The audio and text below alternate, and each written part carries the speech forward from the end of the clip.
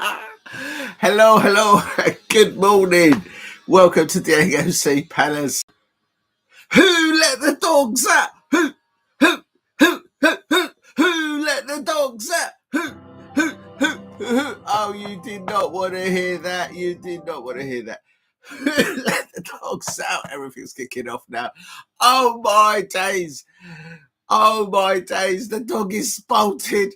Someone get the dog back. Someone eagle go, fly. The dog is bolted. The dog has bolted. Who let the dogs out? Who? Where will we ever hear that again at Selhurst Park? I do not know. Please hit like and subscribe at Diego C. Palace. Thank you very much. Oh my days, I've actually got oh my god, I've actually got 3 or 4 likes. That's amazing. Thank you very much, everybody out there who has dropped a like thus far. Unbelievable scenes. I'll tell you something, ladies and gentlemen.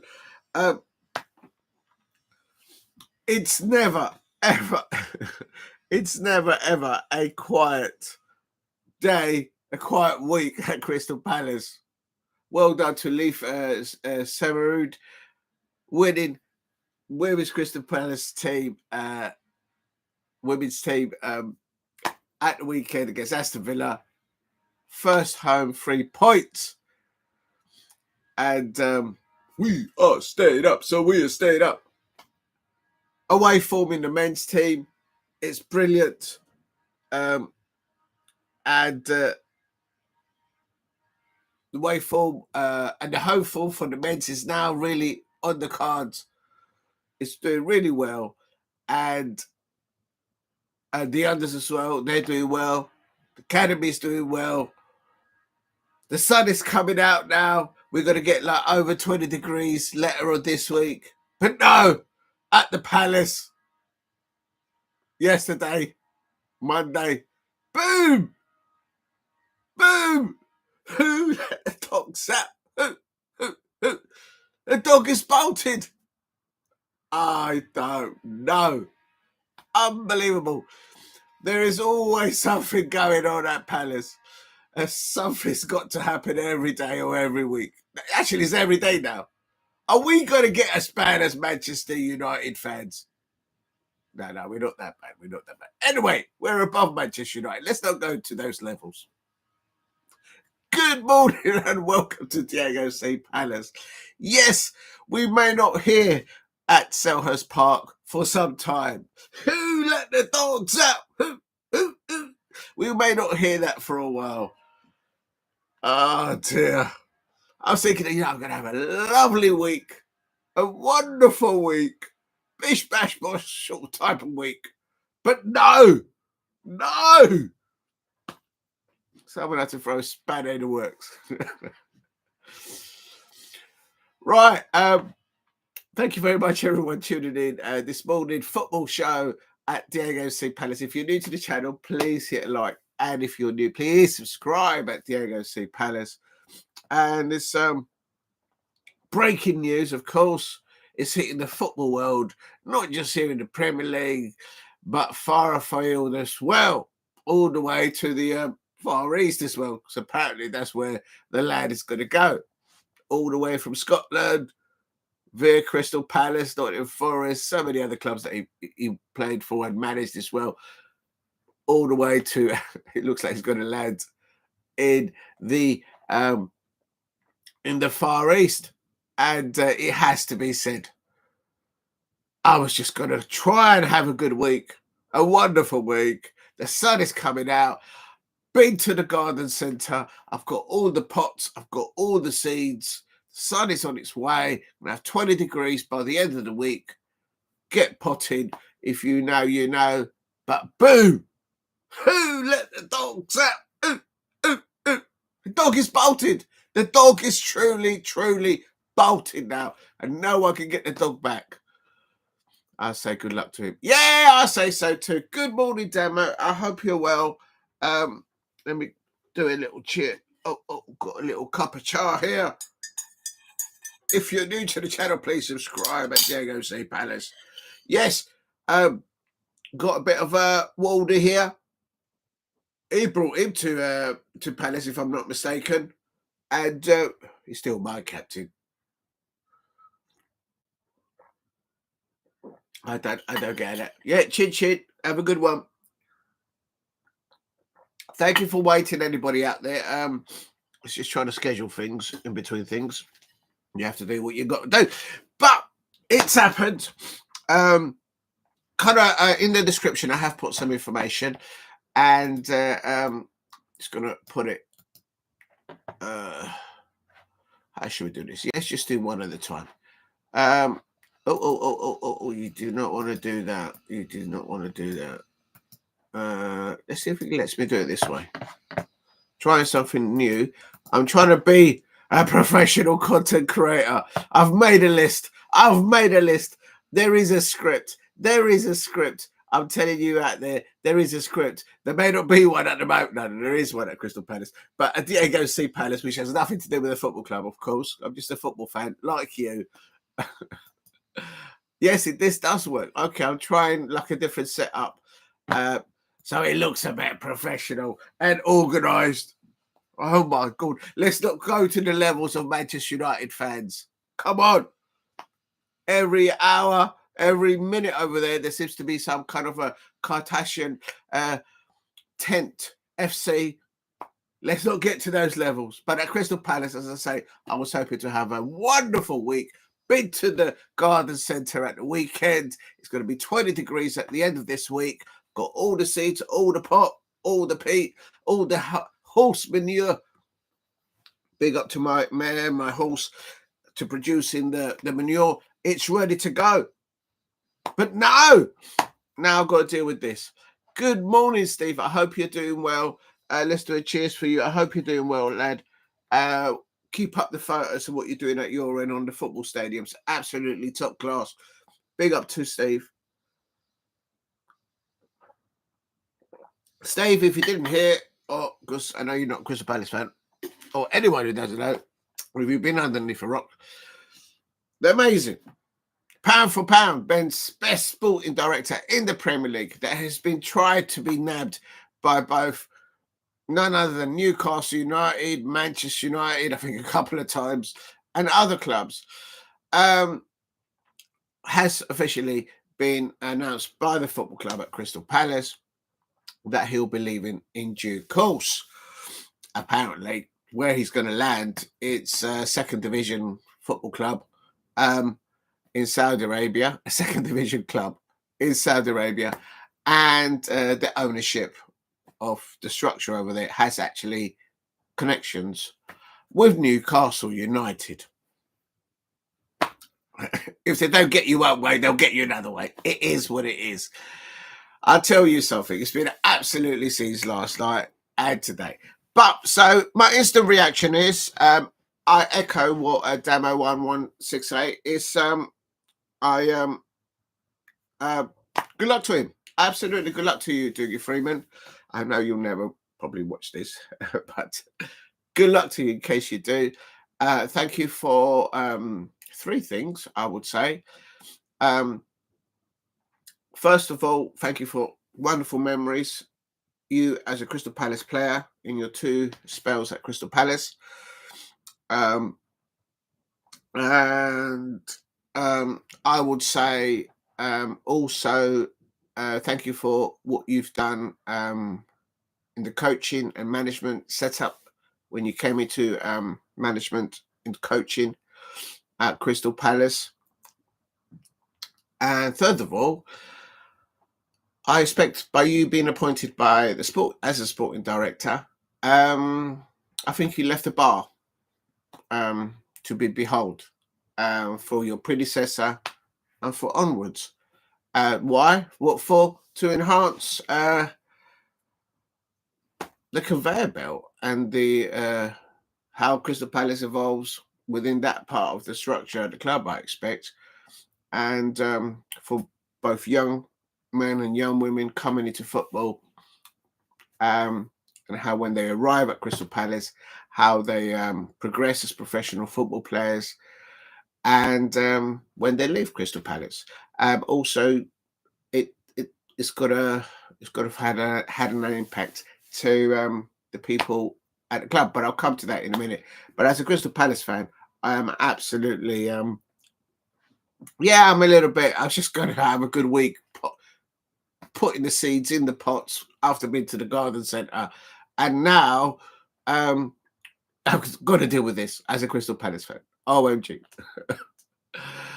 But yeah, no, good luck, Dougie Freedman. So thank you for your memories as a Crystal Palace player, and also as a coach, as a manager, caretaker manager, and also for what you've done as a sporting director. As a Crystal Palace fan, I think on all three counts, you've set bars for people that come before you in those roles, and you've made it not just a difference, you've made a hell of a difference, in my opinion.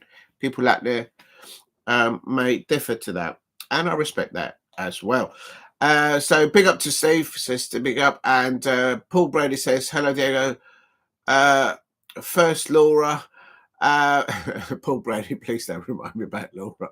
This is not the moment. A moment like this, you're gonna get me going off like a Leona Lewis. A moment like this, a moment. No, I'm gonna get all teary-eyed now. You mentioned Laura. Yeah, no, Paul Brady, it's please don't get me going about that. I've kind of let that go, but not. And I'll never let that go. Laura was a pioneer in women's football, Crystal Palace. We know why. First Crystal Palace. It was the Crystal Palace woman manager to win a trophy, the 23-24 season, with her Crystal Palace team. Amy Everett was the Crystal Palace captain, and they went on to win the championship there, the Barclays Championship 23-24 season, and now they're playing in the WSL. Good luck to Laura, wherever next challenge she goes on to, because women's football needs coaches and managers like Laura Kaminsky. I am 100%. I know I'm right about that. But at the moment, yes, I mentioned it earlier on, the Crystal Palace women's team won at the weekend against Aston Villa, a very good side with a very good manager over there. And they won their first home fixture and got their first 3 points in the WSL, a massive 6-pointer against Aston Villa.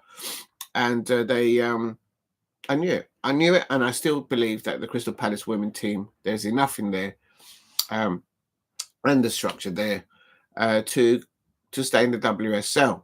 Apparently they're going to change the rules just as or somebody's going to get chopped up. I don't know. But yeah, so that's one. It's never-ending saga at Crystal Palace, Paul Brady. And as I say, I was going to enjoy this week with the weather turning around to do my gardening, and maybe do a few videos on that as well. But no, somebody has let the dogs out. The dog is bolted. Truly bolted. Please hit like and subscribe at Diego C. Palace. Big up to Paul Brady. Before I read out Steve RFC's comments there, I've got to mention good morning to Shay Arsenal. Thank you very much. You were the very first person in the chat early doors, and you put a chat in there saying, amazing chat there saying, remember to hit the like button. Joe Waldy there. Big up to Joe Waldy as well. Remember to hit the like button and subscribe if you're new here. Yes, please. If you're new to the channel, please subscribe at the MC Palace, and take this opportunity to say thank you to everyone who's subscribed recently, and keep hitting the likes and the views. Thank you for watching the Formula One, my first Formula One watch along. Well done, Lewis Hamilton, for getting where he got to, getting a point in his first stint out with Ferrari. Thank you for letting me, with permission, take your selfie with your car back in the day. Thank you very much. Also did the P3 and the qualifying So that's 2 on there. So thank you for watching that, everyone. I got over 200 views on the watch along, and for me that's big figures. That's big views. So thank you very much. On the night, I think on the morning it was over 150. That's massive for me. So thank you very much. And yeah, so please keep hitting the likes and subscribe at Diego C Palace. Right, so the first section that I'm going to go into is instant reaction to the news. And I'm trying to, if I've done a list of what to do and what not to do. I'm going to put it in there so I remind myself to keep it professional. And I'm just going to go into the chat now. Big up to you, Steve. I've got breaking news about Crystal Palace and Steve Morrissey, who's an absolute legend. He's very good at 2 things. He's absolutely amazing at taking photographs of the stadium. A natural born photographer in football stadiums. Go and check out his content. He's absolutely brilliant. Only one, and also the second thing is he always gets the picks right. On football, European football, he gets most of his picks right. I mean, if there's a bookies out there, they'll probably say, right, get out of my pub, get out of it, because like he always gets most of the picks right. I'm trying to catch up, but at the moment I'm a little bit busy because I've been running because someone let the dogs out. Who let the dogs out? Who? The dog is bolted, so I was out there trying to get the dog back at the Palace, but it's bolted. It's bolted. I say no more on that matter. Steve ROC says only one game on Sky Sports. There is? I checked. Oh, right. Yeah, okay. Rotherham versus Wickham. Big up to Sky Sports. Yes, big up to Sky Sports. I used the commentary and the analysis on the Formula One. Go and check out their YouTube channel, Formula One. It's Sky Sports F1. And also check out the official F1 YouTube channel. Big up to them. But Steve Harris says only one game on today's sports. Sky Sports, Rotherham and Wickham. I will catch since there's no other games we'll watch on Thursdays. Yes. It's internationals. Today's Tuesday. Now, today there is some matches today. Oh, you're talking about the men. Today there is the Women's Champions League. Hopefully, if I can schedule it in, I'll try and do them both later on. Amazing. Good luck to all the teams from England there. And I'm sure Palace is playing other friendlies, shaping going into the FA Cup. You know what? I don't think they are. I think there might be something indoors, but behind closed doors, but not officially that I've heard. I've got to check the official Crystal Palace webpage, which I'll come to in a minute on Dougie Freedman. But big up to Steve. He also says I'm also watching the Kazakhstan Cup, as is a primarily round before the first and round game kicked off 6 a.m. How can you count? This is a true hardcore fan here, Steve ROC, watching the football at 6 a.m. This is 10 a.m. Yeah, sure. Irish League, and he also is absolutely brilliant on the Irish League. Big up to St Patrick's Day, people from Ireland. Yesterday, well, the day before. I probably got that wrong, but big up to everyone that celebrated St Patrick's Day on Friday. Bosnia, you will have some top league. Yeah, I mean it's going to be interesting. It's going to be very interesting. Paul Brady, sorry I missed your chat there. And how do you see England and Albania going? I haven't, to be honest, looked that far. I need to see the lineup, Steve, for Tuchel. I like the way he addressed the media on his first press conference for England. So hopefully he'll do well there. I need to see his first lineup. I just don't want to see what we saw before. He talked about attacking football in a way. So let's see what happens. I need to see the lineup. I need to see who he picks in the midfield and who he picks on either side. What type of formation? I need to see the lineup. for that. But I'm looking forward to it. Definitely, Steve. And Damo says, how long do you think Steve had known about this? I am coming to that, Damo. I am coming to that. OMG. I am coming to that. And yeah, I think I know when. I think we all know. I think we can all hazard a guess. And it's a soap opera. It's like, is it like a Neighbours? Is it like Home and Away? That's what it is at Crystal Palace inside the club. It's like, in Australia, that series they had back in the day, Home and Away. It's like that at the Palace. And now someone's let the dog. Who let the dogs out? The dog is bolted. Not even the eagle could catch it. Right. So let's get into it. Right. He says, let's get into it. Instant reaction. Sad to see Dougie Freedman leave. And thankful for what he's done as a player. 2 stints at Palace. He also still got the record for the highest, for the fastest hat trick at Crystal Palace, if I'm not mistaken. And also, I think that's my best memory, but I'll come to that later on. And also, for what he's done as a coach and as a manager at Crystal Palace, caretaker as well. And also what he's done as a sporting director. I think he's left a bar there. I know and I expect, I don't know anyone at the club, but I expect that he didn't do it all on his own. He had a structure around him, a group of people at Crystal Palace as a sporting director. So I'm going to come to that in a minute. So, yeah, sorry to see him go. But as Damo1168 says in the chat, yeah, good luck to him. Good luck to the lad.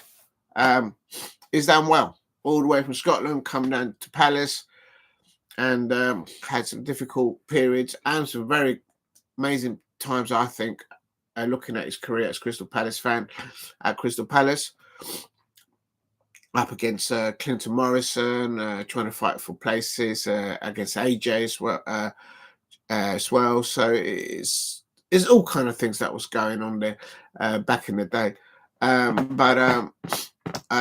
Yeah, I'll come back to that in a minute. So it's a reaction, sad. Wish him luck, and hopefully he'll do well. Steve RFC says, how do you rate Palace season so far? With Dougie Freedman, we finally got a home and away. It's like home and away, like that series they used to have back in the day. I don't know if it's still running in Australia. Home and away. We're finally on I swear, I'm telling you, I was so happy that I thought at the weekend, you know what? I'm going to go to the garden centre, get everything, get set up, because the weather's turning. It's starting to be the time to start putting the seeds down and all that jazz. And then this dropped, Steve. And at the weekend, the Crystal Palace women team won their first 3 home match points. So how do you rate Palace season, the Crystal Palace women's season? They're going to stay up. We are staying up, so we are staying up. Good luck to Leaf Seramood and the Crystal Palace women staff and their players. And in the men's, cut long story short, Steve, on the away form, we were the team. Oliver Glasner was reaching levels, if not bettering Liverpool's performances on away form. But it was just our home form at Selhurst Park. We had only won against Southampton and Tottenham Hotspur. It was actually easier to beat Tottenham Hotspur fans 1-0. And against Southampton, we conceded to the youngster. I think it was Dibbling. Oh my God, my head was like, oh please no. Can we play Tottenham? They're easier to play against. Sorry, Tottenham fans. I know you had a bad weekend. I'm just saying that's how it landed when I was at Selhurst Park. But we didn't do too well at home. So now the team has done well. Oliver Glasner has kept it consistent, 1 match at a time, and they're delivering. If you ask how they're doing so far, I think they're doing very well. But had they replicated what they did away at home, Crystal Palace would be right now in third place and in the Premier League. So we'll be looking for European football. So there's enough in there that Dougie Freedman is left this season, in my opinion. I'll come to this later on. For Crystal Palace to be knocking on the door for European football. Why not? Let's get there. Let's get there. Come on. And so let's get there. But we'll get to that. So instant reaction. That's a good one, Steve, there. Sad to see Dougie Freedman go. He's on his way out. And also, I wish him luck. I wish him luck. So I think you might take the man or the woman out of Crystal Palace, but the Palace never leaves the woman or the man. It doesn't. It doesn't. It stays with you. And I think that's what he said in his few words. So I'm going to go now into my second point, being a professional content creator. I'm trying to... what's that? Huh? What's the question mark? Damn, is that what? Listen, if we get to Wembley, that will be a very, very successful. We're doing okay. We're doing okay. It's just that if they had replicated their waveform, I mean, but they can still pull it around. I hope that's what you mean in the question marks. You can't take Palace out. Oh, I see. You're talking about that bit. No, you can't. The moment that I went into Selhurst Park for the first time,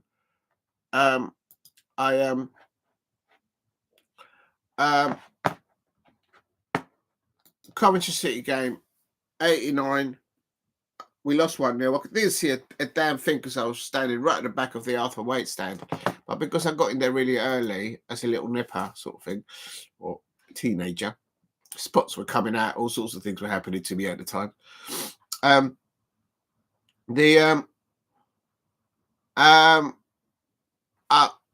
went down to the bottom towards the pitch, and I looked at the stadium. I saw the bits of sand, I saw the turf, and I thought, this is me.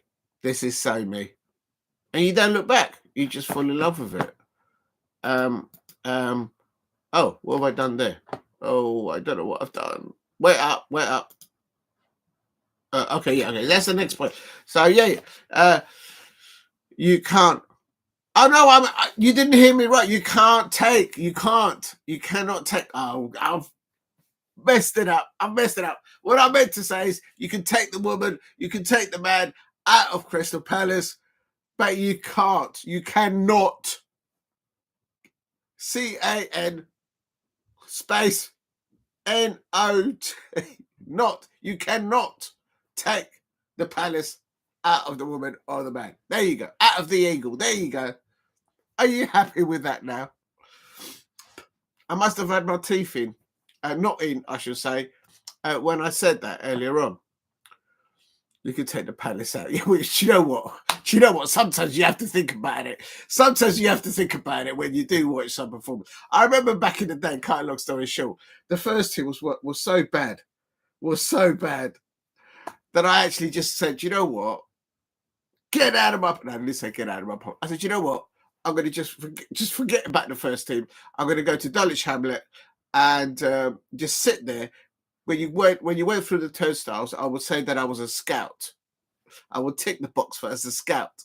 Go in there because that's where the Crystal Palace youngsters played there back in the day, the unders. You'll see the likes of Gareth Williams, Southgate, Wayne Routledge, not Southgate, Gareth Williams. Who else did we see there? Ben Watson, Wayne Routledge, those kind of players back in the day. And just watch the youngsters come through. And Simon Jordan will sit behind me with his brother. Don't know them, never spoke to them, but OMG, did they rabbit. I was like, come on, just let me enjoy my football, please. Big up to Simon Jordan. Anyway, yes, that's right, I said his name. You can't mention certain names at Palace sometimes. it goes quiet. The bar goes quiet. Somebody say, what? Is he here? Say no more. Oh, dear, I'm going to get in trouble for... No, I don't care. Anyway, so I put in the chat there, point number 2, current status in the position of sporting director at Crystal Palace. Being a Palace fan from decades ago, I feel like a dinosaur when I say that sometimes. I have to say that if I can find my official statement here, not mine, of course, but my logging in. Let's log into Crystal Palace. Big up to Palace TV and the official webpage. Yeah, I can read it out. It's only a little statement. It was. Let me just refresh it. What is it saying? Yes, 15 hours ago. I think it came out, the official announcement from the football club at roughly around 9 p.m. But the Telegraph, I think that's where I saw it earlier on in the day. Then I saw it on Daily Mail, and then I saw it in the Athletic. Please keep hitting the likes and subscribe at Diego C. Palace. If you can help me get to 10 likes or 5 likes. Oh my days, I've already got 5 likes. Thank you very much. Let me put in there quickly. Thank you all for the 5 likes, I suppose. Please help me get to 10 likes. Is that all right? Okay, hopefully that's okay. Thank you very much, everybody. The likes help attract new subscribers, and if you're new, please subscribe at Diego C. Palace. So on to the second point, where it is to do with Dougie Freedman, and this is from the official webpage. I have nothing to do with the football club. I'm just a football fan, like you. Don't know anyone at the club, so just want to be clear about that. But this is the official webpage at Crystal Palace, cpfc.co.uk. Go and check it out. There's brilliant stuff there on Palace TV. Go and subscribe to it. Well recommended. Stuff about the Crystal Palace women, successful winning at the weekend, as an example. And they've got content on Crystal Palace women, the Crystal Palace men, the unders, and all the other platforms that Crystal Palace help the local communities. It's this amazing stuff in there, and the stuff there about the history of Crystal Palace. Go check it out. Well recommended. But yesterday, around 7 or 8 p.m. in the night, as I was getting my my stuff ready to do my gardening later on, because the weather is picking up, the statement came out. The dog is bolted. No, that's not what the statement says. The statement says, Dougie Freedman, that's it. Dougie Freedman, and it says, I'll read it out. The club can confirm that the sporting director, Dougie Freedman, is leaving Crystal Palace to take up a role overseas. I'm going to stop it there. Please note that it does not say with immediate effect. Normally when that happens, not just at Crystal Palace, but at any business or an organization, immediate effects means they stop that person from having contact, because there's a situation there and they need to get through that. Because they're saying that he's how I see it as a Crystal Palace fan, he's leaving. I would have thought that there would be there is a gentleman's agreement with Dougie Freedman, with Crystal Palace, and if there's a third party, that that there is no compromise for where Mr. Freedman it's going to, where he is now as in status leaving Crystal Palace, and also for the club. So there's no compromise for the club itself. So for me, that tells me that although the news just broke like that, that tells me that there is a gentleman's agreement there of how it will come to its conclusion. That's how I see it. This is in reference also Big up to Damo in the chat, said earlier on, how long do you think Steve had known about this? I'm coming to that. I am coming to that at the end of this statement. So the statement goes on to say on the official webpage, Dougie has been with the club as a player, manager, and sporting director. Opposed to it, he has been in since 2017.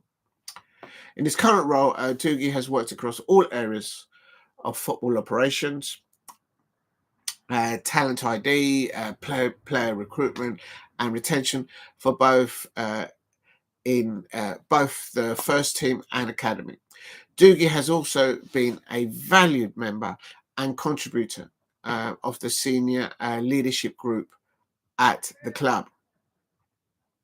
He goes on to say, the official web page at Crystal Palace, statement about Dougie Freedman. He goes on to say, Chairman Steve Parish said, quoting Mr. Parish, it says, Dougie has been instrumental in everything we have done over the past 8 years, and indeed had a huge impact before that as a manager and of course as a player. I enjoyed working with him immensely and wish him every success for the future. Dougie leaves behind an excellent and well-structured sporting department, and I'm sure we will continue to go from strength to strength. That's the end of the quote from the Crystal Palace chairman, Steve Parish, on the official webpage. It goes on to say, the statement, it's a quote now of Dougie Freedman. He goes on to say, Dougie Freedman said, quoting, I would like to extend my thanks to Steve Parish, the owners, and to the staff, managers, and players who have been at the club during my time here. I thoroughly enjoyed learning from and working alongside you all. It has been an honour to represent the club, and I am incredibly proud of the work that has been done with the chairman's support in growing the football club into its current position. To be leaving the club with a squad full of exciting talent led by an excellent manager, I truly believe the foundations are in place to be built upon. Finally, a huge thank you to all the fans for your continued support and passion, especially with how you've helped new signings and academy products settle into the life at Selhurst Park by supporting them and getting behind the team. Crystal Palace is and will always remain in my heart, and I will continue to look for results and follow the club's progress closely. And that's how they've let it finish on Dougie Freedman's words. And I think that's important. Sorry, I just got a message there. I think that's important because I think Dougie Freedman has done sufficiently and has done enough for the club during the 2 stints as a player, as a coach, as I saw it as a Crystal Palace fan, as a caretaker manager, as a manager at Crystal Palace, also then being appointed as a sporting director, as the statement officially said back in 2017. So he must have picked up that role in a certain position, and it helped evolve it up levels. And of course, I don't know, because I don't know anyone at the football club, but I expect that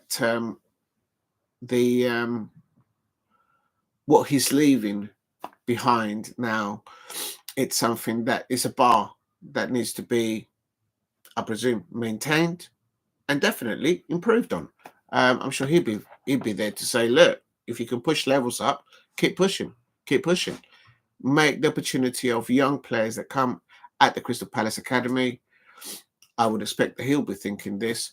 Give them all the support all the encouragement to develop their individual skills as academy Crystal Palace players as they progress through the ranks. With all the woes and highs and lows, I expect that chapter has in a professional young man's career.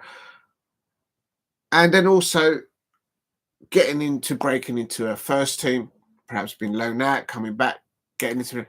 So the club has a responsibility and the fans have a responsibility to just get behind these youngsters and help them evolve their individual skills and collectively how they play and how they perform in a squad and definitely on match day. So I think those levels probably all that stuff that I just said is probably being enhanced. Not just because he didn't do all the work himself, Dougie Freedman. I expect that, as they said here, the senior leadership group at the football club. So there's clearly a structure there, and that reach out perhaps to different types of platforms, to the unders, to the academy, and to the first team, and is a team effort. It's not an individual effort, I expect. And to what end?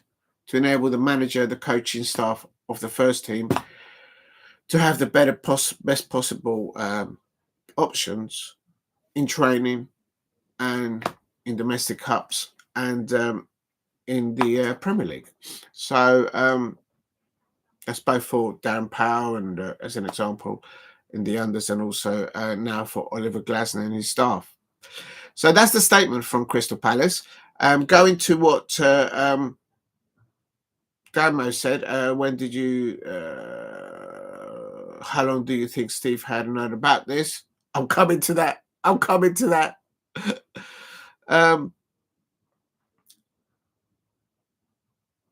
no, I'll come to it now, I suppose. I'm just going to go into, can I click on that? Yes, I can. That comes now into my third point if I can just get the mouse to work. I think the professional content creators, they don't actually mention what I've just said, but hey ho, it is what it is.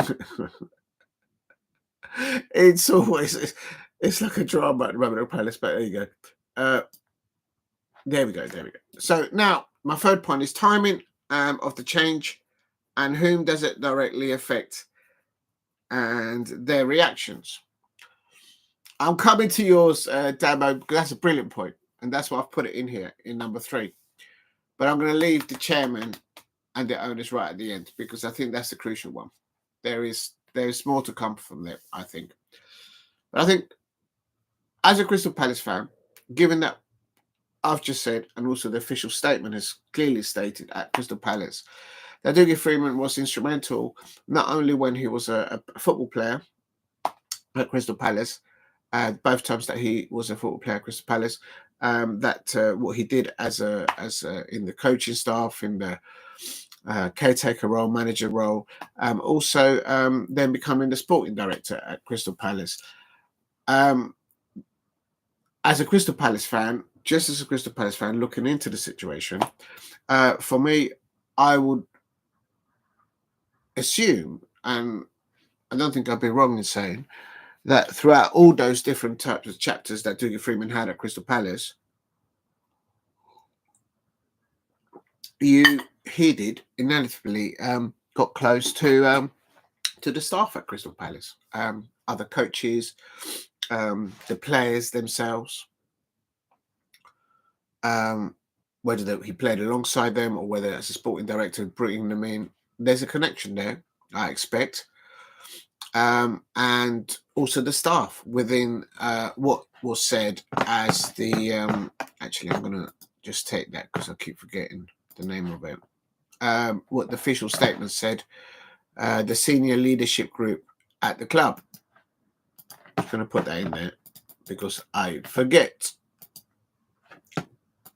So there'll be staff within that senior leadership group at Crystal Palace that they have come to know him on a professional capacity, and also I expect on the human side. We all have personal sides to our lives, and sometimes they collide with what your profession is at work. So I would think it affects them as well when this announcement came out. The timing of it, for me, and this goes to what Damo was saying earlier on, who knew what and when and what and not and what not. I'm glad that it did not happen like literally one day or 1 week before the transfer window.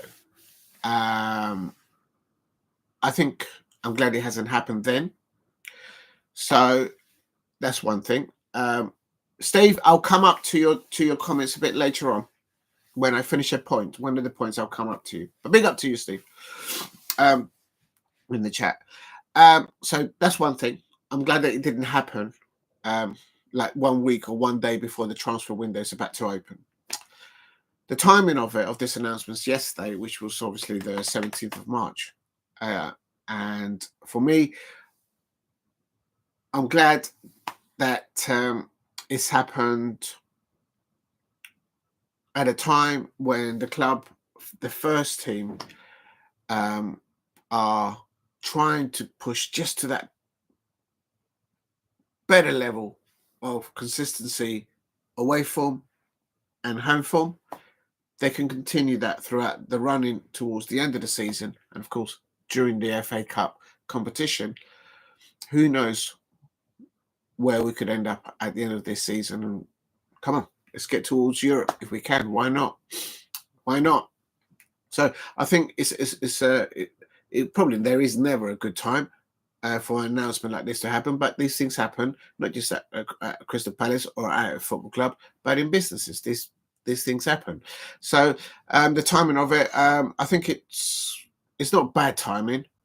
But as a Crystal Palace fan, I'm thinking, oh please, I've just got my gardening stuff. I'm going to do my gardening in the sun. I'm going to enjoy my week, and then this drops.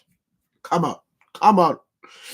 Anyway, the other thing I'd say to this is, so that's the timing of it. I think who does it affect directly, and their actions. I think before I go into the people at the structure of the senior leadership group at the club, I think it's going to affect the players. It will affect the staff at Crystal Palace, because what I said earlier on, they've got to know and work alongside Dougie Freedman. At all levels of people who work in that organisation, they would have come into contact with him, so they've got to know him. So it'll be interesting to see how they react to it at the next match at Selhurst Park. For all best and purposes, sometimes staff within the company are told, let's just focus on what you got to do and don't speak publicly to anyone about what's happened, for obvious reasons. But at Palace, you just can't do that. You can't put a lid on it. You can't just open the lid of the can of beans and then just take one bin out, a couple of baked beans out, and then like seal the tin back again. It says like, right, you all got to be quiet. It's not going to happen. It's open. The statement is out, and the dog is bolted. Who let the dogs out? The dog has bolted. OMG.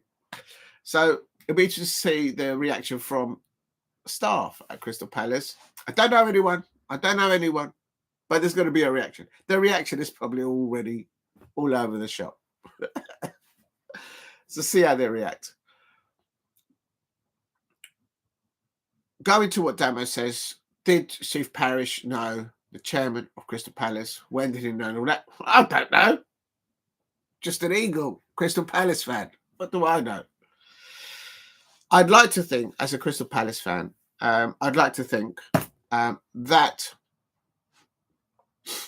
the moment that the transfer window ended, the January transfer window,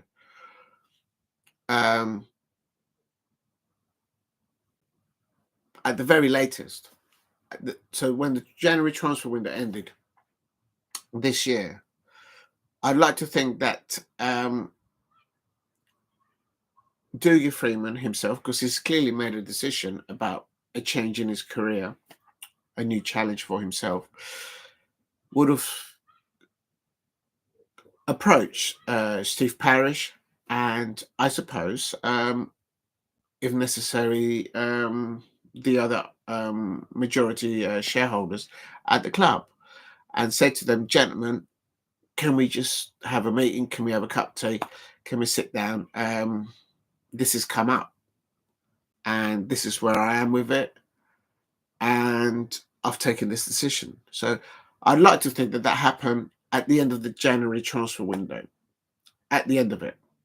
Whether it was known before that, I guess in the future we might have another Sky Sports exclusive interview with Steve Parish and we might know a bit more. Or perhaps even Simon Jordan is already on the blower to Dougie Freedman and says, listen, lad, can you come on my podcast?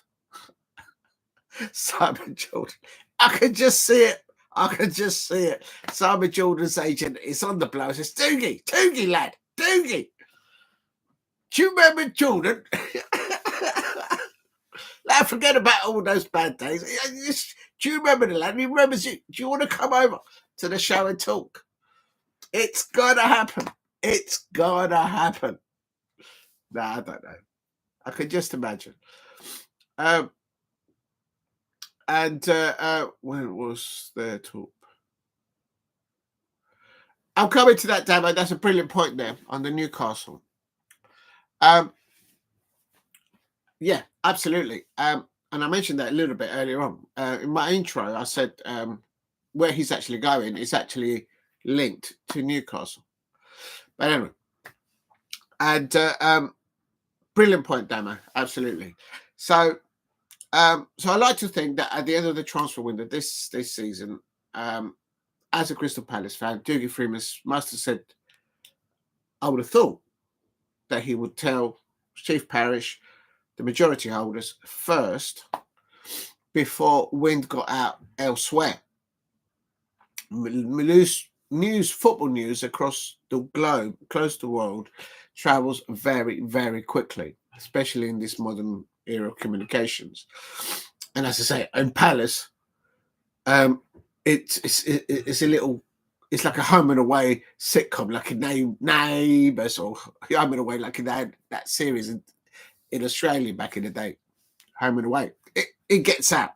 There's no secret. So I like to think Dougie Freedman mentioned that to Mr. Parish, the chairman of Crystal Palace, and the owners at the end of the transfer window.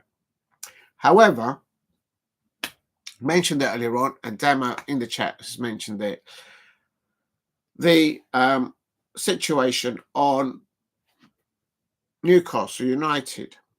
Now,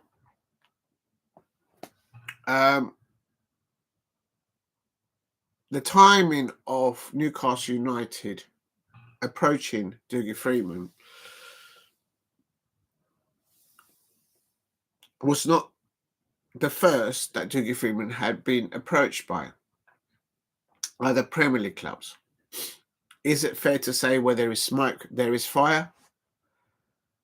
Manchester United, when they had their structural change there, they were interested in Mr. Freedman's services, knowledge, but for a different role, if I'm not mistaken, there, what they were trying to get there. And so it was up in the air, it was up in conversation. And so I expect Crystal Palace as a football club, as a brand itself, there would have been individuals within the senior leadership group and ownership of the group, of the football club, that would have been aware or conscious of competitors like Manchester United, Newcastle United, looking to headhunt and acquire one of their employees in a very key position within the structure of the football club, of the business. So whether this has just come out today, yesterday, I don't think so. So I agree, it could have had something to do with Newcastle. The fact that it has not been said officially by the club that he's been linked to in Saudi Arabia. Nothing that I've checked overnight and this morning, nothing has been said officially over there. And as I just read out the official statement from Crystal Palace, there is nothing there that says he's going from here to there. It's just he's going somewhere. So we'll let that take its course. It's going to happen, surely. But, or it may not, but it's happening. So,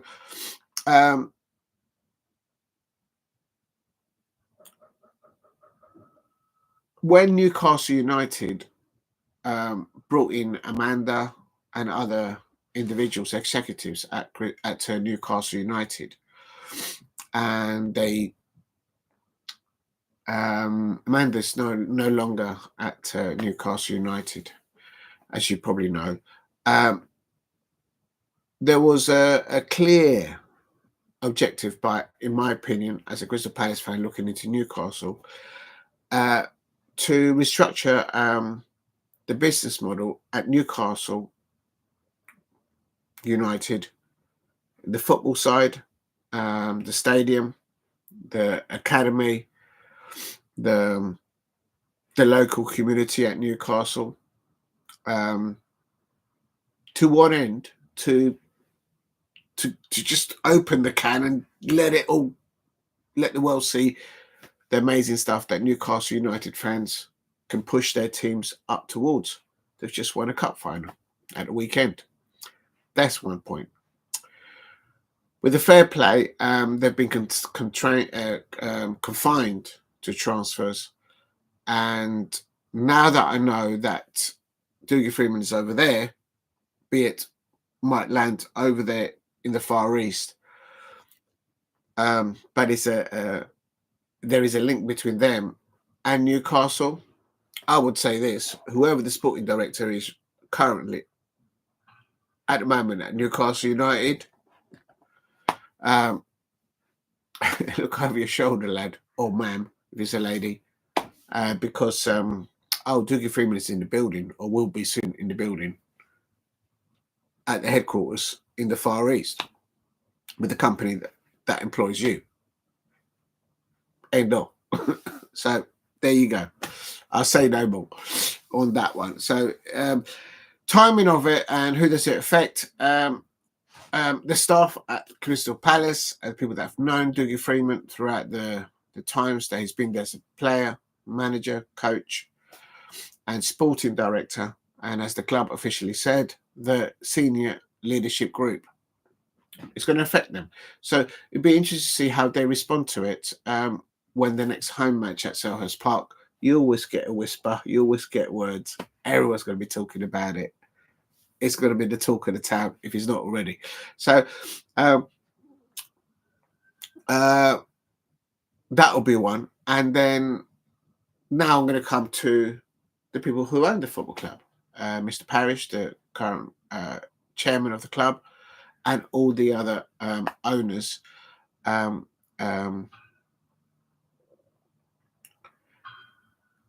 in no doubt that every Crystal Palace fan out there right now and journalists who feature on news coming out of Crystal Palace, and me, because I love the football club and I want to know what's whatnot and whatnot.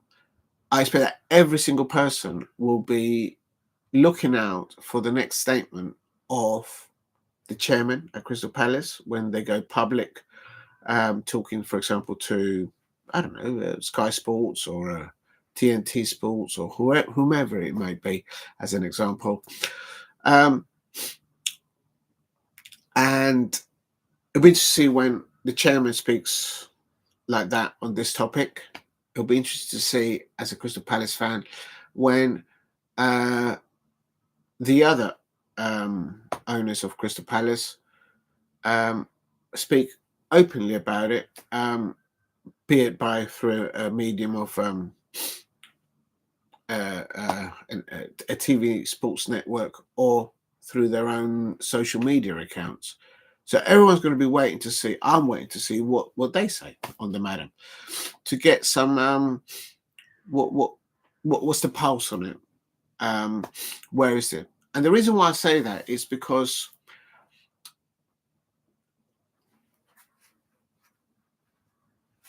it hasn't been said that he's leaving with immediate effect. So that means that there is clearly, as I said earlier on, there is an agreement between Mr. Dougie Freedman, the football club, and if there's a third party, there's a gentleman agreement there that it will be allowed to let its course, and everyone would be fine with that. So clearly, there's a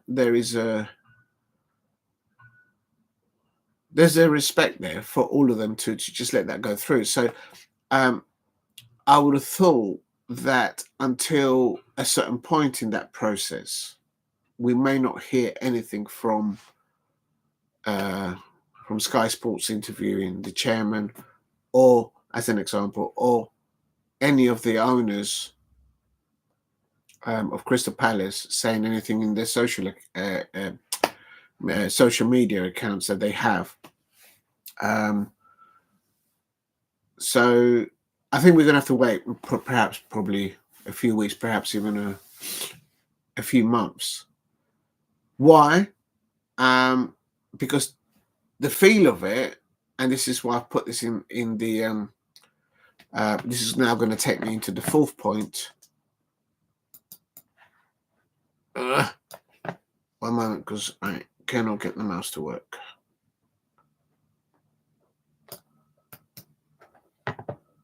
Okay.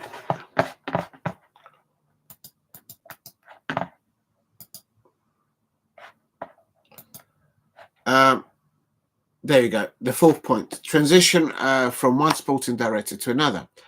So the reason why it's imperative, as a Crystal Palace fan, I mean, as I said, I don't know anyone at the club.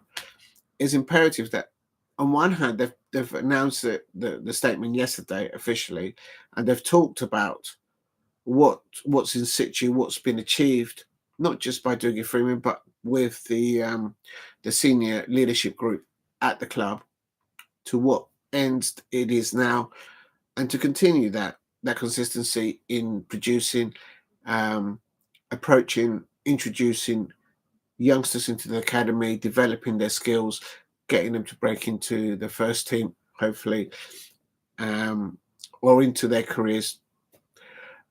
So nothing I would have thought that they do.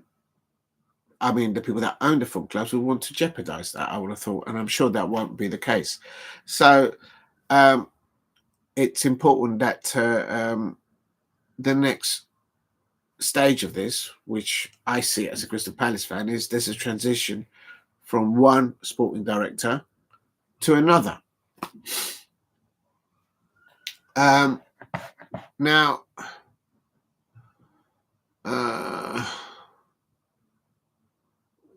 there's nothing on that in the official statement. So I would assume that I had something ready here. Yeah. I would assume that in any, as I've said it before, with other situations at Crystal Palace, that there should be a contingency plan by any business, by any football club, and a business, because it is a business, in the event that something like this happens, that something kicks in, and you've got to work the problem, solve the problem, and not add more problems and make it worse. So just fix the problem, work on the problem, and get it, move along with it.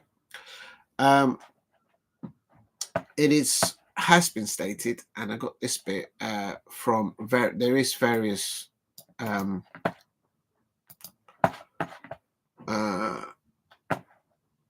it has been, I'll just put it in the chat so people can see what I'm talking about. This is from the senior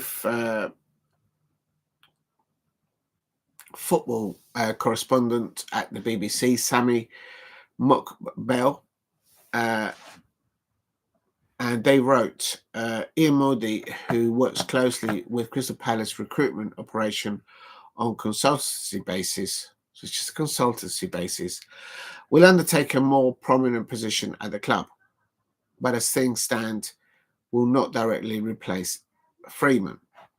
So the reason why I brought that up, At Crystal Palace, if you know, you know.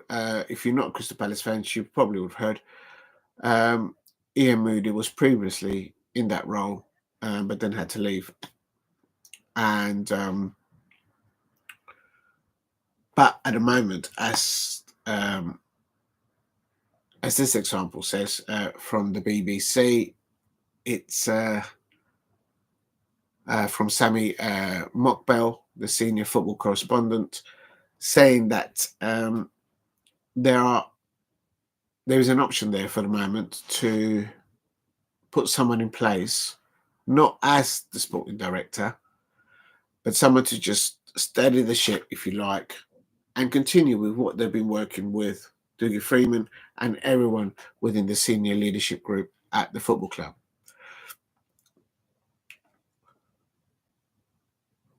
I think that they will eventually appoint a sporting director before the next transfer window. I think they should do it before the start of the financial year, at the beginning of April. They should have the sporting director in place by then. That's just my take on it. I think that's what they'll probably aim for, if they're not already decided already. At this particular moment in time, as a Crystal Palace fan, looking at what I call the transition from one sporting director to another, it's an opportunity for the brand of Crystal Palace to look, do we bring in somebody that we know? Or do we bring in somebody that is already existing on the payroll? Not on a consultative basis, but there could well be someone within the structure of the senior leadership group at Crystal Palace to take that role. That is saying, I'm here, I can do something here. I can step up and I can do this. So there could well be an individual or perhaps even a few candidates for it. So that's an opportunity for the club to explore. And third of all, do they select now somebody from outside the football club with no baggage, no contacts with Crystal Palace at all, to bring in some new ideas, a new, fresh impetus to that part of the structure within the senior leadership group at Crystal Palace. So it's an opportunity for the club to do either of those three things. I'm trying to think of a fourth option. And the other fourth option would be not to have a sporting director at all and completely change the structure of how.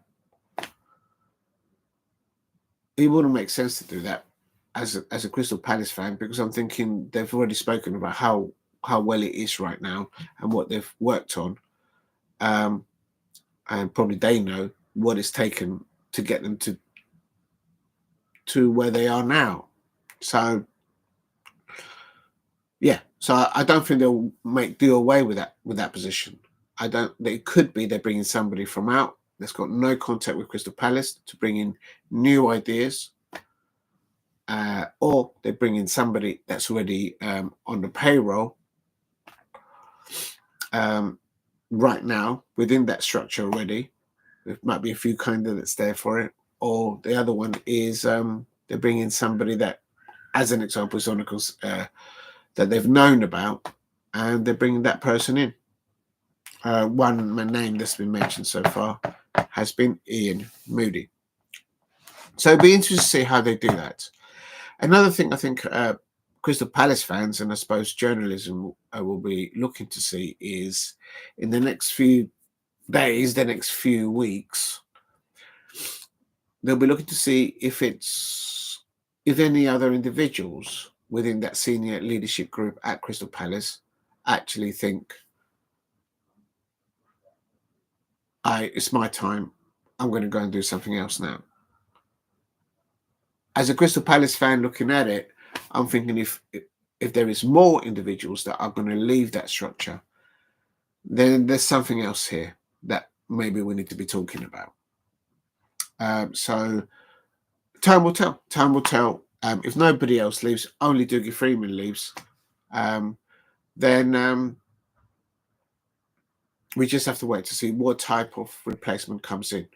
Somebody that they've known, that has been associated with the club before, someone on the payroll, or somebody completely new.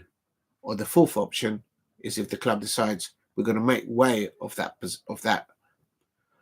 title, and we're going to restructure the whole club in a different way.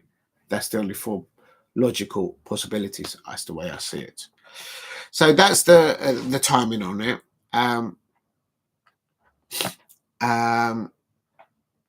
From all the reliable sources, there's journalists at The Athletic, The Telegraph, the Daily Mail that I've looked at, and the one that I've just quoted from the BBC.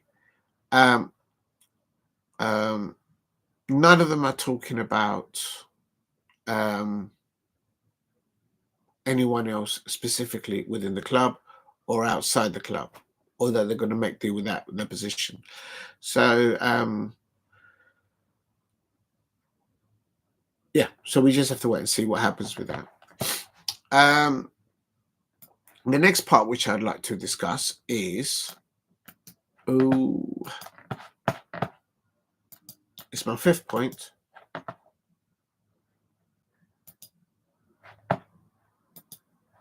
How do other Premier League clubs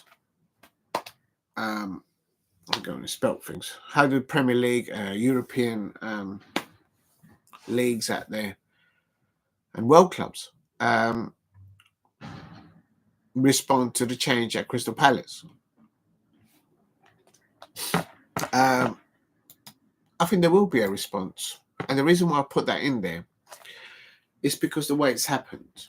And Damo1168 mentioned that, and all Crystal Palace fans and journalists, I expect out there, that Crystal Palace or not, they'll be looking at that initial approach by Newcastle United on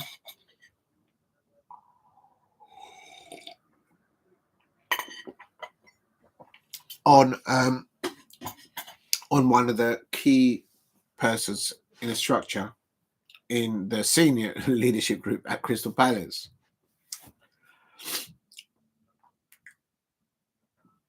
How can I explain this bit? As a Crystal Palace fan, and I love football as well. So if a club like, there's a saying out there, well, not a saying, but there's like an expression saying, if a club like Barcelona or Real Madrid, as an example, comes in for one of your players and they have a little nibble, eventually they land the player. There's enough there from those sources to convince the football agent and the club of where the player is playing to make them turn their head and says, okay, we're going to go to Barcelona, we're going to go to Real Madrid. They turn a player's view and they move. And when they come calling, they come. Another football club back in the day that used to do that was Manchester United. Nowadays, I've got enough baggage at the moment this week at Crystal Palace. But I think you get the gist of what I'm saying. But the bit where I want to land on with this subject is where he's going. He's going to Saudi Arabia.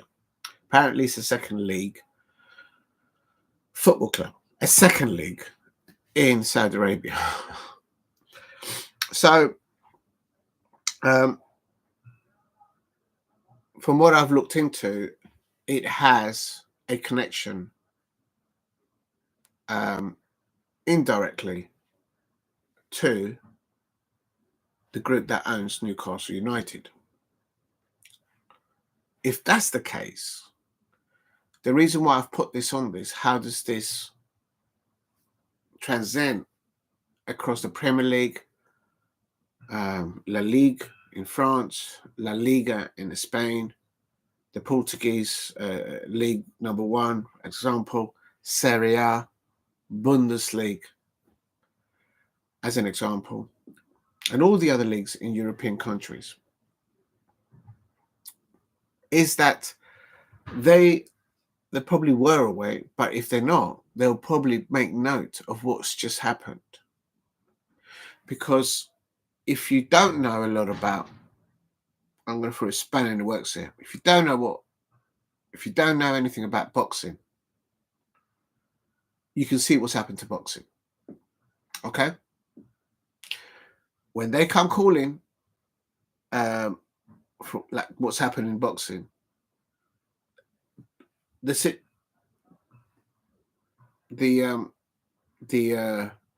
the person in question, you naturally you follow where the money is.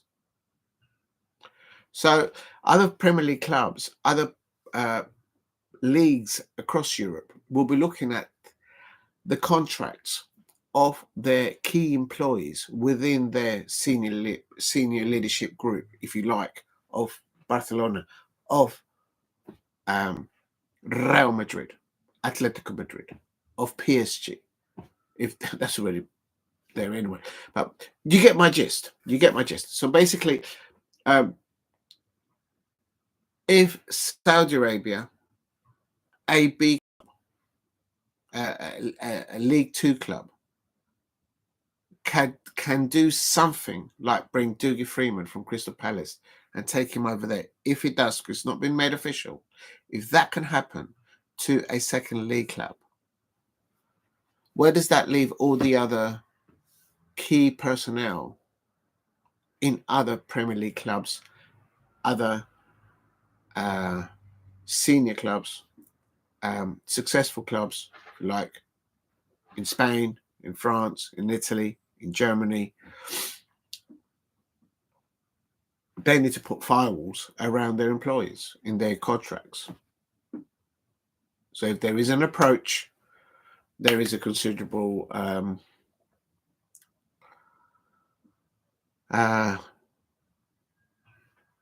protection for the club itself. And if the person does move from one place to Saudi Arabia, to one of the league clubs there, that there is a considerable financial safety net protection for the club there, I would have thought.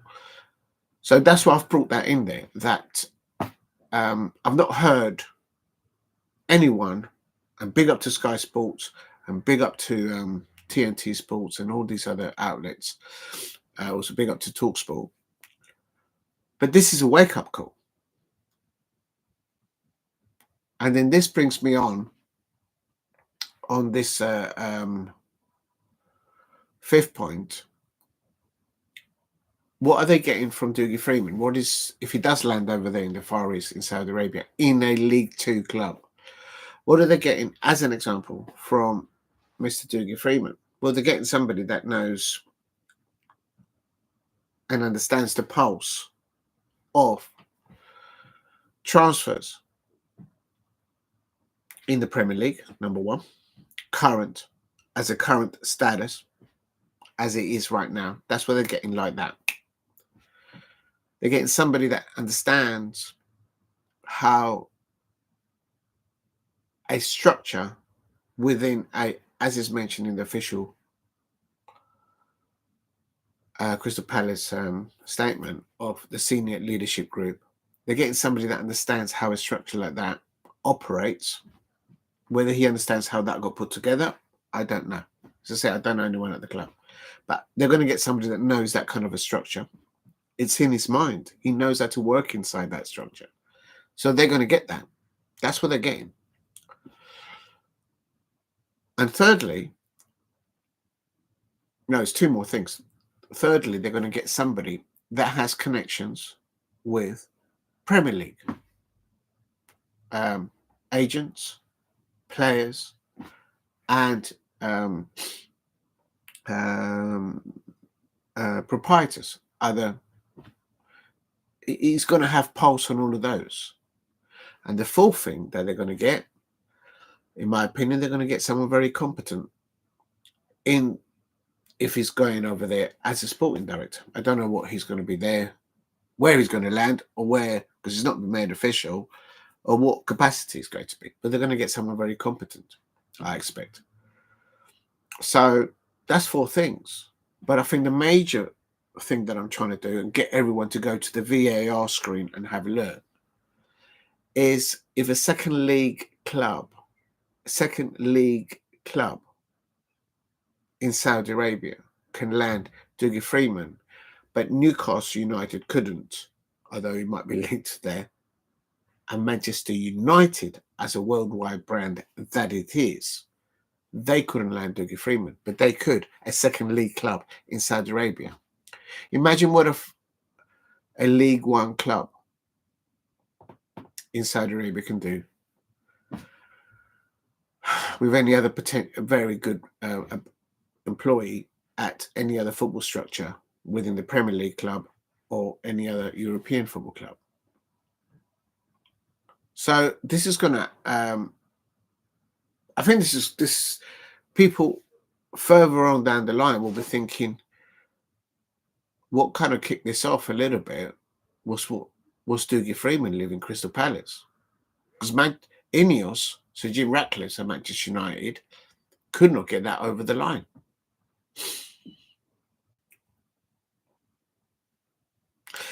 He tried to get, or he did land, Dan Ashworth from Newcastle United.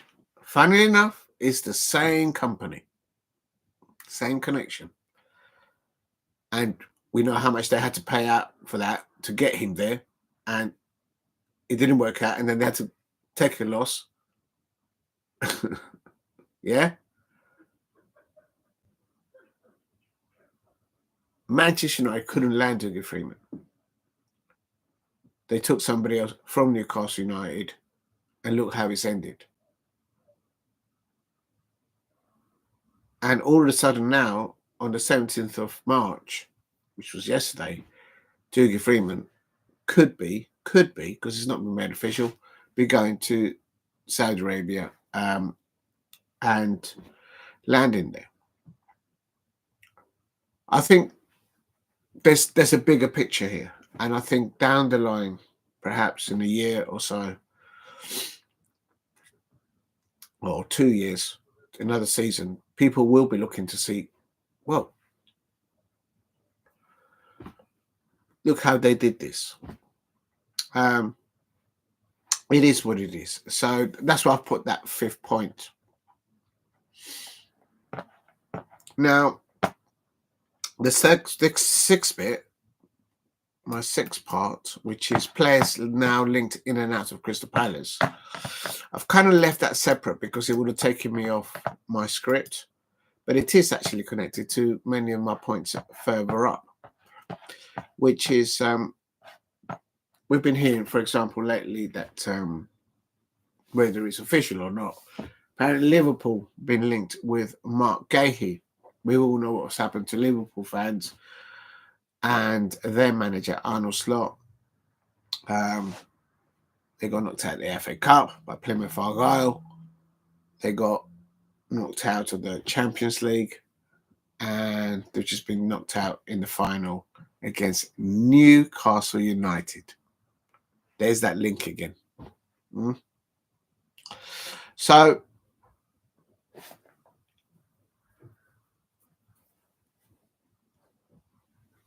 there's going to be, I expect, with all this is happening that's been announced officially by the club, I would expect that there is still contact between Crystal Palace and potential players that they want to bring in and their agents.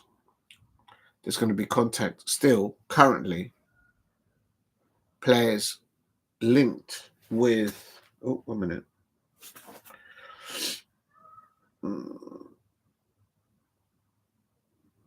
Why is it doing that?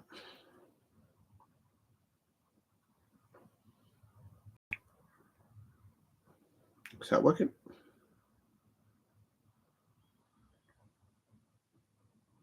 I think that's working now.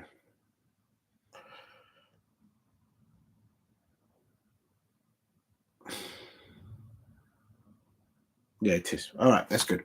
So, going back to my point 6, I think there'll be current players that will be linked, and rightly so. For example, Mark Gay has been spoken about, apparently linked to Liverpool, given what's happened to Liverpool fans and the club itself and their manager. They started so well the season in the Premier League, in the Champions League, finishing top of the new structure in the UEFA Champions League group stage. And also they've been top of the Premier League. Every coach, every manager across Europe within the Premier League have been saying publicly that Arnold Slot had in place nearly the perfect team. As a Crystal Palace fan looking into Liverpool, I've said to myself, it's what I call the Jurgen Klopp legacy. The results speak for themselves, what they did at the beginning of the Premier League and in the Champions League. But they chose to bring in Arnold Slot, and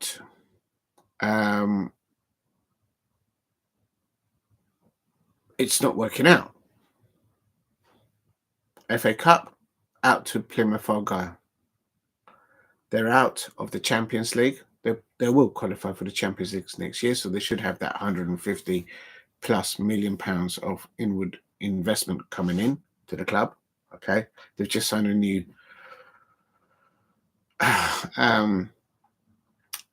logo and a new sponsor. So they're all right on that front, but on the pitch, it's just not worked out. And they brought Arnold Slot to try and deliver that. So clearly there's going to be a fallout from that at Liverpool. How that fallout and to what extent, I don't know. You need to talk to Liverpool fans. There's some great content creators out there on Liverpool. Go and check them out. So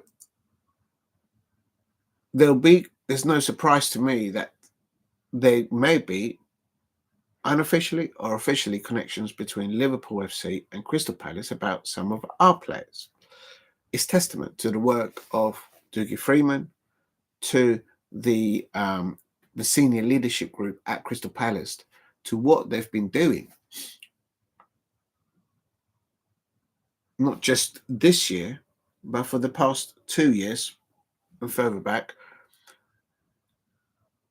That even aside, where every manager, every coach in European football this season has been saying that Arnold Slot inherited not just a plate full of great players, but a silver platter of Michelin star canapes to pick a team.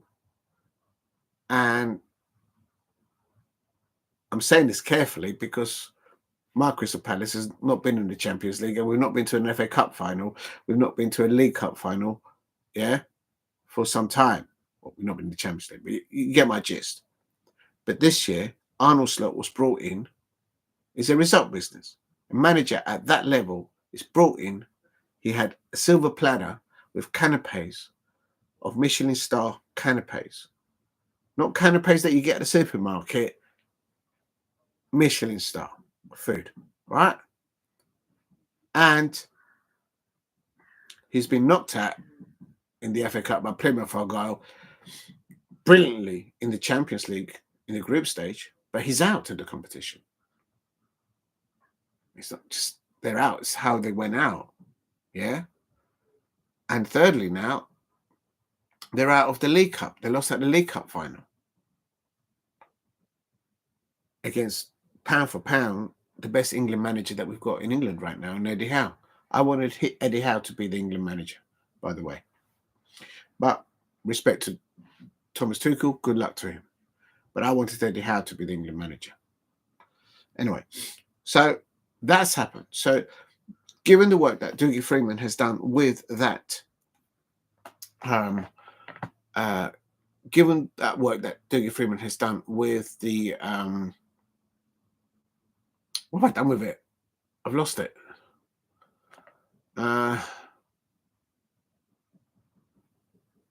Oh, just bear with me, people.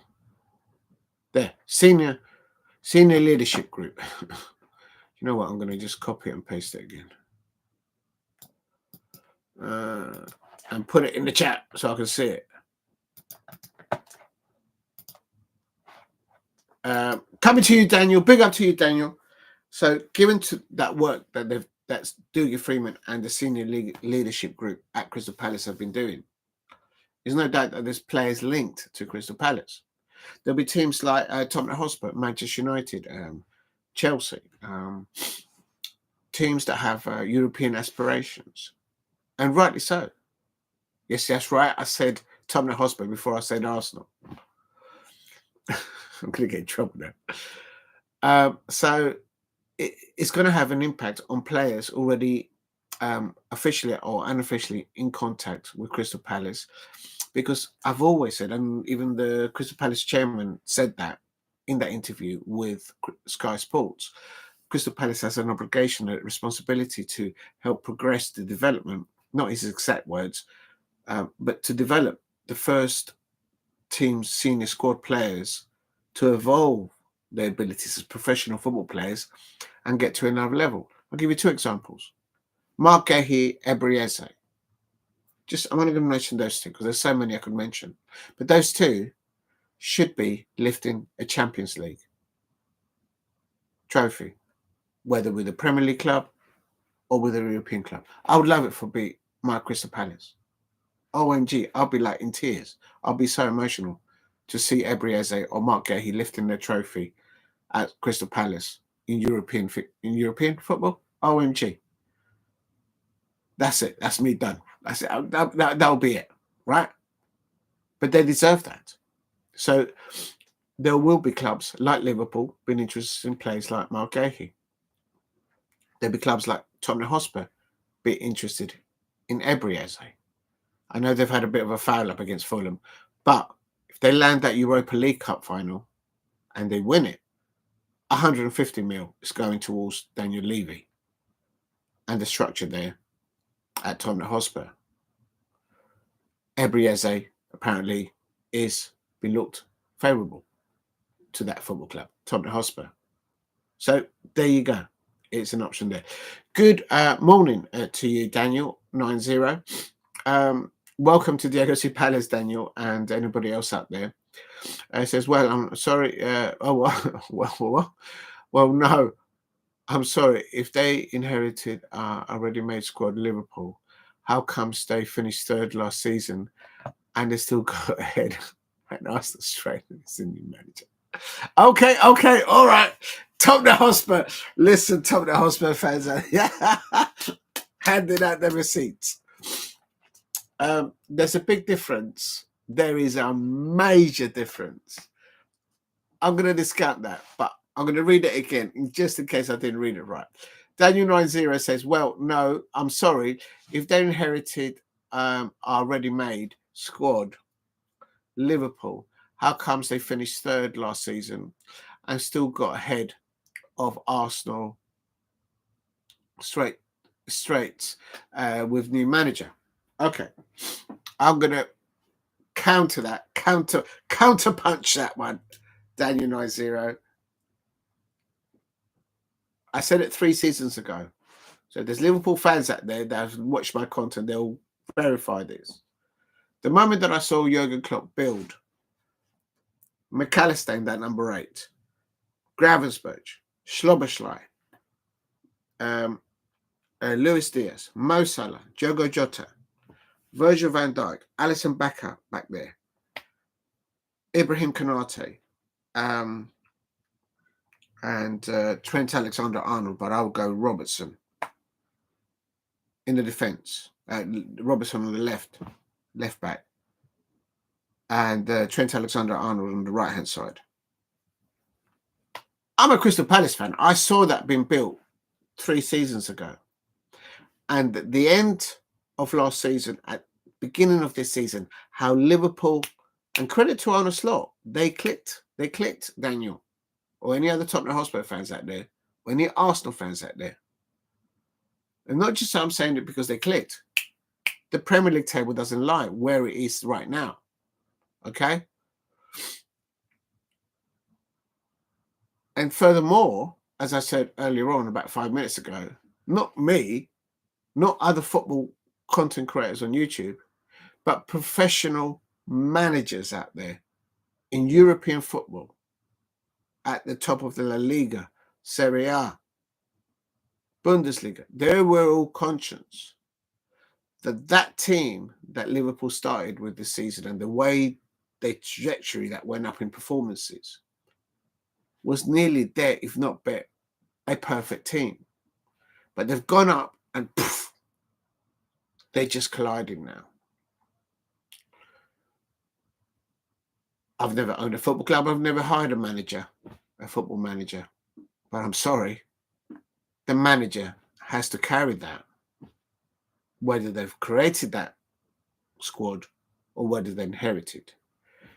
You mentioned Arsenal there. They still go ahead of Arsenal, straight wins with the manager. Mikel Arteta at Arsenal came in, inherited a winning squad, and that's why he won a trophy with them. It was Unai Emery's squad.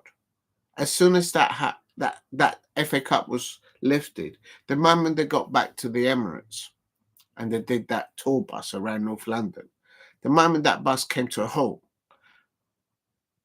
Mikel Arteta ripped up that winning squad. He threw underneath the bus Pepe first, if I'm not mistaken, as an outsider looking at to Arsenal. He got rid of Aubameyang. He got rid of Lacazette at a peak of his maybe coming towards the end of his playing career. I know he's still playing at the moment. He got rid of Lacazette as well. He got rid of Iwobi. He got rid of Guendouzi. He got rid of... he destroyed Etienne's. He's still there at the club, but it kind of walled him into the ground, I think. They've brought in Rice, which is brilliant for there. But they haven't been able to do what Mikel Arteta did. He just basically ripped up a winning squad and not built on it. He completely ripped it up, took it all away, and said they're going to start a process there. The Arsenal fans are going to wake up sooner or later. That the majority of them, I think some of them already know, but the majority of them will realise that if they're willing, at Liverpool, for example, they will not allow a manager, I don't think, at Chelsea, the amount of years that Mikel Arteta has had at Arsenal, and it's just Champions League qualification. And Mikel Arteta, in the 5.5 years that I think he's been at Arsenal, he hasn't been in the Champions League every year. So, you notice that none of the Crystal Palace players want to go and play to Arsenal. They did when Arsene Wenger was there. That's my point. I think they wouldn't mind, the Crystal Palace best players, they wouldn't mind going and playing to Arsenal. But do they really want to go and play for Mikel Arteta? Just wait until, see what happens in the Champions League this season. Right. Big up to you, Daniel. Thank you for dropping in. So, as I say, point 6, players linked in and out, like Mark Gahey.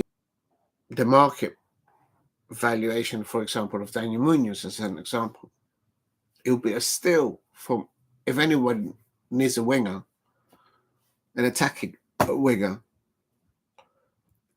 who understands how to play in a 3 at the back or 4 formation. Daniel Munoz would be an absolute steal right now. Anyway, that's one example. Crystal Palace, I think at the moment the best number 8 we've got is Jefferson Lerma, and now we've got also come out of injury Adam Walton.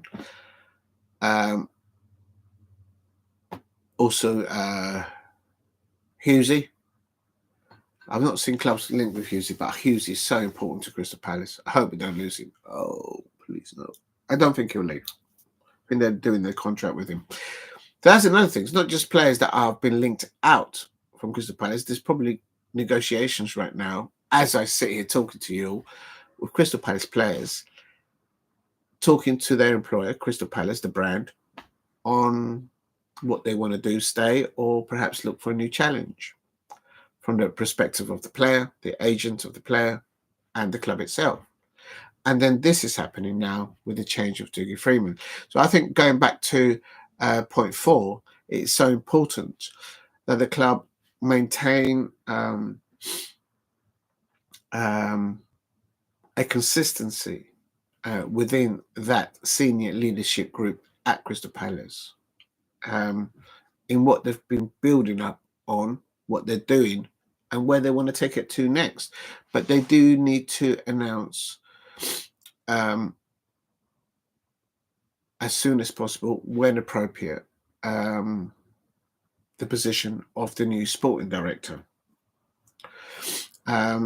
Because, as I say, I would expect that as we speak right now, as I speak and you listen, there will be negotiations between the club and perhaps some of the existing players and their agents, and behind the scenes there might be unofficial, or I don't know, undertone communications, if you like, between Crystal Palace and other football clubs who may be interested in inquiring what the status of a particular player and their contract, have they got a out clause and all that kind of stuff. So I'm not surprised that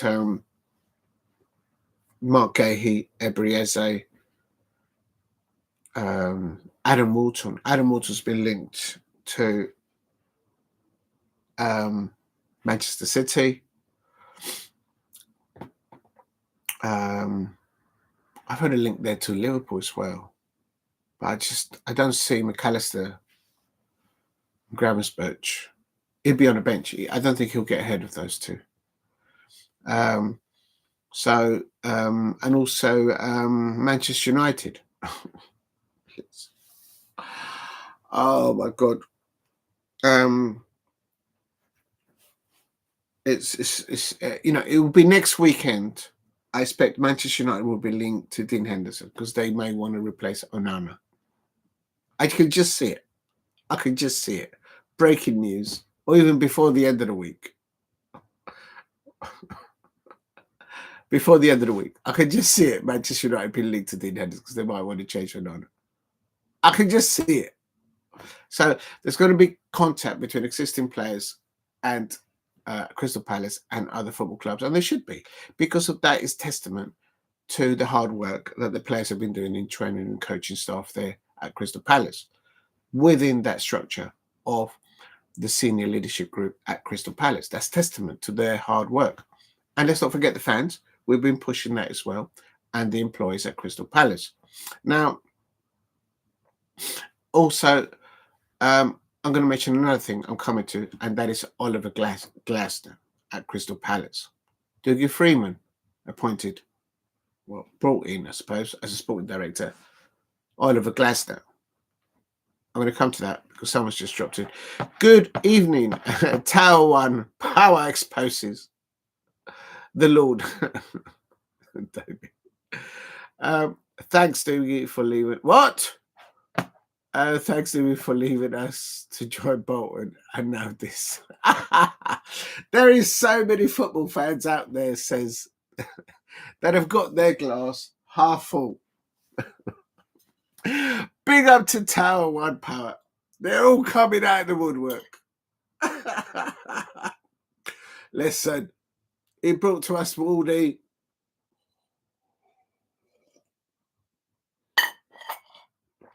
I may be still living in the 80s. I don't know. I may still think Joe Ward is my captain because he's still my captain. But, and I may be still thinking, when will we next hear, who let the dogs out? Ooh, ooh, ooh, ooh.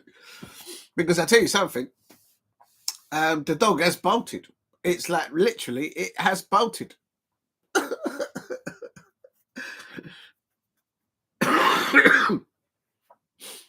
Excuse me.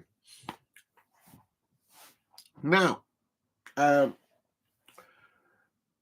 yeah, I'm going to bring on to Oliver Glasner. But before I do that, actually, quickly, I'm just going to share it on Instagram. If you're new to the channel, please hit a like. Help me get to 10 likes. That would be wonderful. Just going to quickly share it. How do I do this? So, can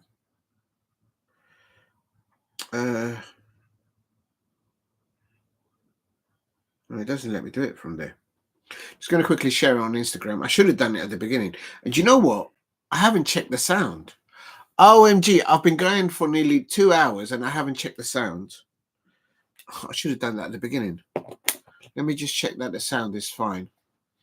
I suppose we will just have to be grateful to the great players.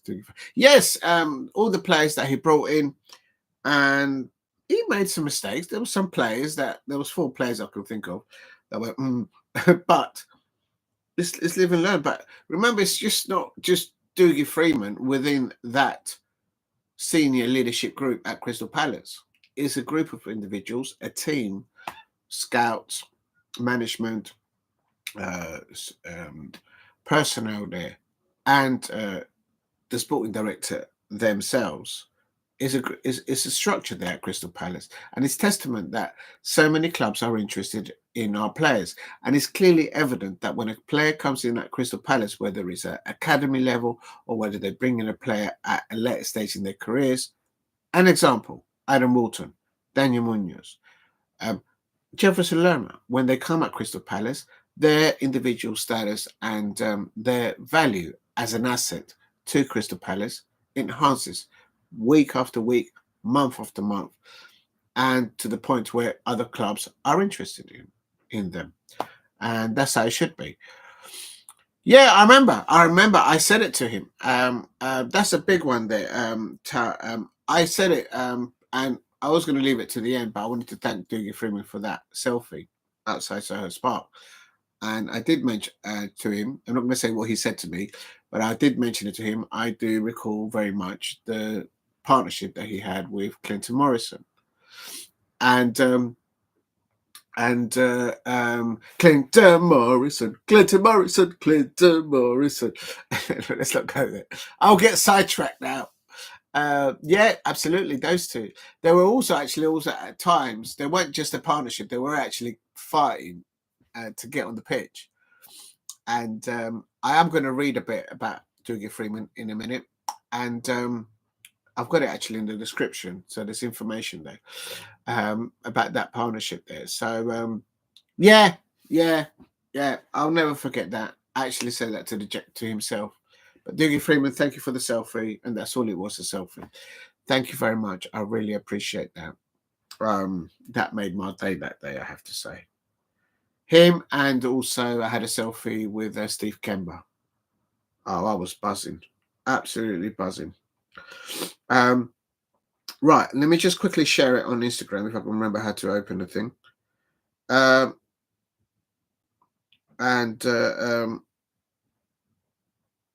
Let me just put this. Gotta go there. I should have done this at the beginning because, oh Lord, I don't know. So I've got to do that and do that.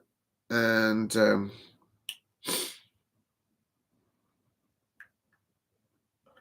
I'm going to see if I can find the song Who Let the Dogs Out. Who Let the Dogs Out. There it is. The Doogies apparently wrote this song. Who let the dogs out? Who? Yeah, that's that's the one I'm gonna do. Who let the dogs out? Who let the dogs out? Well, the dog is bolted. It's bolted. I'll try to get the dog back. It's bolted now. Unbelievable. Right, so I'm just sharing it on Instagram. So if you're connected with me on Instagram, you can see the song that I've just brought out there. And let's do, what shall I put on here? Live now. Whoops. On YouTube. Diego C. Palace. Oh. What should I put? I'll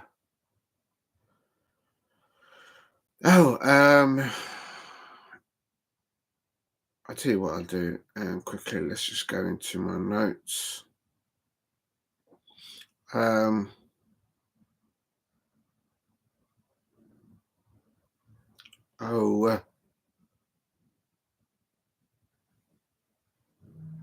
no.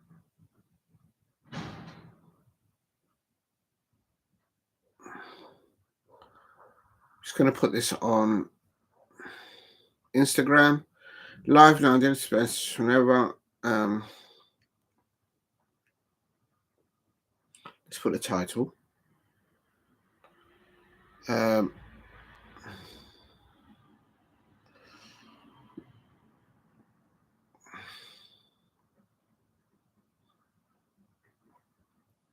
And then I'll put on here. Oh, come on.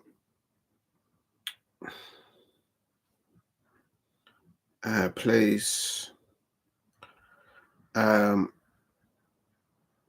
View, I suppose.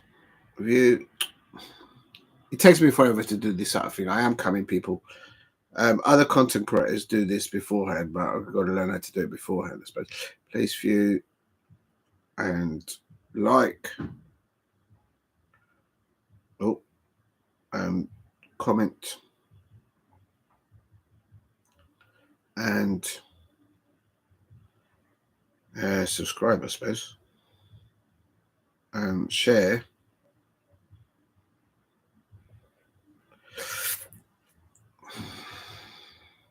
As you enter the live stream chat. So,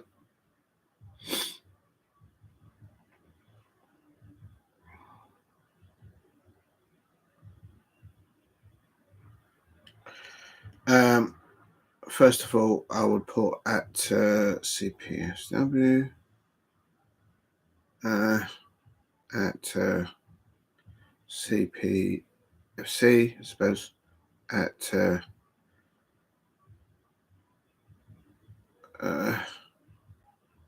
has Dougie Freedman got a? I don't think he has. I have like no idea. Let's do Freeman.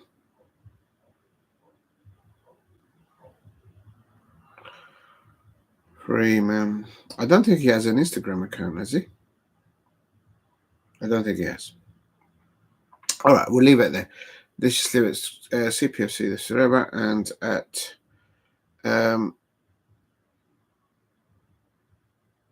the Dogies.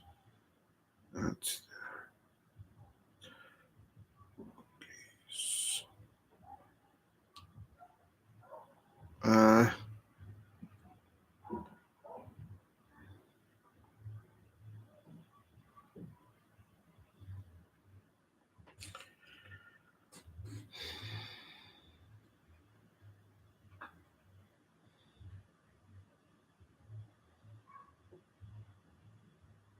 I was going to put the song artist, but I can't put it in there.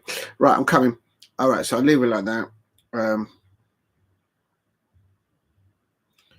think I should put the. Who did I put in here? The I did include the BBC because I used one of their articles. BBC Sport at Athletic at the Telegraph at Daily Mail. Who else did I use in there? I can't think of who else I included. Okay, that'll do. Oh yeah, there was somebody. Please keep hitting the likes and subscribe. Just trying to share it on Instagram, and then I'll wrap it up with the last thank you to Dougie Freedman. But before that, I'll read a bit about him. Let me just try and find. If you're new to the channel, please hit a like and subscribe at Diego C. Palace.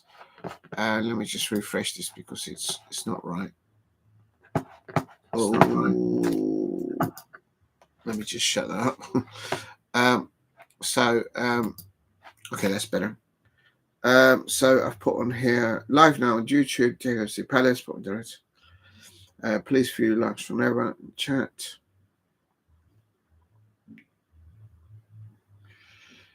At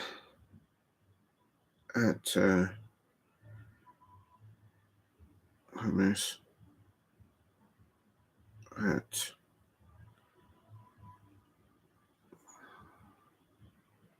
Lindenberg at Talk Sport at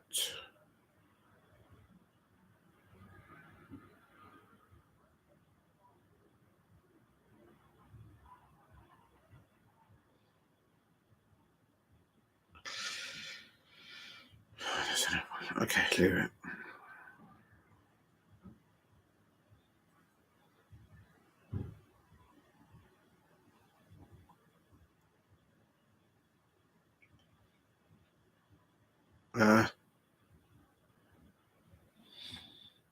Okay, here we go. That'll do. Oh yeah, at Sky Sports because I used stuff, and at TNT. Right, that'll do. Oh yeah.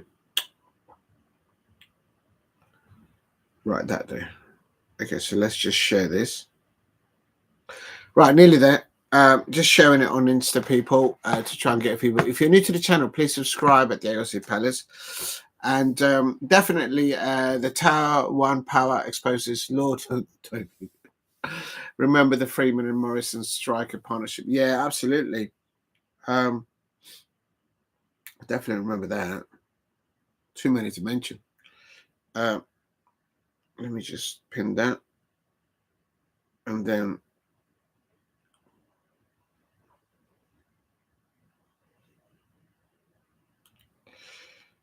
right, we'll let that be. Let's let that go. Right, where were we? Right, I've covered point one, instant reaction. Definitely sad to see Dougie Freedman go. Won't go into it all over again because I've just done nearly 2 hours. And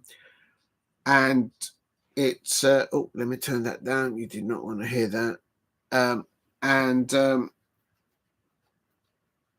also mentioned the second point, which is the current status, position of sporting director, and oh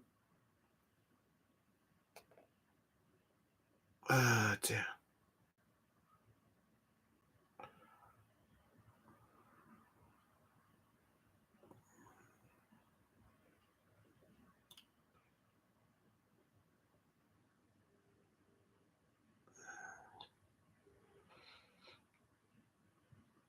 Let me just see.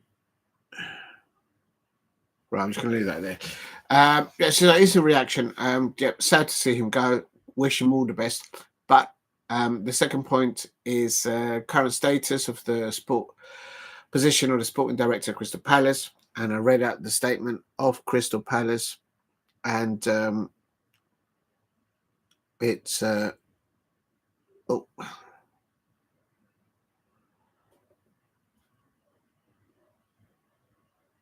There we go. That's fine. There. Okay, I think that's gone out.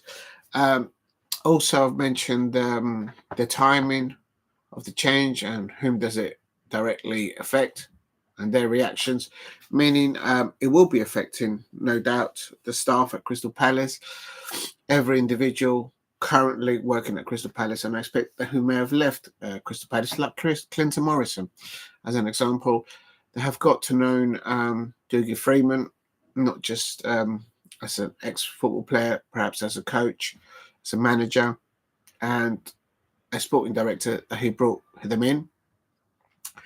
And I've also mentioned the ownership of the football club, Crystal Palace. Of course, there's been a statement by the chairman at the official webpage at Crystal Palace. I have nothing to do with the football club, just a football fan. But also there'll be, I'm waiting to hear the next media interview that, for example, the chairman might have of Crystal Palace with, say, Sky Sports or, I don't know, TNT Sports or somebody else, or whether any of the other majority holders, owners of Crystal Palace, the owners of Crystal Palace, if they say anything in their social accounts, I expect all journalists out there and all Crystal Palace fans are waiting to see what they might say on Dougie Freedman leaving Crystal Palace, and the fallout from it, if there's any at all. And then, of course, the transition from the existing sporting director, Dougie Freedman, and the next one. Will they bring in a new one with no connections to Crystal Palace? That's an option for Crystal Palace, I expect. Will they bring in somebody that's already existing on the payroll, i.e., there might be one or two candidates within Crystal Palace itself, within that senior leadership group at Crystal Palace, to take up that responsibility? There could be. Would it be somebody that they've known before, like Ian Moody, who's had that role before? He's only on a consultancy level at the moment within, working sometimes, I think, for Crystal Palace. That's my understanding. Or fourthly, will they actually all just rule out the whole position of sporting director? That could be a fourth option by the club, by the club itself. So there are options there. I expect the decision has already been made. I've also mentioned at the beginning that given what the official statement has said at Crystal Palace, that he's leaving. It does not say with immediate effect. When it says immediate effect, that means the person leaving the company is confined what they can and what they can't say until a particular moment in time, until the contract finishes completely. So it's the immediate effect. So the way I see it, there's been a gentleman's agreement between Mr. Dougie Freedman, Crystal Palace, and if there is a third party, somebody where they're going to go, that they are not compromised, that Crystal Palace, the brand itself, is not compromised. And of course, Dougie Freedman is also permitted to leave in a way that he would want to. And what is testament to that, the reason why I'm mentioning this, if you look at the official statement from Crystal Palace that was released yesterday about 7 or 8 p.m. or 9 p.m. at night on the official webpage, they let him finish that statement with his own words to the fans, to the staff of Crystal Palace. So I think that's important for the club. I think Dougie Freedman has done enough as a player, 2 times as a Crystal Palace player, as a caretaker manager, as an interim manager, as a manager at Crystal Palace, and then going away and then coming back as the what's happening now? As a sporting director. So it's important to that. Please keep hitting the likes and subscribe at Diego C. Palace. If you can help me get to 10 likes, that will be absolutely amazing. Thank you very much for getting me for 5 likes. I'm not finished yet. I've still got a bit more to say. And I just hope I haven't lost you, because it's just... I think I'm still live. Let me just check. Hello? Oh, yes, it is. It's okay. All right. So, so that's another thing, there's aspects of it. And then the fifth thing that I'll mention is, how does this have an implication or ramifications to European football and clubs in the Premier League? And given the connection that where he may be potentially going, Dougie Freedman, it is a second league club in Saudi Arabia. But it is my understanding of it connected indirectly to the ownership of Newcastle United. Now, as you all remember, as Damo in the chat mentioned, they did approach Crystal Palace prior for the services of Dougie Freedman, in and around the time when Manchester United were attempting to get Dougie Freedman himself, the new structure at Manchester United, Ineos, and Sir Jim Ratcliffe. So there's no understatement in saying, if you like, that he is being headhunted by people who want to know about that, what he's able to give. So my point being is, if a second league club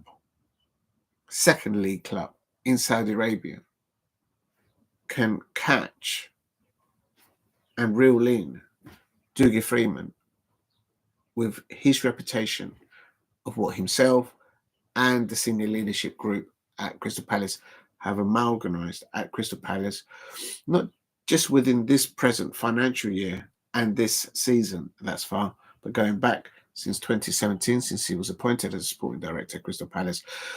So if a second league club in Saudi Arabia can reel that in, catch that, but Newcastle couldn't, although he might be linked indirectly to that second league club, and Manchester United were not able to catch and reel in Dougie Freedman, do other Premier League clubs and key personnel in their football structures, Premier League, in the Bundesliga, Serie A, do they have enough firewall protection around their contracts? Because clearly this has happened. So we'll see what happens, because he may not end up. It's not been said official by that second league club in Saudi Arabia. So until they make it official, we'll see what happens. We'll see what happens then. Please keep hitting the likes and subscribe at Diego C. Palace if you are new. If you can help me get to 10 likes, that would be absolutely amazing if you could. So that's the other thing I was going to mention. And how does this affect? I've mentioned it a little bit. It's going to affect the players. I expect the staff at Crystal Palace, and even staff and ex-Crystal Palace players that have come to know Dougie Freedman at the club. And not to mention, I'm sure it's affected the Crystal Palace fans. It's affected me, hence why I'm talking about it. Because, like, at the weekend, the Crystal Palace women under Leif Seramood got their first 3 points in the WSL. Absolutely buzzing. I couldn't stop the celebrations. I was absolutely buzzing with that. And so I was on a high. I did my first ever watch along for the Formula One. So well done, Lewis Hamilton, for what you did in that Ferrari on the first stint out there. And I was on a high. I even went to the garden centre and I got the pots, I got the manure, I got the pots, I got the seeds, I got everything ready to go because the weather's picking up. So I was on a jolly up this week, and then boom, yesterday, there you go. There you go. Who let the dogs out? Boom, boom, boom, boom. Who let the dogs out? The dog is bolted. The dog is bolted. I tried to leg it afterwards. I tried to leg it after the dog, but it bolted. It had bolted. Ah, dear, oh dear. It is what it is. And now I'm going to come on to another aspect of this. And I've left this at the end because I didn't want to get sidetracked. And I'm going to write it down. I'm not going to come to the thank you to Mr. Dougie Freedman just yet, because I've got a bit more to say. And this is the last one that I'm going to put.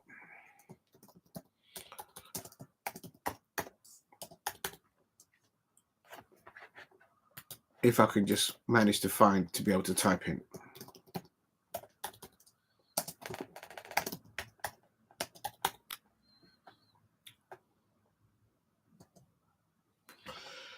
There, in the chat, I've just put Oliver Glasner.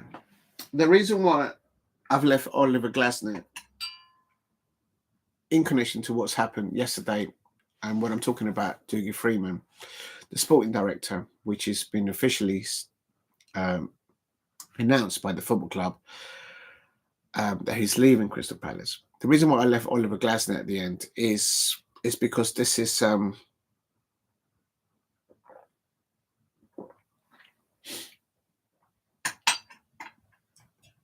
have to say this.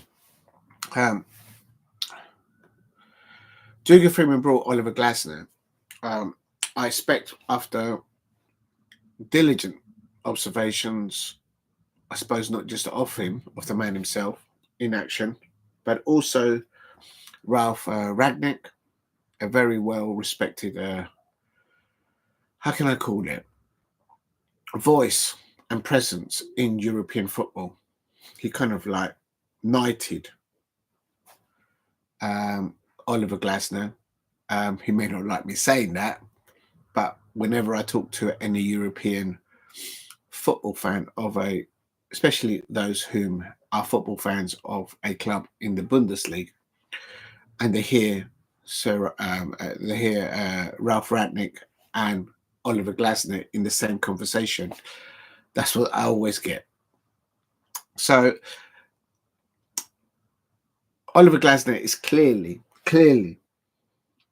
a coach and a manager, not just a coach, not just a manager, but both.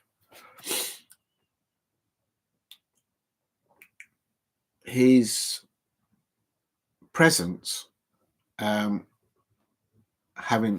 performed in Germany and in Austria as a coach and as a manager, has now a resonance, as a tone, if you like, from what he has tried to do and is doing at Crystal Palace when Dougie Freedman brought him in. Point one, different style of football that he's introduced. Point two, the coaching staff that he brought alongside to work alongside the likes of Paddy and others within the existing coaching staff at Crystal Palace. The end of last season, we know that it went well, but then at the start of the season, we lost Joachim Anderson, Michael Lise. There was other players coming and going. There were some loanies that came in, but they weren't ready to be match fit and all that jazz. And then the away form has been great this season, but the home form is just, we only had one at one point against Southampton and Tottenham. So, and how he's gone through that storm as a manager at Crystal Palace, it's not been all sailing, but the majority of the time he's been consistent, I would say, Oliver Glasner at Crystal Palace in delivering thus far the concept, the idea of how and what style of football he will like his squad, not just the players that play on match day, but the whole squad to work towards in training day after day, improving individual and collectively as a squad levels to have the best possible options on match day and produce the results that they're producing. I've said it before and I'll say it again. If their away form can be replicated the same as to the home form at Selhurst Park, Crystal Palace right now would be top three and looking towards European football next season. Between now and then, running the end of the season with Oliver Glasner, whom Dougie Freedman brought in, there is a chance there. There's a small chance there. The way I see it as a Crystal Palace fan, if we finish above Brighton, and we should, hello, but if we finish above Brighton, there's a good probability, there's a good chance that we might sneak some European football next season, because there's 5 in the Champions League. And there's other football clubs there who could win a European place by the competition that they're in. That's Chelsea in the Conference Club, in the Conference League, if I'm not mistaken. Please help me get to 10 likes if you can in the chat. If you're new to the channel, please subscribe at Diego C. Palace. And so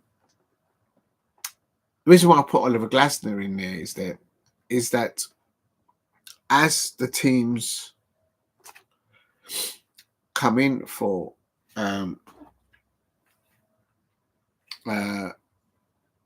their campaigns in the, say for example, in the Bundesliga, and some of those teams start to drop out of the Champions League,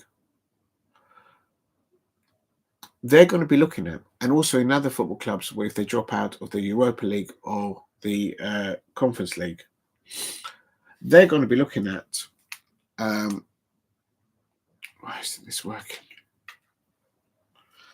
They're going to be looking at to replace their manager. The two clubs that worry me the most as a Crystal Palace fan, in respect to Oliver Glasner and the fact that Dougie Freedman brought him in, are both Bayern Leverkusen and Bayern Munich.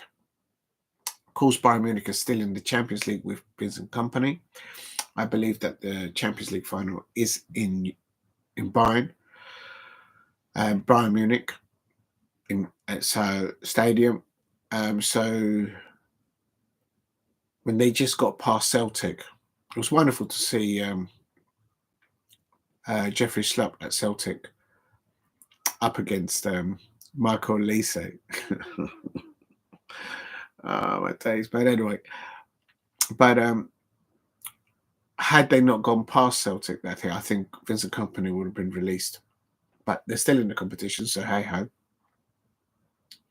But Bayern Leverkusen, if they don't, they should, but if they don't get Champions League football next season, they should. But if they don't, Xabi Alonso may look for a new challenge anyway. So he was linked to Real Madrid. Why would the next Liverpool player want to manage Real Madrid out of all clubs? I'll never know that. Please go and ask the Liverpool fans. They'll probably give you more insight into that, between Liverpool fans versus Real Madrid fans. And seeing one of their managers, one of their best players go over there and takes some of their best players right now over there, that's just like, I don't know.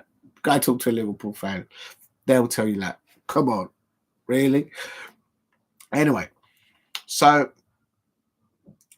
if Xabi Alonso and Vincent Kompany do leave, as an example, those two Bundesliga clubs, I guarantee you, merely as a Crystal Palace fan, from the whispers and the noise and the news that I know of European clubs, especially those in the Bundesliga, from their fan base, from their content creators over there, OMG, they are aware of Oliver Glasner, and they are aware that Dougie Freedman took Oliver Glasner to Crystal Palace, to the Premier League. Now, for me, how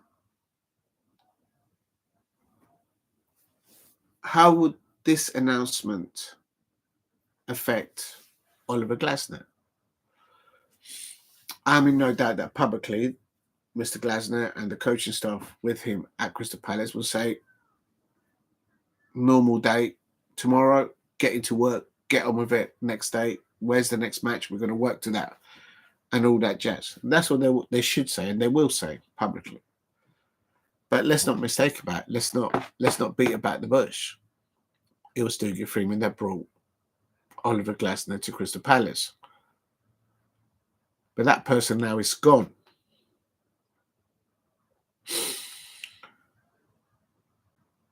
Now, that working relationship between Oliver Glasner and Dougie Freedman is clearly going to dissipate. It's gone. It's going to go. How is that going to affect Oliver Glasner into the next season?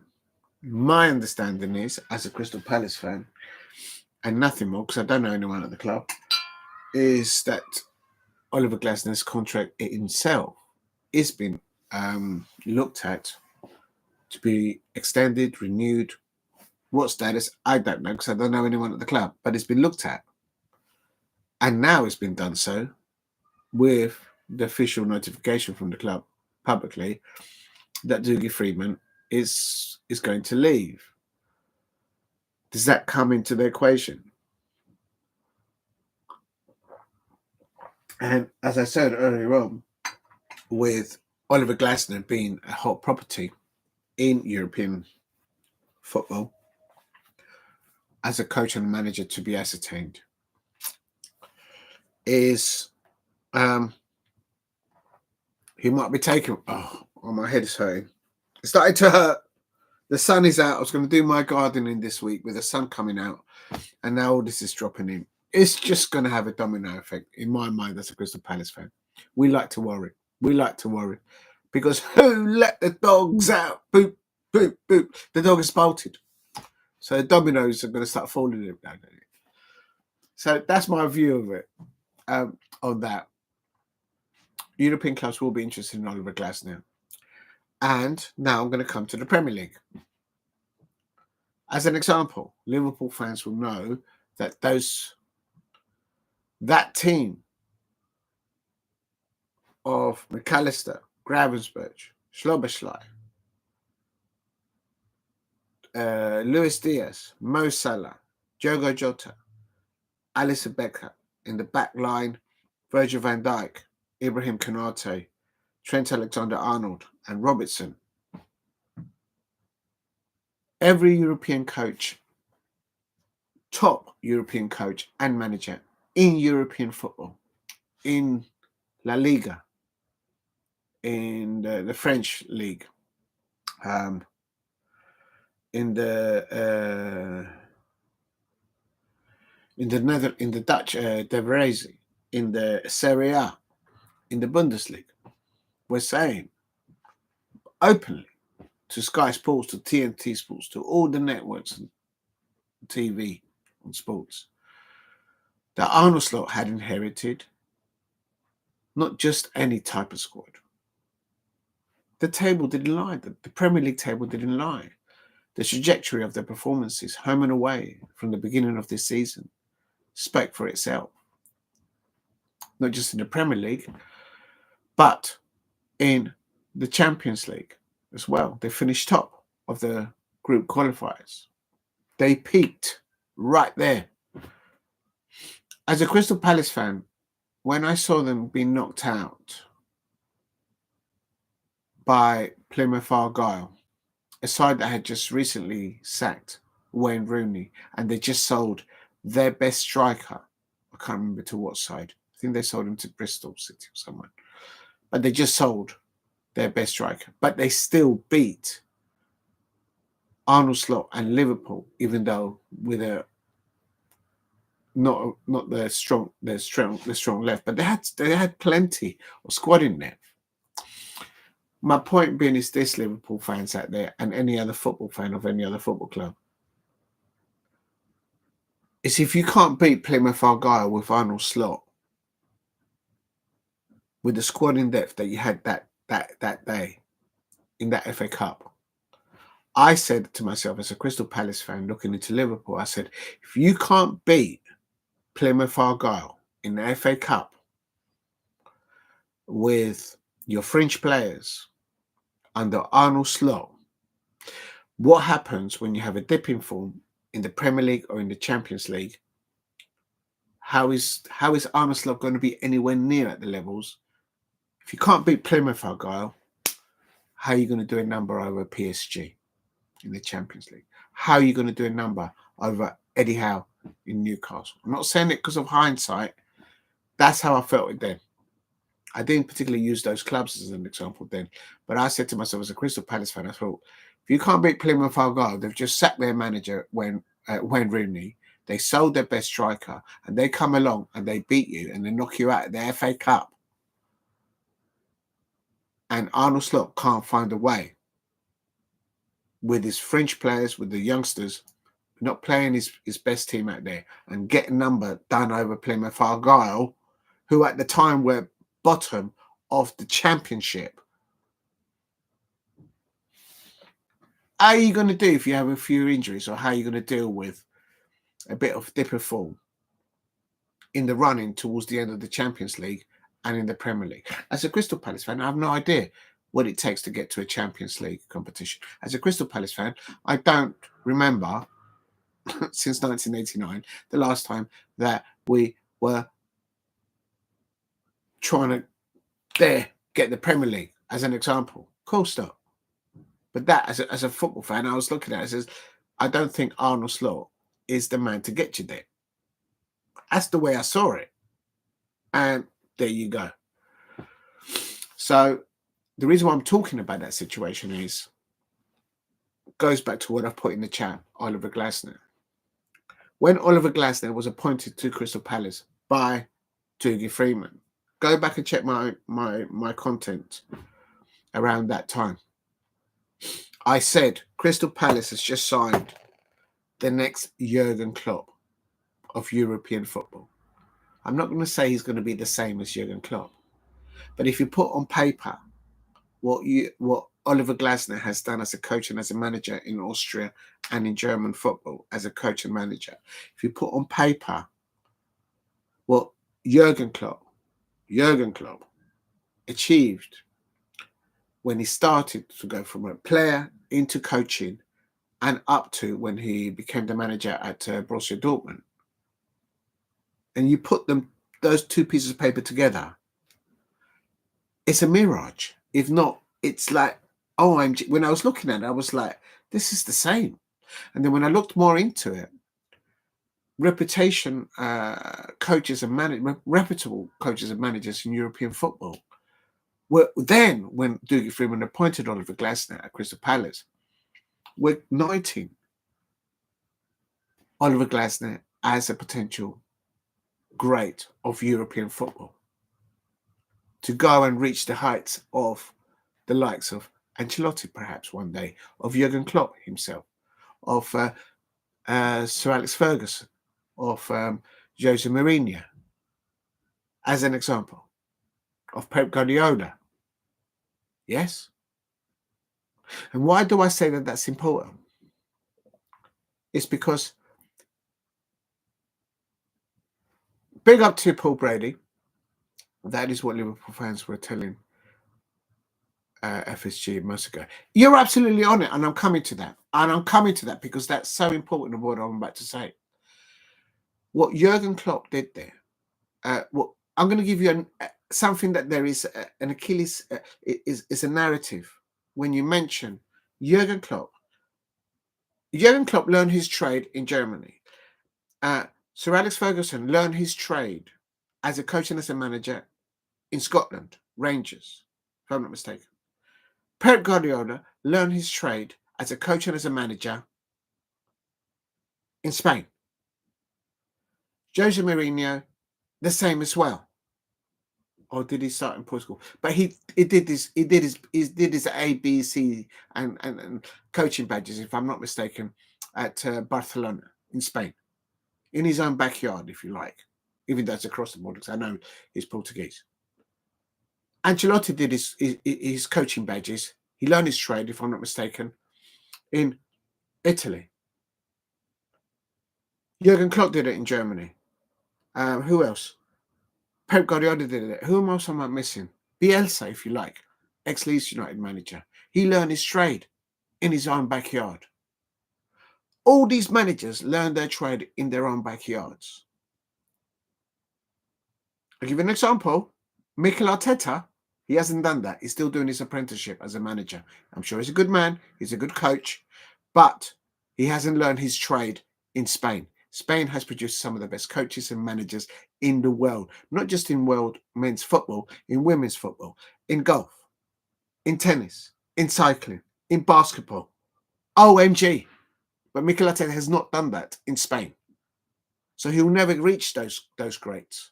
But Oliver Glasner has done that in German football and in Austria. He's learned his trade there. The worst scenario as a Crystal Palace fan right now is, and this points to what Paul Brady's just said, not just in the January transfer window, but when they appointed Arne Slot at Liverpool. This is not saying it as a Crystal Palace fan, as hindsight. OMG, there's been content creators out there for Liverpool. Not all of them, but a very few of them have been saying, why didn't FSG at Liverpool give a better squad in depth to their new appointment of Arnold Slot?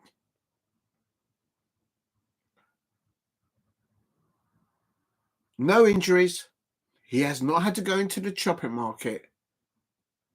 In January, they had an opportunity. They had a window to say to themselves, let's just go and get a 60 mil, 70 mil striker. Let's just get someone in. They knew that they were going to get that sponsor deal. I think, how many hundreds of millions is it worth? Even though they can't change the badge right now. There was money coming in. They know they're going to win the Champions League, another 150 million investment. But as Paul Brady says, there were some real content creators out there from Liverpool.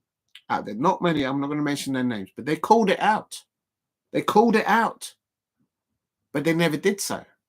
And then what happened? As a Crystal Palace fan, when I saw Liverpool lose to Plymouth Argyle, who were bottom of the Championship, who had sacked their manager, who had just sacked Wayne Rooney.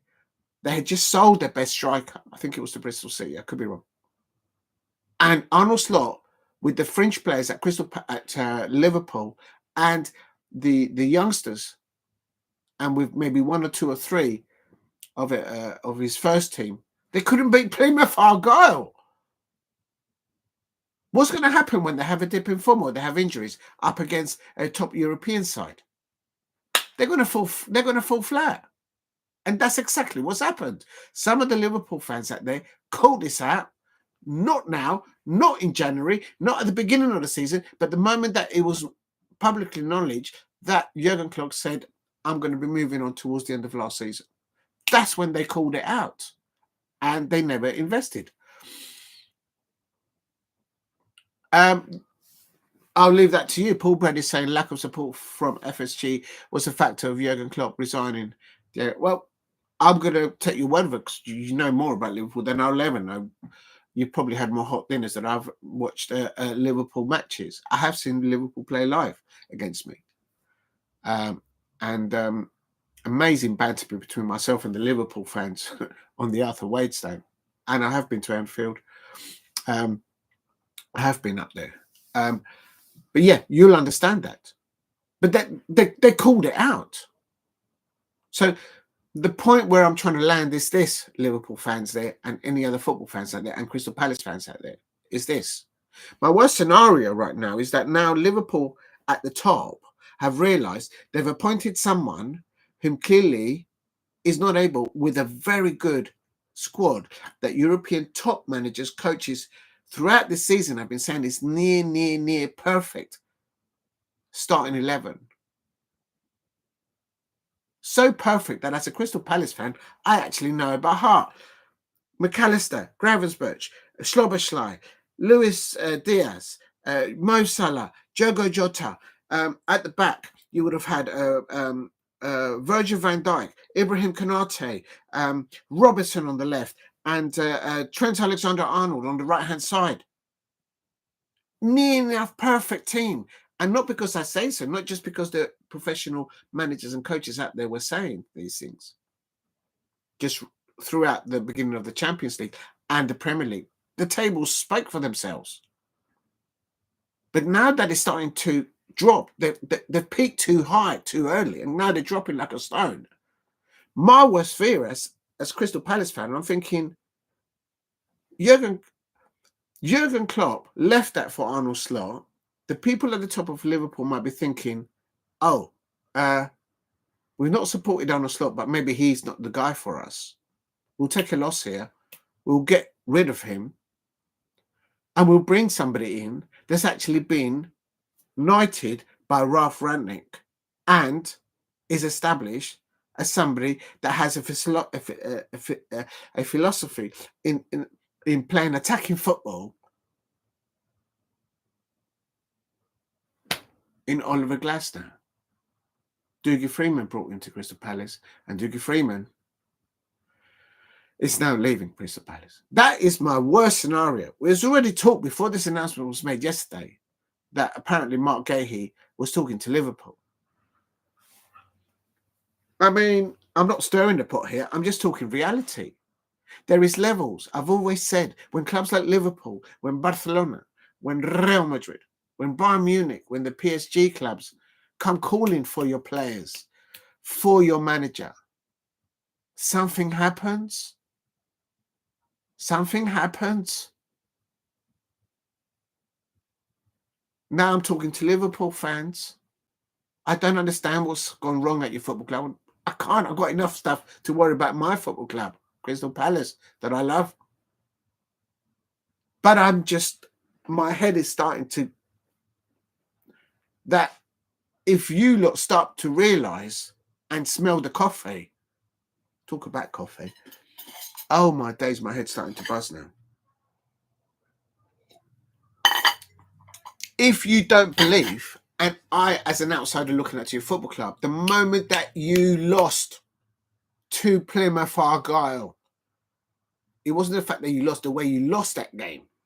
I would say to myself, lad, this Arnold slot that you've got, okay, you might be top of the Premier League, top of the Champions League, but I said it then. Go back and check what I said. I said, he hasn't been tested, lad. He hasn't been tested. And now he's failed on the FA Cup. He failed in the FA Cup against Plymouth Argyle, who were bottom of the Championship.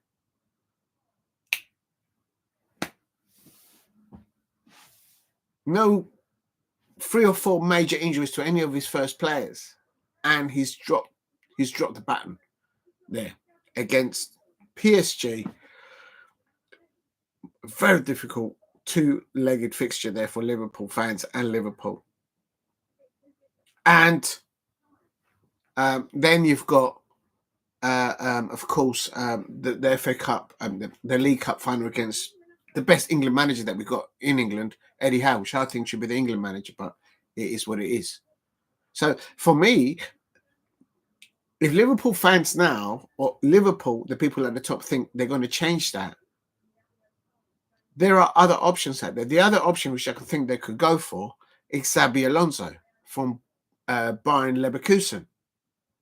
But then if he leaves to go to Liverpool, I mean, no doubt that Bayern Leverkusen are going to come in for Oliver Glasner. Oh, my head's starting to hurt. We lose every way. Liverpool fans, you've got enough trophies. You've had enough trophies. Can you just let me have Oliver Glasner at Crystal Palace for this season and next season? Then whatever. I just want a trophy at my Crystal Palace. Lack of support from FSG was a factor of Klopp signing. I mean, there's talk already, because there's a lot of people out there with half-filled pints of glasses, and they're saying that the reason why Dougie might have left was because of what happened in the last 2 transfer windows at Crystal Palace.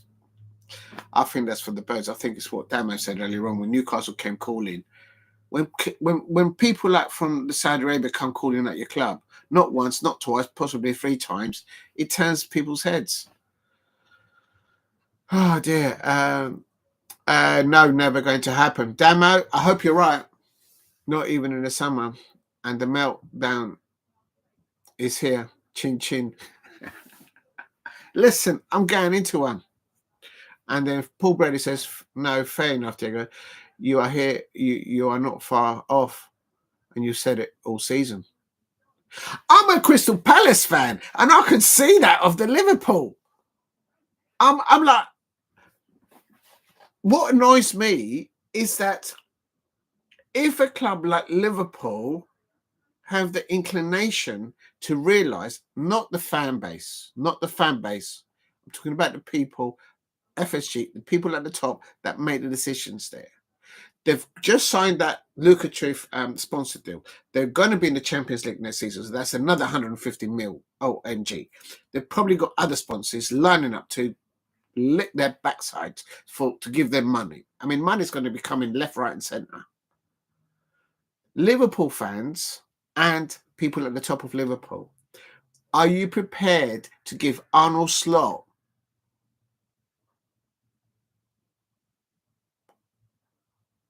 between a circa of 120 to 250 million pounds in the next 2 or 3 transfer windows in the next 2 or 3 years and not win anything? Are you prepared to do that? Or are you prepared to think, you know what? Let's go out there and get somebody that actually has a philosophy in football or actually has won silverware in Europe and is actually been knighted by European establishment management. And that's Oliver Glasner. If that happens, I swear, if Fabrizio Romano gets anything like that out there, I am going to lose it. I am going to so lose it. Because when a club like Liverpool comes calling, I have nothing against with Mark Gahey. If he goes to Liverpool, he should be lifting a Champions League. He's an England international, established. He's a captain. He's leads by examples. Is it a finished article? No. And he'll know that. And he'll know. Mark Gahey is probably one of the most humblest Crystal Palace players that we've got in the squad. Probably that's too humble. They call him Uncle Mark, apparently, in the England squad. Now, if he chooses to go to a club like Liverpool, as a Crystal Palace fan, I'm really like, my head starting to hurt right now. I need a paracetamol or something. But literally, that is what I'm talking about. If a club like Liverpool comes calling for him already, are they like talking to the club and says, hey, by the way, how's your negotiations going on with your manager, Oliver Glasner? Is that not gone through over the line yet? Oh, really? My head is starting to hurt. My head is starting to hurt. I don't understand why Xabi Alonso would want to take over from Ancelotti, regardless of what happens to Real Madrid this season. It just doesn't sit well. As an outsider looking into Liverpool, why Liverpool would allow a good prospect of a manager, and I'm saying this a little bit salty like a Crystal Palace fan, because I don't want you anywhere near Oliver Glasner. That's why I'm saying it. But I think Liverpool should go for Xabi Alonso, and he has a style of football.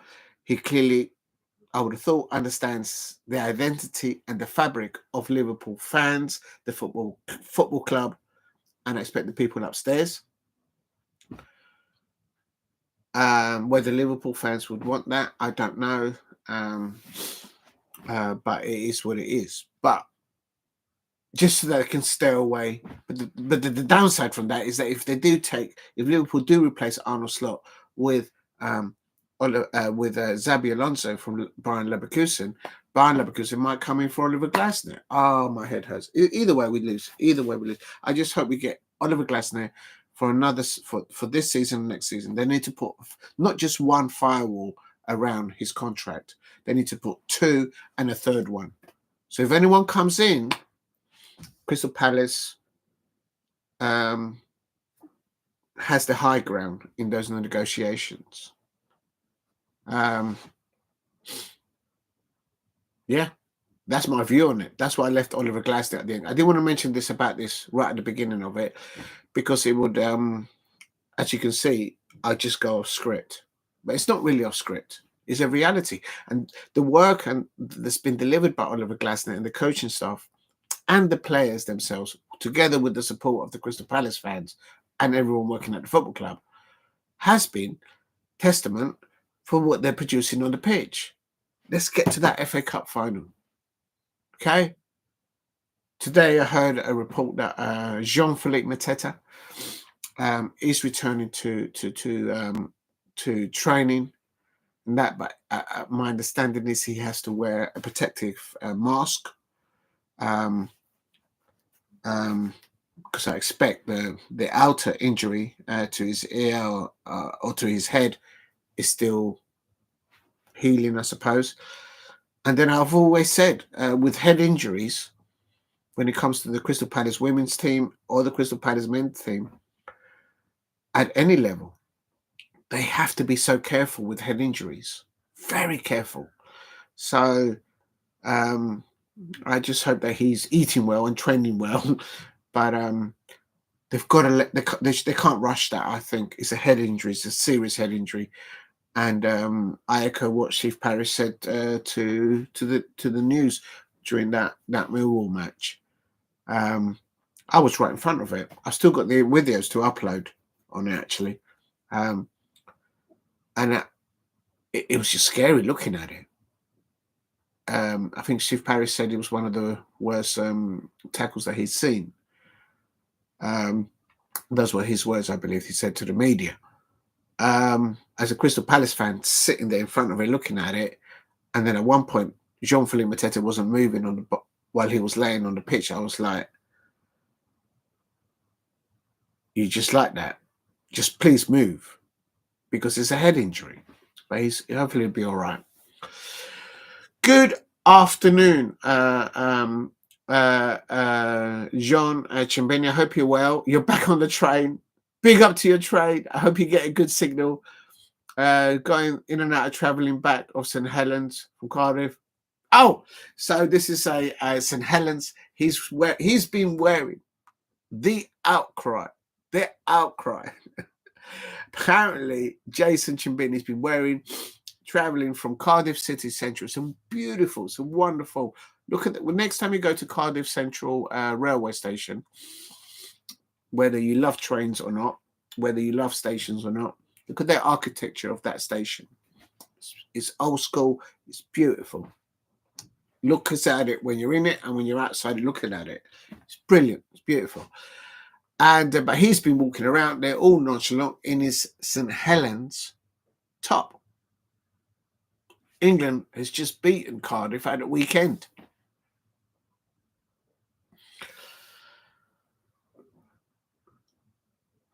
I hope you're all right, Jason. I hope you survived. And he's returning to St Helens. Big up to St Helens, the coach company that actually from St Helens that takes all the professional football players from ground to ground. And they don't just do football; they do rugby union, rugby league, I believe, and other sports as well. And not just football; they do corporate stuff. So big up to them. Good afternoon, Diego. Yeah, I'm glad you're okay, Jason. Have a good, safe trip, and I hope you get a good signal where you are. So that's what I'm talking about. So basically, I'm worried about how Oliver Glasner is going to feel about this situation. And as reports are saying that they are in talks with the club and Oliver Glasner, I presume, is to extend or to renew his contract. I'm sure that will get sorted eventually, but I'm in no doubt that it will affect Oliver Glasner. That Dougie Freedman has left. He brought him to the club. So as a Crystal Palace fan, we just like to worry. That's what we do. Oh my days. And I was going to do my gardening, start to do my gardening this week with this lovely sun out there. Unbelievable. Please keep hitting the likes and subscribe at Diego C. Palace. I'm going to quickly just go to the toilet for a little 5-minute break, and then I'm going to come back and then read my last bit about Dougie Freedman. It's actually all in what I'm going to say in the description. I've put as much information that I can in there, and just say a big thank you to Dougie Freedman. I think that's the last bit that I can say. And then before I wrap it up, I'll have a look at the other news, which I haven't looked at. There'll probably be some other breaking news. I just hope it doesn't involve Crystal Palace. Actually, I'm too chicken. I'm going to actually look now. My days is always happening. Good. The England players are reaching the England camp, of course, because they're going to be playing in international duty. And apparently, Arsenal are starting talks with Bukayo Saka about his contract. Oh, if he doesn't sign another contract at Arsenal, that's the end of Arteta. He'll be.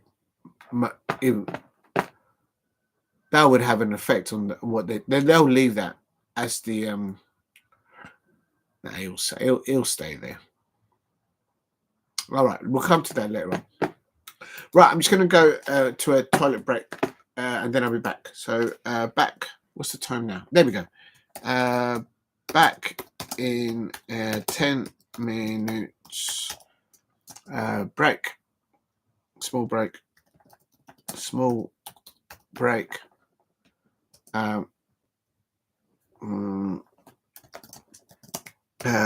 Back at 1300.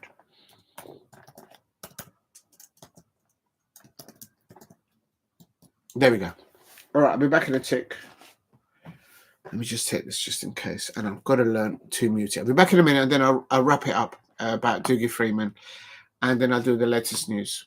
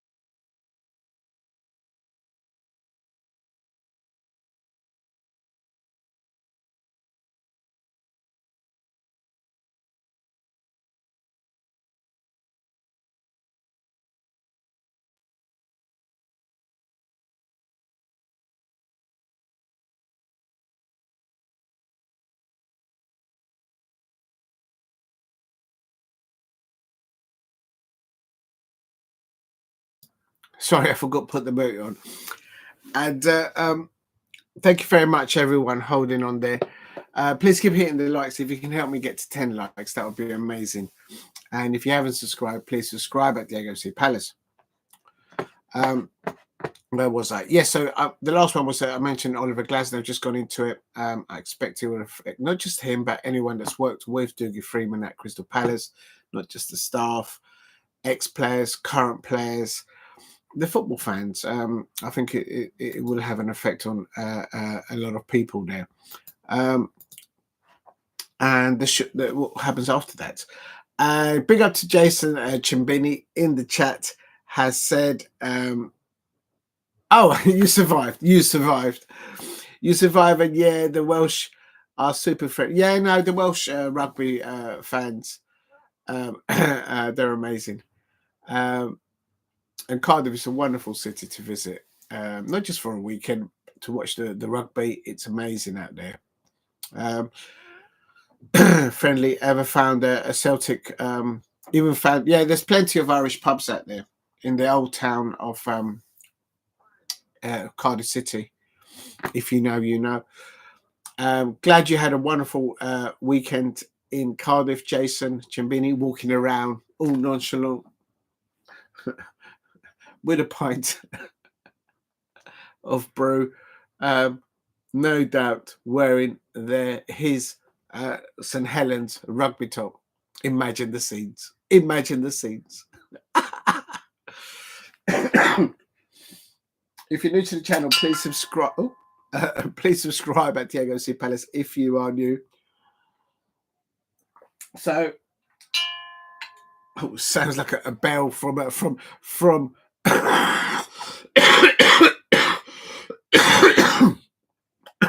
Oh, excuse me about that. It sounds it sounds like a bell from a church. Oh my days! Who let the dogs out? Who? The dog is bolted. The dog is now bolted it, and we can't get it back. Big up to Dougie Freedman. I'm going to move on to the other aspect of what I am discussing today. I have mentioned point one, the instant reaction. Sad to see Dougie Freedman, but as many people in the chat have said, wish him all the best. And also, I've mentioned the current status, if you like, of the sporting director of Crystal Palace, utilising the official announcement by Crystal Palace. Go and check it out. I've got nothing to do with the football club, just a football fan, and I don't know anyone at the club. But go and check out the official webpage, cpfc.co.uk. I think that's right. I hope I haven't butchered that. And go and check out Palace TV. There's great contents there with the Crystal Palace women's team, with the senior Crystal Palace men's team, with the unders, also with all the other amazing projects that Crystal Palace has with local community connections in and around football, around Selhurst Park. Absolutely amazing stuff there, and there's also a lot of stuff there about the history of Crystal Palace. So go and check it out. Go and check it out. And also, I've mentioned the timing of the change of whom does it affect and their actions. I'm waiting to hear, as a Crystal Palace fan, in a few weeks. I expect that probably won't happen at the moment, but I expect maybe in a few weeks' time there may be an interview with Sky Sports again with senior members at Crystal Palace, perhaps talking about the situation, no doubt. And also the other owners of Crystal Palace, will they say something on their social media accounts? What do they think about Dougie Freedman leaving? So we'll see. I'm still looking into that. So it'll be interesting to see how that happened. I've also mentioned point four, the transition from one sporting director to another. Quickly, Crystal Palace have an option, not just one, I think 4 options. Option one, to bring somebody in from the outside that has no connection with Crystal Palace for that particular role. That could be the case. Will they utilise somebody point number 2 could be somebody or a few candidates within the what's called the senior leadership group at Crystal Palace. There could be a few candidates there that may want to undertake that role. So we'll find out whom that person might be. Or it could be thirdly a person that whom they've appointed before in that role. There has been a mention by various reputable sports outlets, BBC, Daily Mail, The Telegraph, Daily Mail. Ian Moody apparently could be an option. And fourthly, the option that logically can be as an option for Crystal Palace is to make do with that role at all and put something else as a different structure and appoint it as a different name. I don't know. So that's another option, I suppose, for the club. It's a window for them to do things, or they may just, maybe it's already resolved.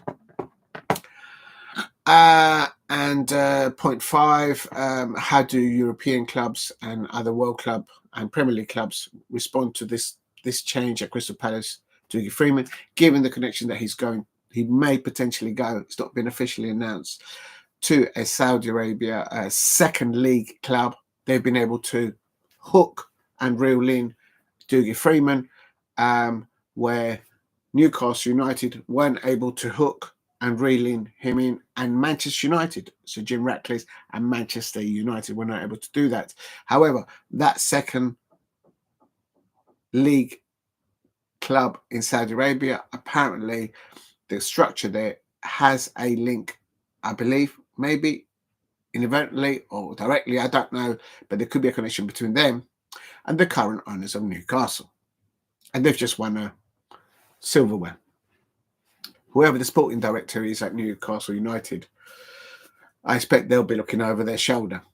If you know, you know. There you go. And also, I've mentioned point 6, how the players are linked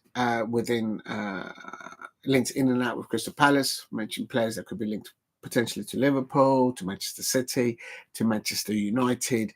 If they win that Europa League, they'll have an extra 150 mil inward investment. Clubs like Tottenham Hotspur, if they win the Europa League, as an example, Chelsea, they're looking to land in the Champions League or win that Conference League club. No doubt. I think they've got a good manager in Enzo Maresca, but the way he lost to Brighton, that 3-0, as an outsider looking into Chelsea, I think the gentleman, Enzo Maresca, looked a bit like a deer in headlights. And that's how I see it from the outside looking into that situation. So there's other clubs that will be interested in players in and out.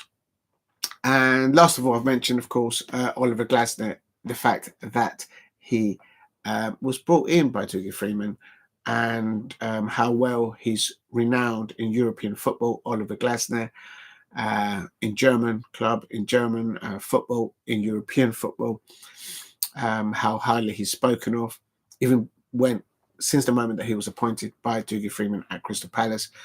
And of course, Oliver Glasner, I'm sure he's a professional. I know he's a professional, but he'll have a thought and feelings about, the man who brought him is now leaving. So it's one of those. So we'll have to see what works with that as time progresses. So there's a lot there still to be looked at beyond this. And I'm going to go into the 7th point now. A thank you to Dougie Freedman. And I'm going to read out some stuff about him to have a bit of practice as well, what I'm trying to learn to do with content creating here and presenting a live reaction to an evolving situation at the club that I love in Crystal Palace. But before I do so, big up to Jason Chimbeni, says, I survived. Yeah, so Jason Chimbeni's St Helens rugby fan, and I've told him to be careful, but enjoy Cardiff City, and he has. He found an Irish pub, I think a Celtic pub somewhere in the old town, probably in Cardiff Central, and had a brilliant weekend. England just beat Cardiff this weekend, so He survived it. No, there's a pub just for Celtic fan supporters. Oh, well, there you go.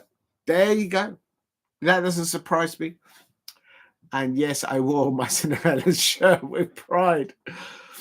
Yeah, I'm sure you've been fine in the pub, but I'm talking about between there and the A&B or the hotel. I'm sure you'll be fine. And anyway, I'm sorry, pal. I've got to have to watch the replay if you stream a replay of you stream. That's all right. No worries, though. You don't have to apologize. Thank you very much, Jason Chimbini, for dropping in. And not surprised to hear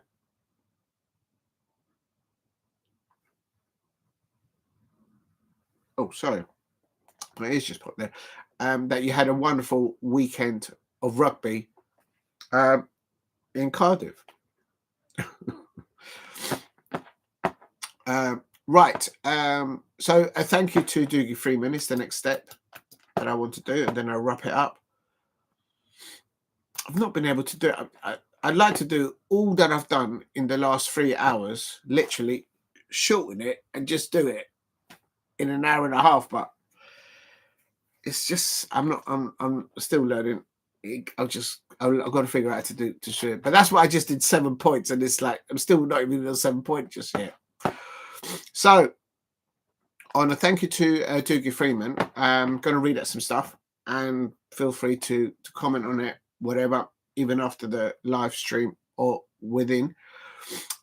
Freedman played as a striker, as you all know, primarily for Crystal Palace, and he also had a spell as a player at Queen's Park Rangers, Barnet, Wolverhampton Wanderers, Nottingham Forest, Leeds United, and Southend as a footballer. And also Dougie Freedman achieved 2 caps for his Scotland national team, where he scored 1 goal in the 2022 World Cup qualifier against Latvia. I think that was at Hampton Park. I think it was in Scotland. I could be wrong in that fact. So well done to Dougie Freedman on that, playing as a professional football player. Big up to Jason. I'm not going to say what he's just done, but I'm glad that you're all right. Oh, so you're going past Birmingham. I hope. Well, you should be. You should get a good signal around Birmingham because it's a build up. It's a big city. It's sometimes when you're in the countryside on the railway that you go through a patch of a few fields, and then the signal just drops. I find. Dougie Freedman was signed by Crystal Palace for a fee of $800,000 back in September 1995. He instantly showed us with his goal scoring form at a high level when he netted 20 times in the 1995 to 1996 season. That included that 11-minute goals where he scored that 11-minute hat trick against Grimsby Town, March the 5th, 1996, and I went to that match. Thank you very much for Crystal Palace for organising the coach and taking us up there. I think there's been other memories since then. Him as a Crystal Palace player at Crystal Palace, of course, promotions and all that jazz with Dougie Freedman and survival. But I think to this day, in the records at Crystal Palace, I don't think we've had a striker score a hat trick quicker than 11 minutes. So I think that still stands. So for me as a memory, I think that has to be there. Of him as a player, definitely. What else? And Jason said there's still with the signal. Yeah, in some parts, I'm sure that will evolve eventually. you'll get a better signal. Even if you're on a train or a coach or even in the car, it's difficult in places. So yeah, and then also so that was the 1996 season, 95-96 season, I believe. And then the following season, 1996 to 1997, saw a less better season for Dougie Freedman. Only 11 goals, but he did help Crystal Palace to the promotion playoffs. He then scored crucial goals in the 89th, 90th minute of the playoff semi-finals tie with Wolverhampton Wanderers after coming off the bench with only 17 or 15 minutes to go. And that's Dougie Freedman. That's Dougie Freedman. There you go. Wolverhampton Wanderers, look away, look away, look away. So those were memorable times as well. Palace went on to win promotion, of course, at Wembley in the playoff final against Sheffield United, 1-0. And I got a scarf of that somewhere. It's not here, but I've got a scarf from that one.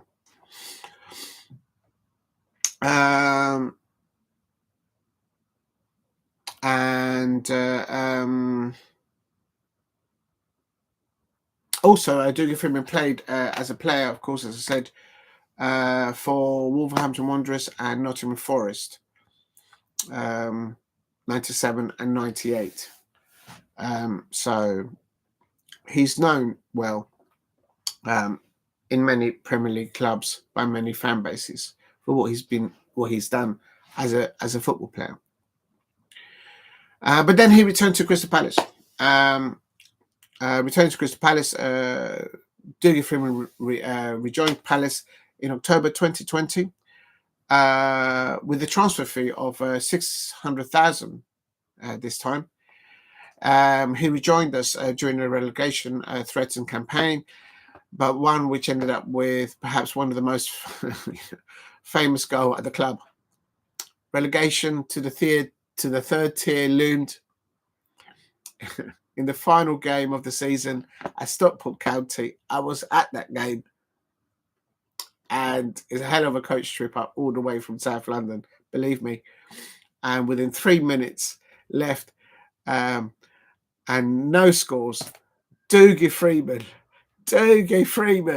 who let the dogs out, who, then scored that vital goal that kept my Crystal Palace in the division, and I believe he relegated Huddersfield Town.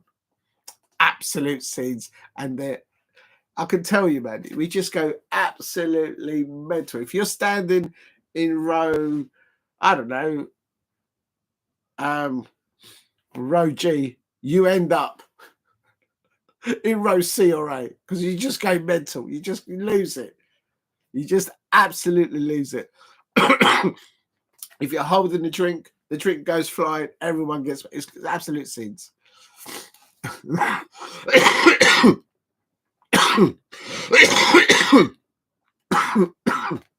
Excuse me. So that was his playing career that I've put in there for Crystal Palace. As a Crystal Palace player, in the 2 spells that he played for Crystal Palace, I felt that he always left everything on the pitch. And even if he had a bad touch at a match, when he came off the pitch, you could see his annoyance. And he must have worked hard in training to put it right. And that's Dougie Freedman for me. And I implore any Crystal Palace player to look back at his goals.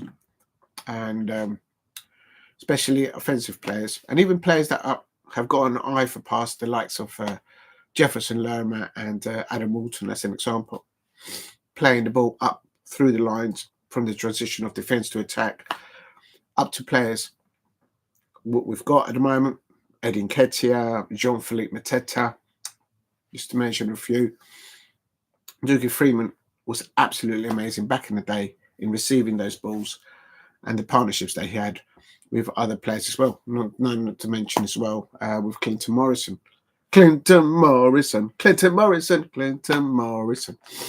Now, yes, Dougie Freedman's coaching career began when he was appointed as a reserve manager of Crystal Palace in November 2005. I remember this distinctly because I had a season ticket in the I think it was in the Steve Coppell lounge. There was a Steve Coppell lounge and there was the director's lounge, but you could waltz backwards and forwards and have a drink in both places. It was absolute scenes. But going on, he was in this role. So I'll start again. Dougie Freedman's coaching career began when he was appointed as a reserve team manager of Crystal Palace in November 2005. He was in this role alongside his playing duties for the club's first team. This role ended when he joined Leeds United on loan the following March. In March 2010, Freedman return of the Mac. Freedman returned to Crystal Palace, now as assistant manager to Paul Hart. I remember this. With John Pemberton as the first team coach. At this time, Crystal Palace were sadly in administration. Very difficult time for the Crystal Palace fans. OMG, don't take me back there, please. But with the new coaching staff task being to avoid the incoming relegation from the Championship, which was achieved again, as Crystal Palace fans know, on the final day, yet again, at the end of the season. When George Burley was appointed as Crystal Palace manager to succeed Paul Hart, Dougie Freedman was retained by Crystal Palace and to act now under working with George Burley as his assistant manager. Burnley, which is obviously George Burnley, was dismissed on the new year of 2011, 1st of January, if you like, resulting in Dougie Freedman being appointed as a caretaker manager, 2011, 1st of January. Palace's first choice to replace George Burnley was Bournemouth, or AFC Bournemouth manager Eddie Howe. Though he was appointed as the manager at Burnley, with Freeman being made permanent manager of Crystal Palace, then signing a 2 year and a half deal. I thought it was a 2 year, but it's 2 year and a half deal. He quickly brought in. He quickly moved to bring in Lenny Lawrence as his assistant, and former teammate Tony Popovich from Australia as his first team coach. I remember those times as well. He was ultimately successful in guiding Crystal Palace out of the relegation, with the club achieving safety with a game to spare. Palace began the next season, 2011-12 season, well under the new manager, occupying the playoff places at the end of October, and also enjoying a good run in the Football League Cup, where Dougie Freedman, as the manager, knocked out Manchester United fans and Manchester United at Old Trafford 2-1. 2 goals from Dan Ambrose and from Glenn Murray, because we are Palace.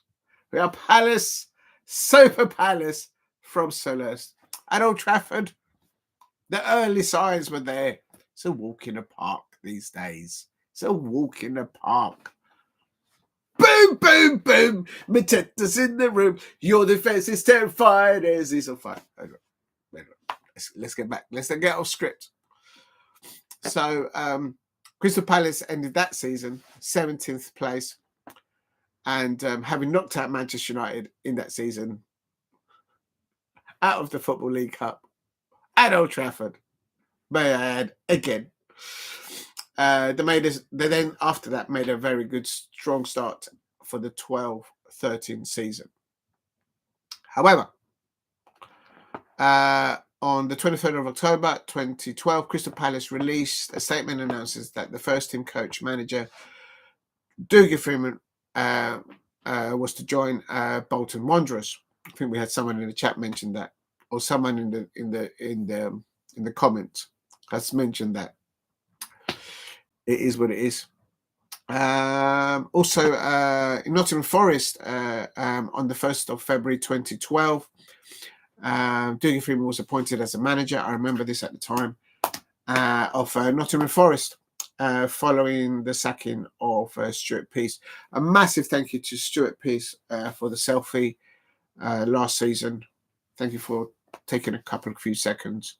True gentleman, Stuart Pearce. England and Nottingham Forest legend. That word is used too loosely these days, but definitely Stuart Pearce is definitely a football legend in my opinion.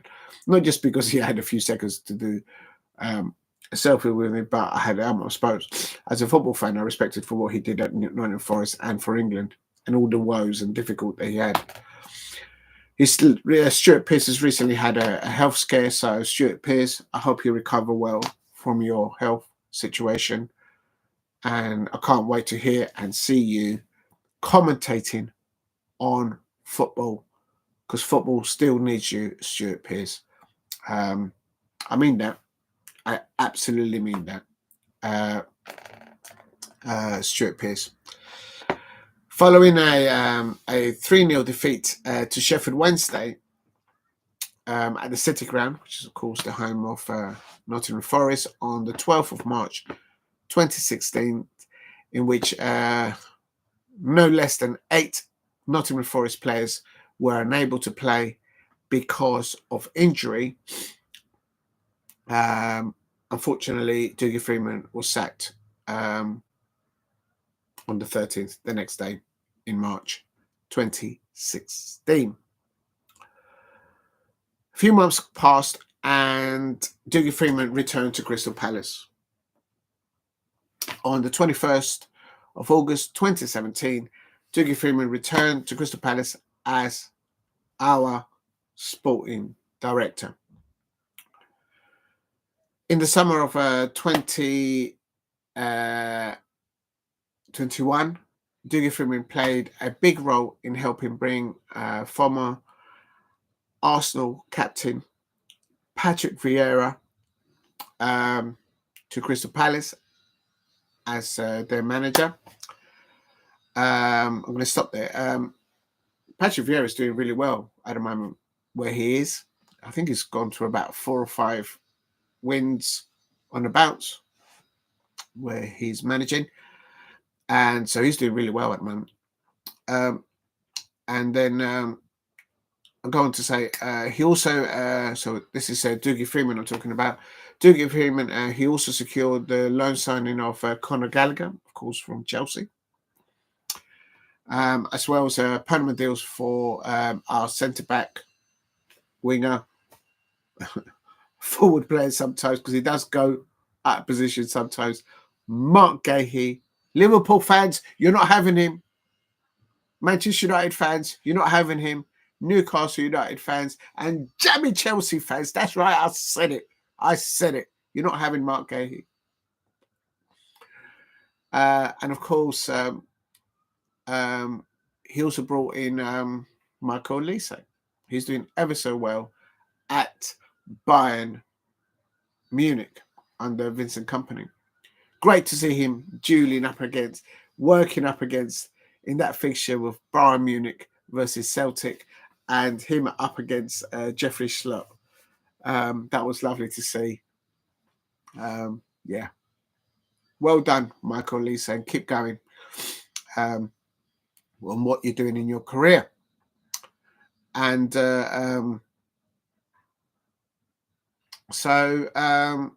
what else did he do? It goes on to say all three signings turned out to be pivotal in ensuring the campaign for Crystal Palace reached the FA Cup semi-finals. I was there at that semi-final, and that semi-finals, that's when I kind of started to do content creating and uploading videos and trying to figure out what to do. And quite frankly, I'm still trying to figure out what to do and what not. It is what it is. And we lost in that semi-final against Chelsea. Of course, we couldn't. Patrick Vieira was not able to field Conor Gallagher. Jammy Chelsea, you know what I mean? It is what it is. But we may have lost that day at Wembley in the semi-finals in the FA Cup. But the Crystal Palace fans, we sung the Chelsea fans. We were the best fan base at Wembley. So we won that match. That's right, I said it, Chelsea fans. I said it. We've got more songs. We've got better songs. And it is what it is. And also, some of the refereeing decisions and the line note don't get me going. Don't get me going. Don't get me going. Don't get me going. I need a drink. Just 1 second. Oh, it's over there. Just 1 second.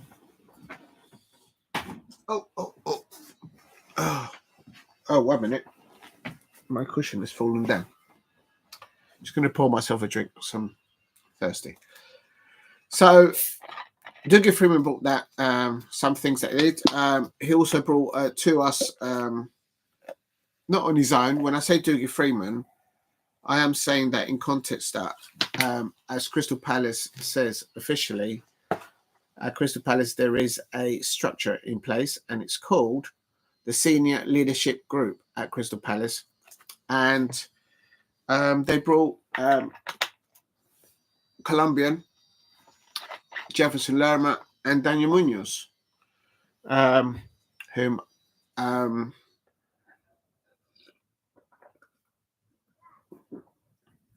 after in respect to Jefferson Lerma, whom I think is our best number 8, he's made that position himself by the efforts that he's done following the injury to Checky Decore. Checky Decore, I hope you get well. I hope you recover back to where the levels that you were. I blame the Liverpool fans, because the moment Liverpool fans started going on YouTube and all that jazz about, how Checky Decore is linked to Liverpool, what happened? Boom. Checky Decore picked up that horrible, horrendous injury. So I hope that Checky Decore can recover that injury. I want to see him back on that pitch, boots on grass, competing for that number 8 position in that pivot, in that midfield, against whomever we've got come the end of the next transfer window. I mean, I don't want to get into that because I'll lose the plot. But it was wonderful for Dougie Freedman to bring not just one, but 2 Colombians to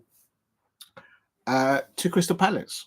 And you've seen Colombians from far afield,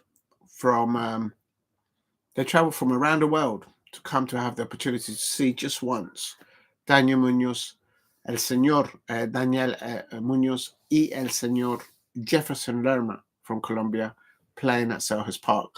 And when they finish watching him play, what do? They go to the club shop and they spend hundreds and thousands of pounds. I've seen them do it.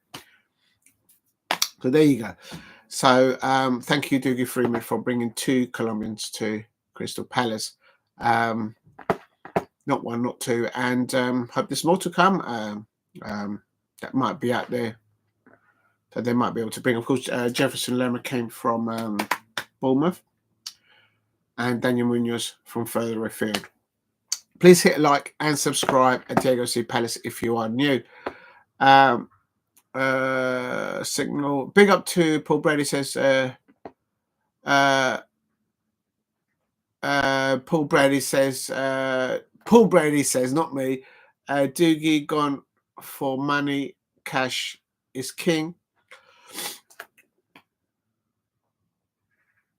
Yes and no, but listen, it is what it is. And that's why earlier on I mentioned, if you look at my points, point number 5, how do other Premier League European clubs, including Liverpool, fans and those football clubs, around world clubs, look at this situation where a second league club in Saudi Arabia, second league, has managed to poach, catch, and reel in Dougie Freedman, where Sir Jim Ratcliffe's and the Manchester United fan base and Manchester United were unable to do so, and Newcastle United also tried to do it.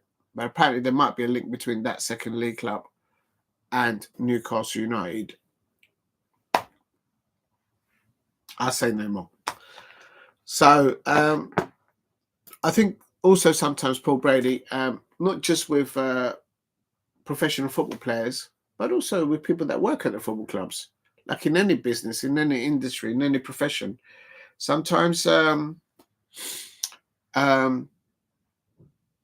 change is a new opportunity, and you go for a new challenge, a new chapter in your career, in your life.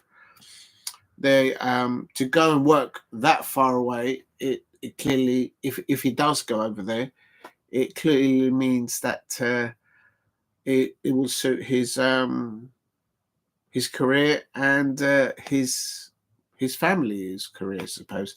So that's the way I see it. But your point where money and cash is king, all I can say to that bit is this: if you know about boxing, look what's happened to boxing and what's happening over there as well. So I think you've got a point. And in respect to footballing side, I expect other Premier League clubs and European clubs will be taking note. And the first thing they're probably doing on today and Tuesday morning is, like, the people who have their sporting director or key personnel in their footballing structure within their football clubs. They're probably looking to reaffirm and secure and place firewalls, if you like, around those employees' contracts. So if from the Far East they come in and they approach for the services of some of their own employees, like they've done with, if that's what's happened with Dougie Freedman, because nothing's been said officially from that end. That's why I have not mentioned the club over there, because they haven't said nothing officially. It hasn't been reported by Fabrizio Romano or any of the journalists at the Telegraph, the Athletic, Daily Mail. That's all. I haven't seen it yet. So until they do that, then I may not. And that's why I'm holding back to mention the name of the club, because it's not been made official. It could well be that might not happen anyway. We'll have to wait and see. So that's that. And then Jason Chimene says, talking about scarves, what's this, that retro England? What? Talking about scarves, what's this, that retro England one next to your Crystal Palace scarf? I'm getting confused. What? Retro England one. What's this retro England one? Well, that one. Oh, stop it. That one. This one for England, I got it at the original Wembley Stadium, Twin Towers. It was the last match between England and Germany. If you remember, Ditya Hamann scored from a free kick. and I was right behind it. I was in the German side because there was no Germans there. There was Dutch, there was Japanese, there was it was just English fans. Everyone was in there because I just wanted to be there. And I saw that goal go in against England. But I got this scarf and I got some other memorabilia from the Twin Towers, Wembley Stadium. That one is a Colombian Adidas shirt. I'm getting confused. Next to your Crystal Palace scarf, that's the beach towel at Crystal Palace. I was going to take the beach towel out, but I'm not now because of what's going on. As I said earlier on, if Bayern Leverkusen gets rid of Xabi Alonso and then Liverpool look to release and take stock and get rid of Arnold Slot, they'll probably go for Xabi Alonso. And if they don't, and Liverpool might even come in at the end of the season for Oliver Glasner. Oh my God, my head hurts. Or perhaps if Bayern Leverkusen or Bayern Munich are looking for a manager at the end of the season, they might come in for Oliver Glasner. So my head is just starting to get a headache. I don't want to think about it. I don't even know why I mentioned it, but that's the way I see it. But that's the beach towel. So the beach towel is well wrapped up and it's behind. And what? Retro England one next to your Crystal Palace scarf. Pow. That one is a Scottish scarf.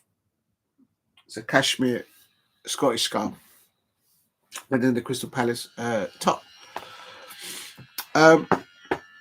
Right. So I'm going to end it now on not just the live stream, but I've just read out the notes that I did about Dougie Freedman. You might do one day watch it. I don't know. I don't think you'd watch 3 hours and up, 40 minutes. Yeah. So Dougie Freedman, if you do watch this one day, or anyone that knows him, thank you very much for what you've contributed to the club that I love, Crystal Palace, not only as a Crystal Palace football player, but also as a caretaker manager, as an assistant manager, as a Crystal Palace manager. Just for the record, the best coach, the best Crystal Palace manager that I've ever seen at Crystal Palace is Steve Kember. That's the way I am, and I'll never change that. If I ever have the opportunity to own Crystal Palace Football Club, I will name one of the stands after Steve Kember. That's how highly I rate him as a coach and as a manager. That's just me. But Dougie Freedman, thank you for what you've done as a Crystal Palace player, coach, manager, and also as a sporting director. For I think that what Dougie Freedman, together with the staff at Crystal Palace, in what's called officially as the senior leadership group, as at Crystal Palace, I expect Dougie Freedman has set a bar of attracting youngsters to come into the Crystal Palace Academy, developing them, giving them opportunities, and trying to get them through the ranks to get into the under 20, up towards the under 21s, possibly into the senior squad, and if that fails, to progress their careers in anyhow. So so for me, that's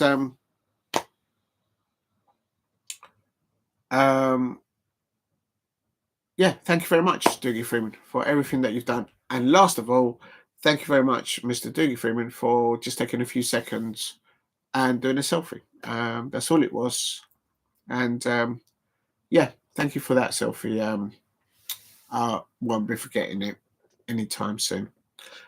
Thank you very much, and good luck. Good luck to your new chapter in your career in football. That's it. So that's my thank you to Dougie Freedman. And Jason says you have a retro shirt. Oh, well, you have a retro. Have you a retro shirts of Crystal Palace? Yes, I have. but they're locked away in the box over there. Yeah, I'll show it another day. I've got loads of shirts. Well, I don't know if this is retro. This one is not so much retro. This is last season's. And it's got Ebrieze. Thank you very much, Ebrieze, Slot, Mark Gahey, Adam Walton, and Daniel Munoz as well again on that. And I think there's some other ones in there that signed it. But for me, oh yeah, last season, this is what I had at the back of mine. And the moment that I put that up, what happened? We sold him. I was like, oh, come on. I think Sam Johnston is a very good goalkeeper. Had it not been for his injuries, a long time ago, he would have been the England goalkeeper. And this is another one. So that's one of the shirts there.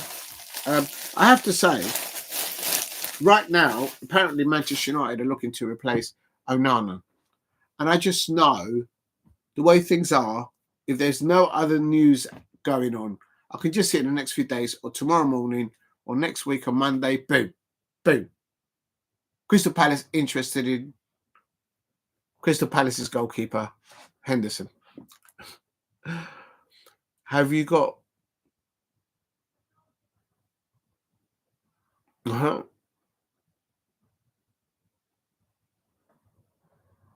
Yes, I've got some old ones, and I will try and show them off, Jason. I've got some old casual ones as well. As a Crystal Palace fan, and there's any Crystal Palace fans out there, if you go anywhere near a club shop of Crystal Palace, you end up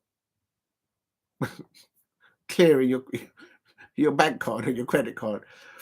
So I've got plenty. I've got loads of them. So yeah, I'll try and show them in the next one live. It sounds like you collect your shirts as well. I've got loads, mate. What other ones have I got here?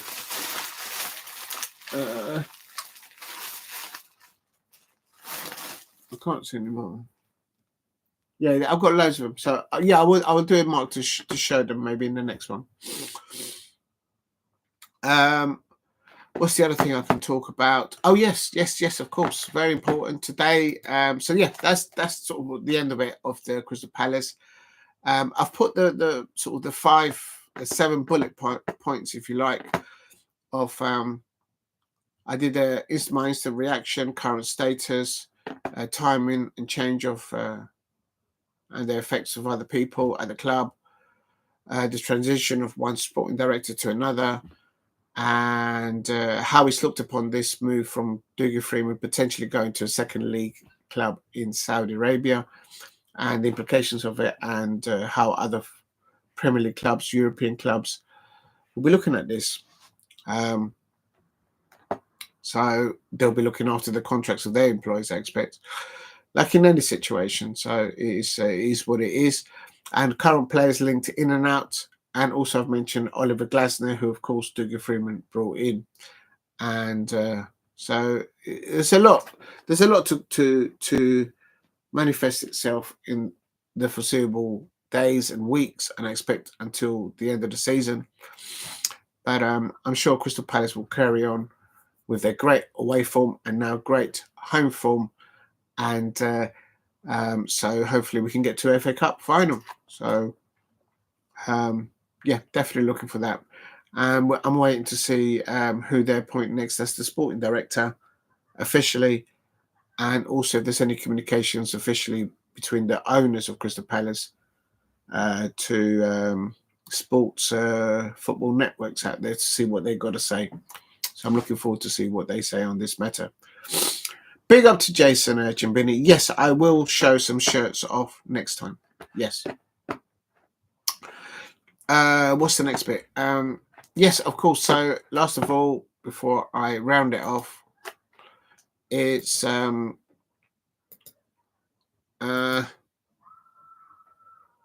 had it ready. Oh, here it is. There's been Oh, and there's of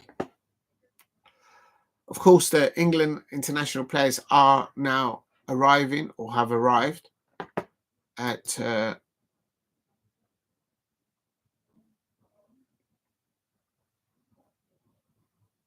the England camp, ready for their World Club qualifiers. There's a bit here, of course, on Dan Burns. I gave him man of the match. I thought he was a captain against Liverpool, but he wasn't. But I gave man of the match. So if there's any Newcastle United fans out there, I gave your man of the match performance against Liverpool in that League Cup final.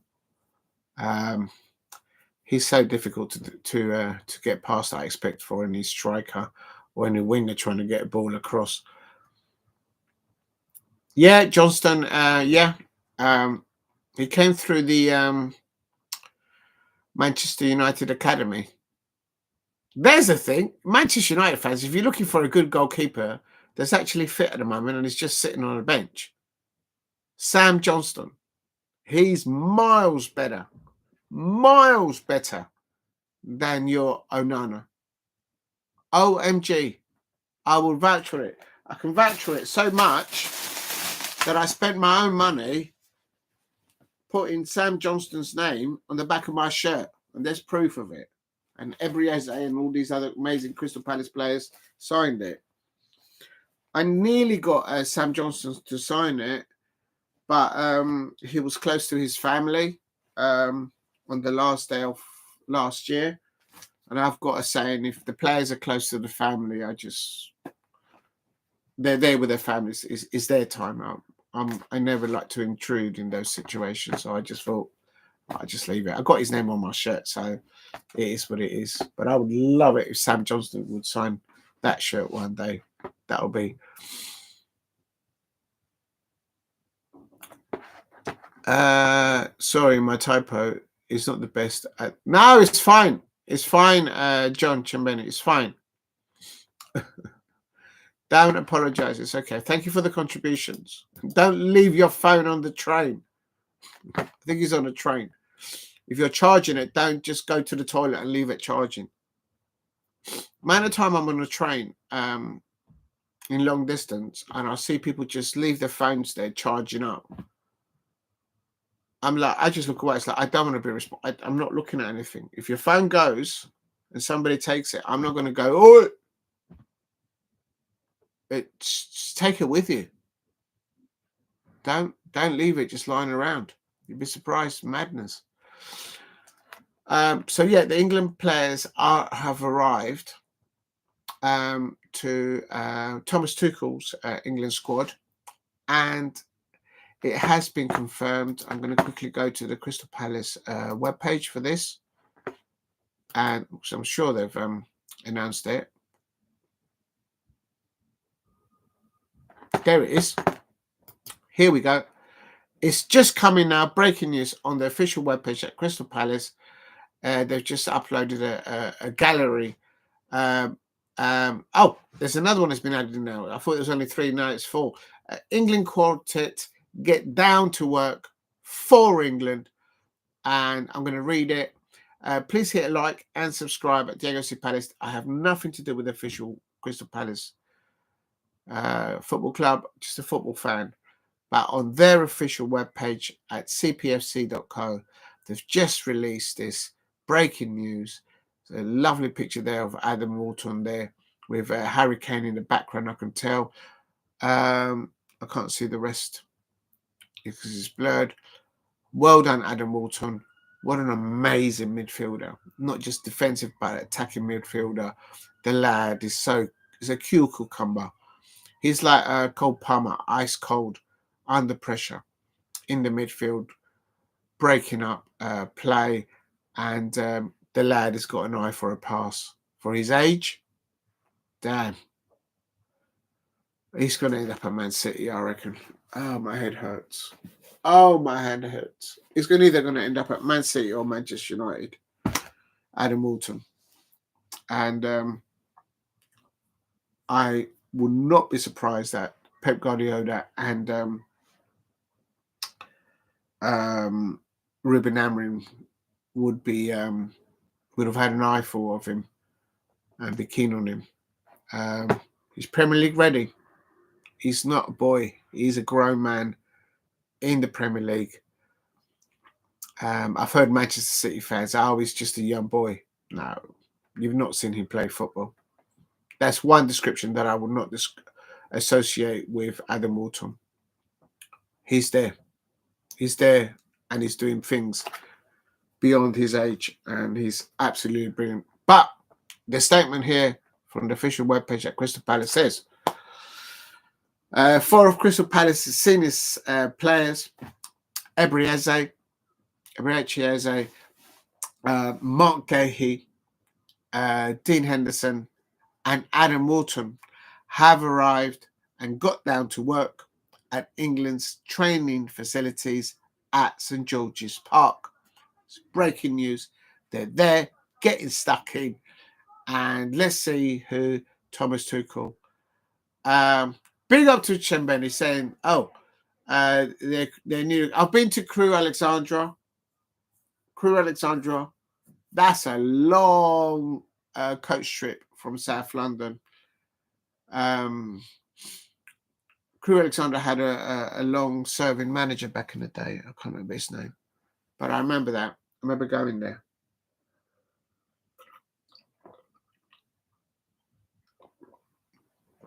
I remember going there once.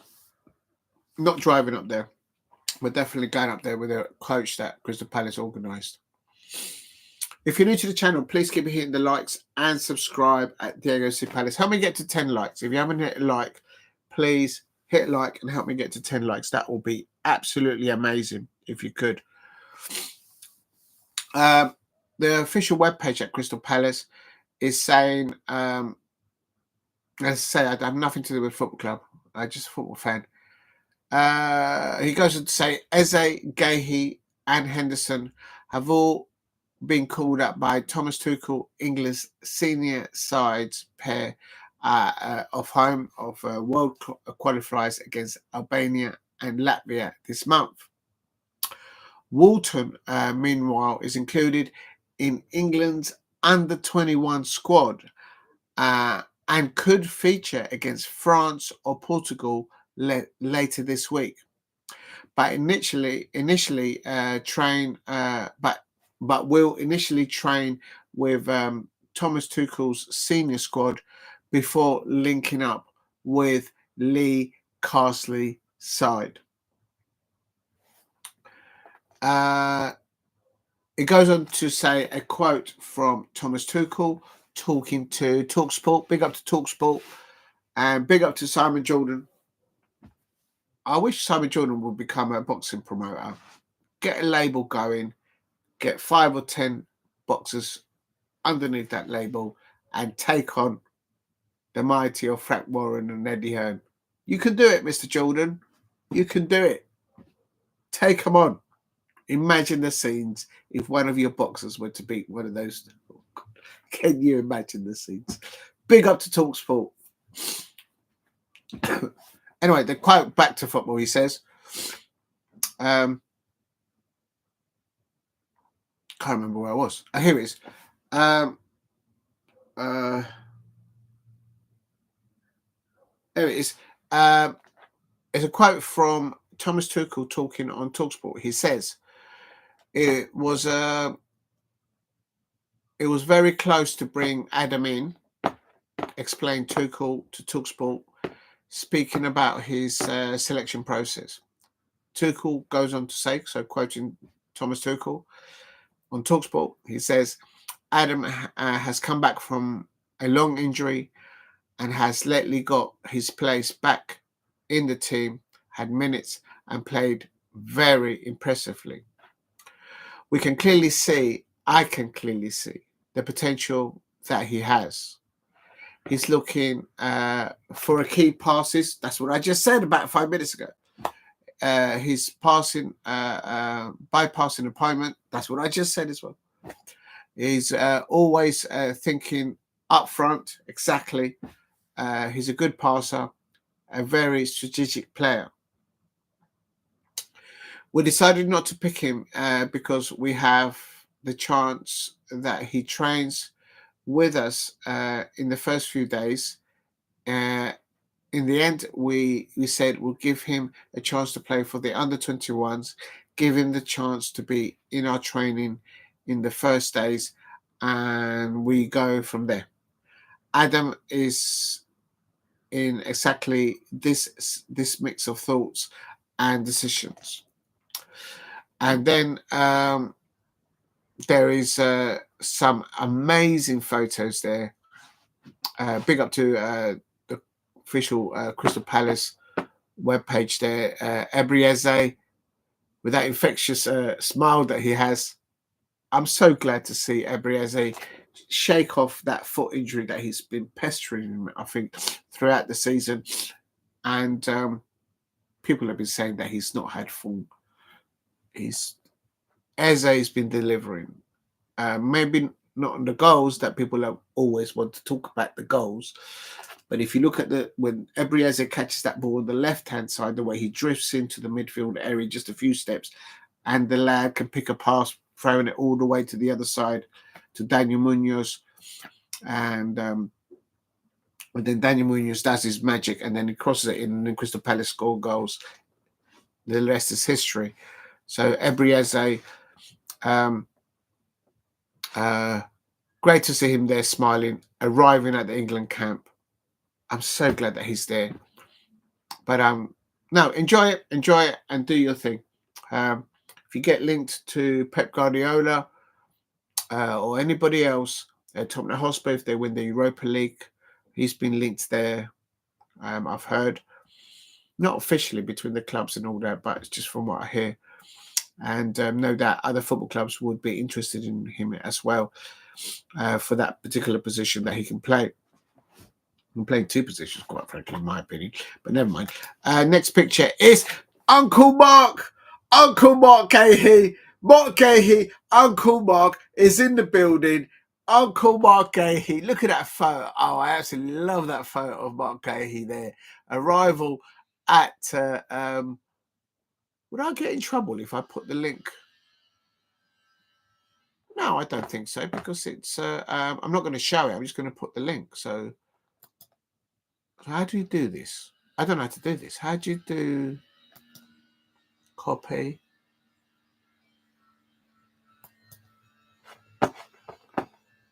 I don't know. I've never done this before. I don't know, because I'm not going to show it. I'm just going to put the link. So if anyone wants to go and look at it, this is a photo gallery from the official Crystal Palace webpage. And you can see these amazing photos of the Crystal Palace player arriving and working at Crystal Palace at St George's Park. I don't know. I'm going to try it.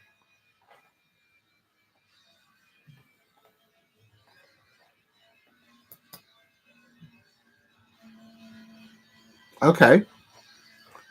It's gone through. The thing is, what I'm scared of, if I flick on here, I'm worried that I might damage the live stream. So I'm going to do it on the phone. No, this shouldn't affect it. Go on Safari. Yes, it has worked. But obviously, you're not logging. It's you can see that, and you can see it there. And there you go. I'm not going to obviously show the web page, although I have seen other content creators show it, but I don't know how to do that stuff at the moment. But there you go. So I'm going to put in here above is a link from the official CPFC website. I'm going to put in brackets.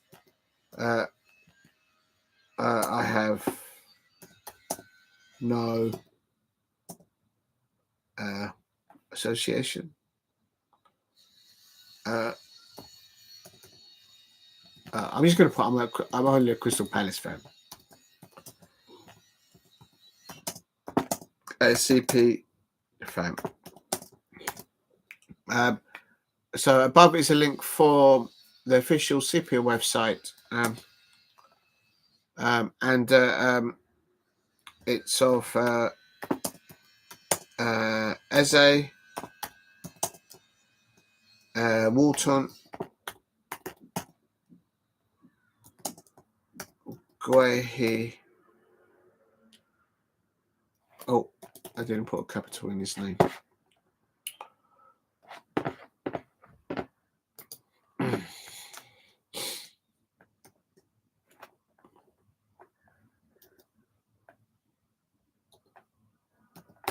Guehi, and of course,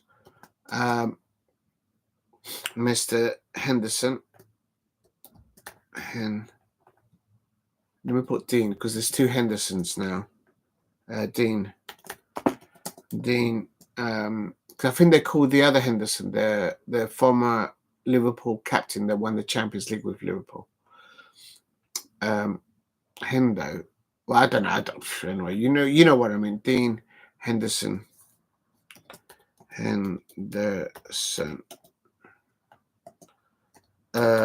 Arrival at St. George's. Oh! I forgot the asterisk. St. George's Park.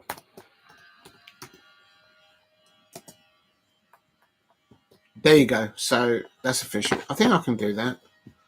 Well, it's done. Yeah, I'm not showing it. I think I would have been able to show it. I'll have to. I don't know. It is Wizard. Not an English fan, but home. Big up to you, Jason Chimini. I'm glad that you got home okay. Home Eze has a superb game. Oh, he's deleted it. Yes, you're right.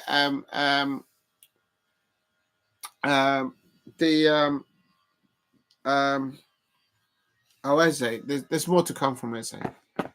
Players like no particular order. Adam Walton, Ebri Eze, Mark Gahey, Dean Henderson should be lifting Premier League titles and Champions League titles. They've got it in the locker, and of course I love that to be at Crystal Palace, but I live in the real world, and I hope that we don't lose them. But this experience for them, the four of them at St George's Park as Crystal Palace players representing England, it's so important to them, not only for their own individual development in their football levels, but I mean, no doubt that by them going there to St George's Park, by representing England on the international stage, Dean Henderson, Ebri Eze, Mark Gahey, and Adam Walton will undoubtedly be inspiring young men and women to come and play for Crystal Palace when they go and see them in Crystal Palace in the training grounds. That I'm sure they'll be able to talk about that and inspire them. So it's very important that they're able to have a good run out there, even if they don't play for England actually on the starting lineup, but just get out there and get stuck in and give Thomas Tuchel or Lee Castley options to be selectable to play for England. It will inspire other players to get to those levels as well. So all four of those players are absolutely amazing role models for Crystal Palace, and we're so lucky to have them. Yes, I know you're a Scots. Yes, but I hope Eze has a superb game. Big respect, mate. Yes. Yeah, I mean, if you're a Celtic fan, I can assume that you're a Scots fan. But it's I'm glad that you got home safely and that you you didn't lose your phone by the looks of it. Yeah, don't lose your phone. Right, what's the next part? Right, so I've done the quote from Thomas Tuchel to Talksport about Adam Wharton, and the first picture is of Ebery as a rival there with that infectious smile that he has of him. He transcends that in his style of football. He's absolutely amazing on the pitch. And Ebery, thank you for signing my shirt. I still can't get past it. I mean, he signed this shirt. OMG. At my age, I feel like a little 5-year-old. Absolutely. I'll never forget that. And a massive there's another picture there. Also, Mark Gay has signed this shirt at the last game of last season. I was absolutely buzzing about it. And there's Uncle Mark Gay, arrival at St George's Park, and very smart suitcase. Not sure about the trainers. Could have had a bit of an air bubble in there, you know what I mean? But very smart. He looks happy. He's giving that look. Oh, I'm so glad for him. I hope he has a great training session with England, with the other England players, and hopefully he'll get picked and show the world what he can do, not just England fans out there. He's absolutely amazing. Next picture is Ebery doing the weights. Let's get the weights. Ooh. Actually, I should be doing it. You know what? The Crystal Palace players are doing their exercises, their workouts, and if they're doing it, so am I. That's right. I said it because we're going to Wembley. Bring on whoever it is at the Wembley final. Crystal Palace will be victorious. We will prevail. And there's Ebery there, actually holding a weight in front of him and kneeling and squatting down. And hey man, I like those trainers that he's got. I can't let me see, what manufacturer is that? Oh, they're not. I can't tell. I know people out there that they look at a pair of trainers and they know exactly who designed it. Let me just try and zoom in. Oh, can I zoom in? Yes, I can.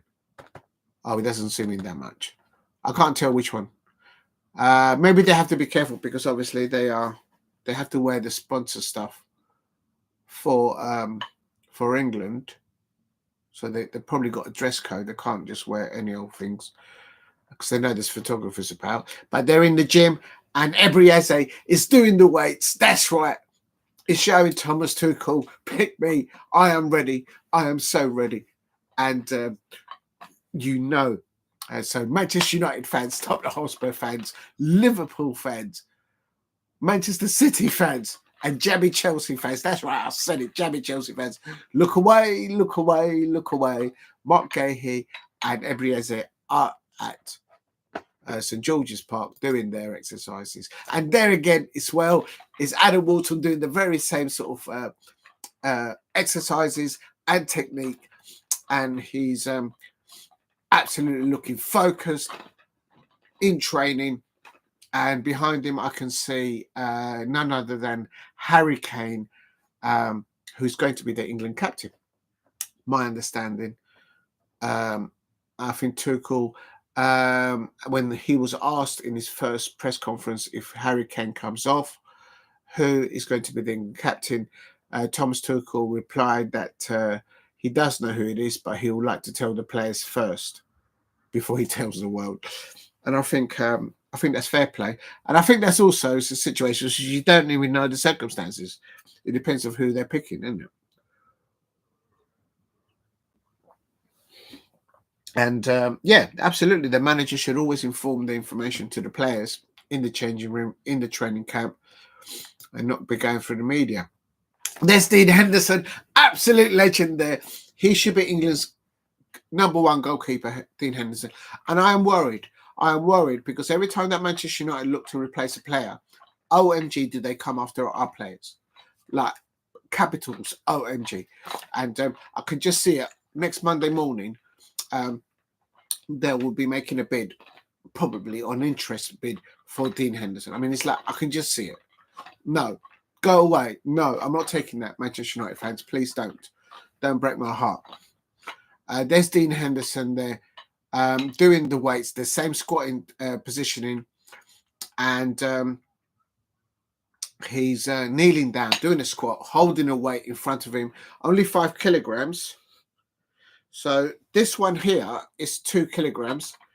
So he's holding 2 of these red ones, and I would say the weight of one of these bars, because that's about 1 kilogram, apparently, someone told me. And they're doing squats and they're doing their weights, and you can see the other. You can see Mark Gahey there in the background. I think there might be Adam Walton there. He's back there, and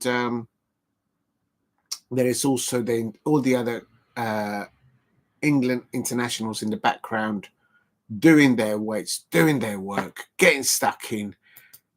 And there's Mark Gahey, Uncle Mark. He's doing the weights and he's holding the weight out in front of him, and he's squatting down on one knee and with the other leg. Yeah, it's all right. Thanks, James Chimbeni. Oh, you're back in Warrington now, pal, so I have to go. Listen, thank you very much, Jason, for dropping in. I really appreciate you doing that.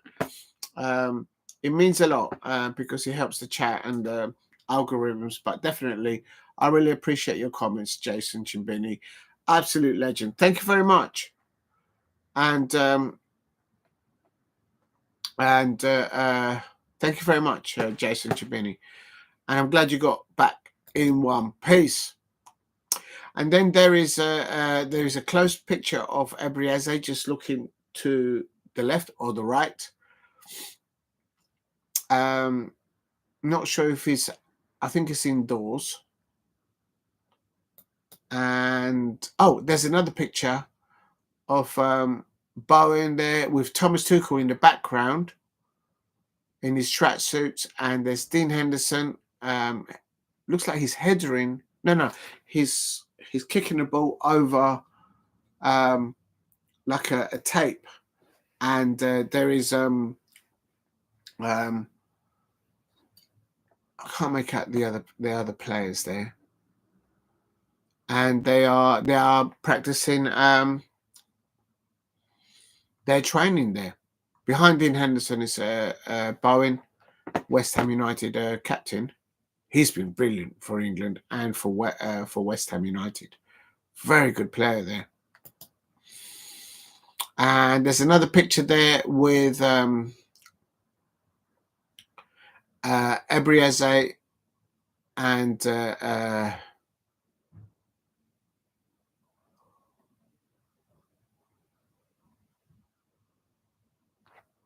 looking good. They're looking happy.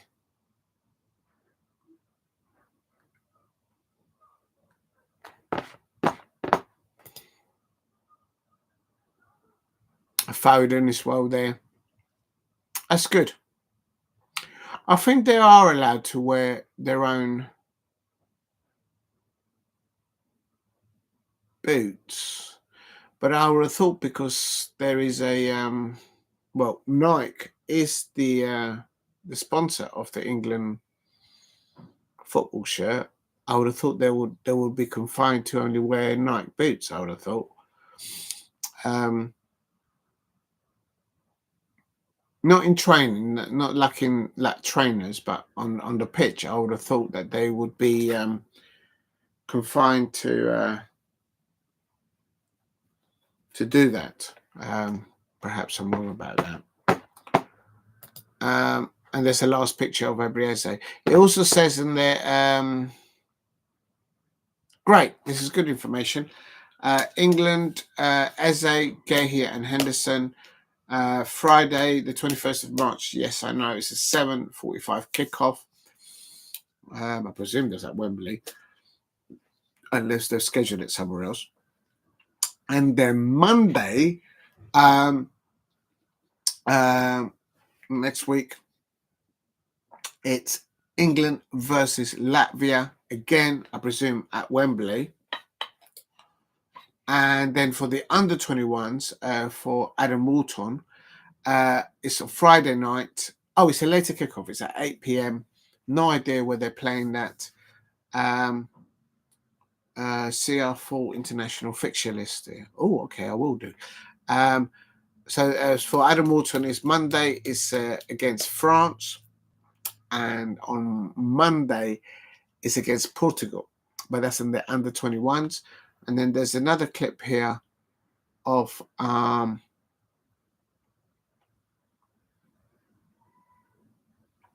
big up Checky Decor is doing some community stuff there at Selhurst Park.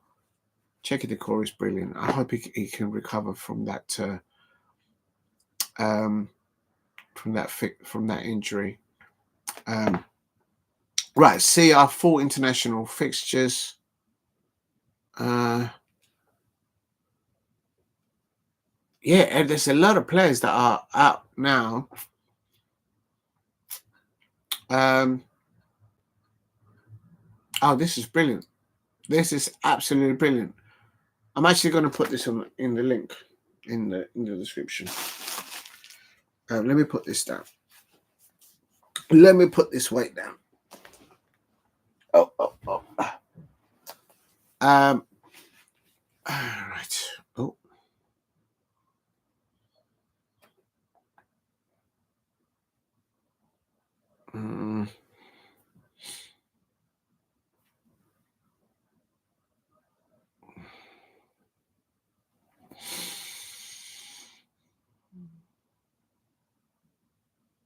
If you're new to the channel, please hit a like and subscribe at Diego C Palace. If you can help me get to 10 likes, that would be absolutely amazing. And if you haven't subscribed, please subscribe at Diego C Palace. Why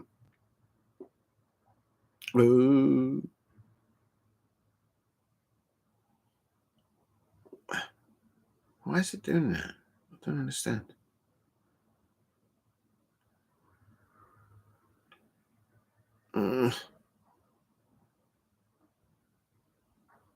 I think that's okay. All right, okay. So, yeah, I'm gonna put this link as well. This is now this link now is a list of all the Crystal Palace players out on international duty at different levels.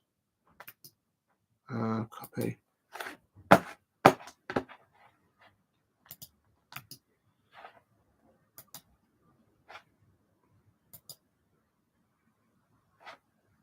Right, let me see if that works. Well, I've done it for the one before. Yes, it has worked. Great. Okay, so, oh, how do I go back? There it is. Right, so I'm going to put on here above. Okay, above is the list of all Crystal. No, I should say link.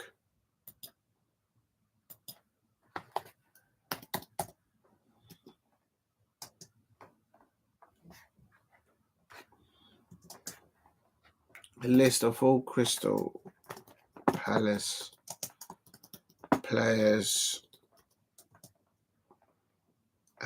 schedule, I suppose. Oh.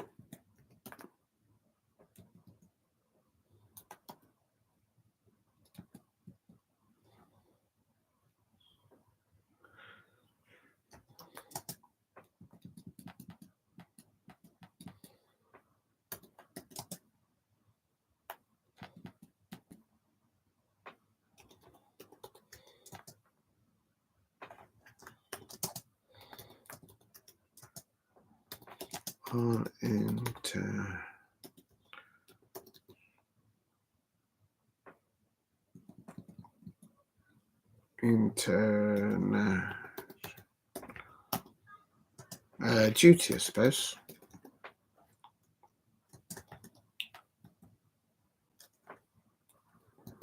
There you go. There you go. Actually, I'm going to look at this.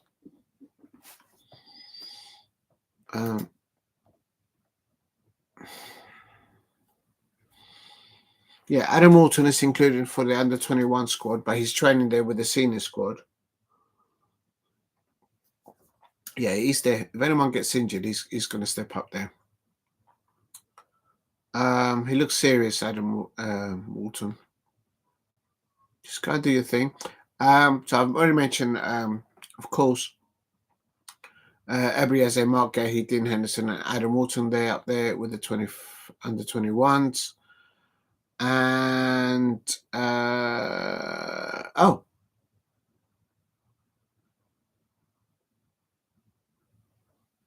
there's some other good news as well.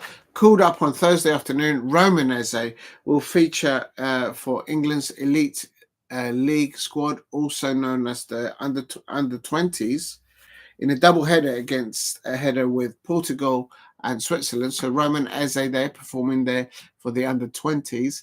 The attacker already has 8 caps for the Young Lions at that level. Wow. And scored in a 4-win away over Germany last November. That's Roman Eze for the under 20s. And then England's elite squad, elite league side will travel to Portugal on Friday, the 21st of March, at the Municipal Stadium in Lleida for a 4 p.m. GMTV kickoff. They will then cross over the border into Spain for an international against Switzerland, staged at Marbella Football Centre Monday 24th at 7 GMTV time, or 1900. Apparently the Young Lions currently top of the table, unbeaten after 6.6 games with 4 wins and 2 draws. At under 19 level, Copra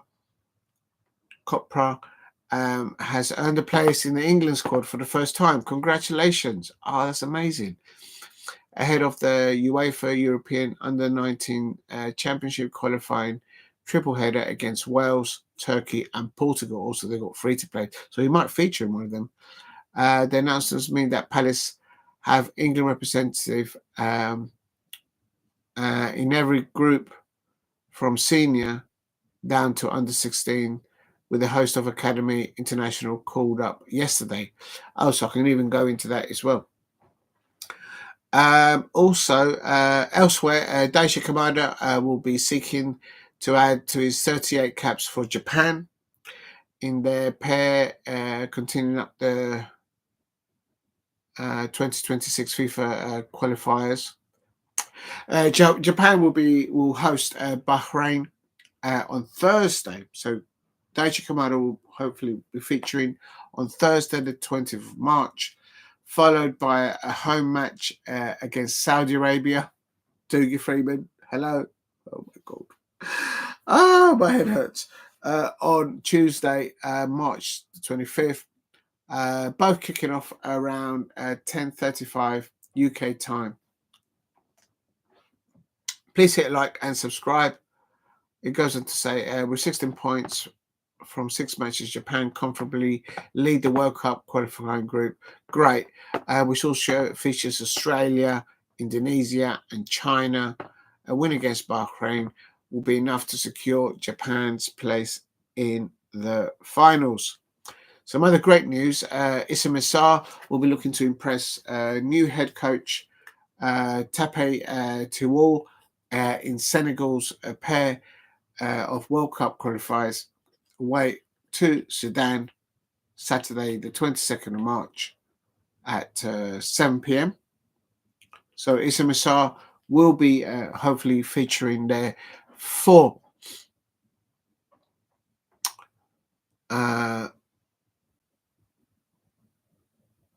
Senegal, of course, just reading on. So Saturday, and then Bahrain home to. Then they return back home, and then they play Togo in Dakar on Tuesday. It's a 9 p.m. kickoff. He's only 27. Actually sat next to one of his relatives at the game. Big up to him. I'm not going to mention names. 64 caps, 16 goals to his name and country, with Senegal currently second in Group B with 8 points from their opening 4 matches. Midfielder Justin Devaney has earned his second senior call-up to Northern Ireland. Oh, brilliant. Well done, Justin. Ahead of their friendlies. Oh, they're only friendlies against Switzerland on Friday as a 7:45 kickoff, and against Sweden on Tuesday, the 25th of March. But they're only freedom. He previously made his debut for Michael O'Neill's Northern Ireland side back in November as late substitute against Luxembourg shortly after his very own debut in Palace colours against Fulham. That's brilliant. What a week for him then, Justin Devaney that time. Yeah, he's good. He's good. He deserves that spot. Also, representing the United States, once again, our Palace's duo, Chris Richards and Matt Turner. The centre-back has been stalwart in the defence recently, of course, while Turner has enjoyed a 100% win rate so far in 4 games he's played in the cup competition. So both are doing amazingly well at Crystal Palace, of course. That's Chris Richards and Matt Turner for Crystal Palace. The pair will be on home soil in California as they prepare for the CONCACAF Nations League finals. They face Panama in the semi-finals on Thursday. Also, they're playing early on Thursday on the 20th.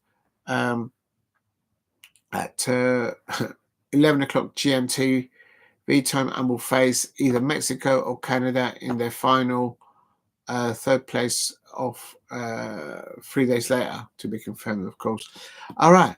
And also the Colombian duo of Daniel Munoz. Good luck, Daniel Munoz. Jefferson Lerma are also on international duty this month. The pair could represent their country when Colombia faces Brazil on Friday, the 21st of March. I heard someone mention that in the chat last time I was live. It's a 0:45 kickoff. Oh, my days. I could do that because after that, then what I could do is then do the anything to do with Formula One, because there will be some practice runs in Formula One. Formula One will be in China this weekend that's coming up. So I could do a pair of that. If I'm up for the fingers, it just messes up my night sleep, but we'll see how it goes. And then they're back at home on Wednesday, the 26th of March in the World Qualifier doubleheader. And then there's a list of all of our players away. They've missed that. Oh, no, yeah. Yeah, no, I don't think Jean-Philippe Mateta's been called up for obvious reasons to France. Oh, I hope he recovers well.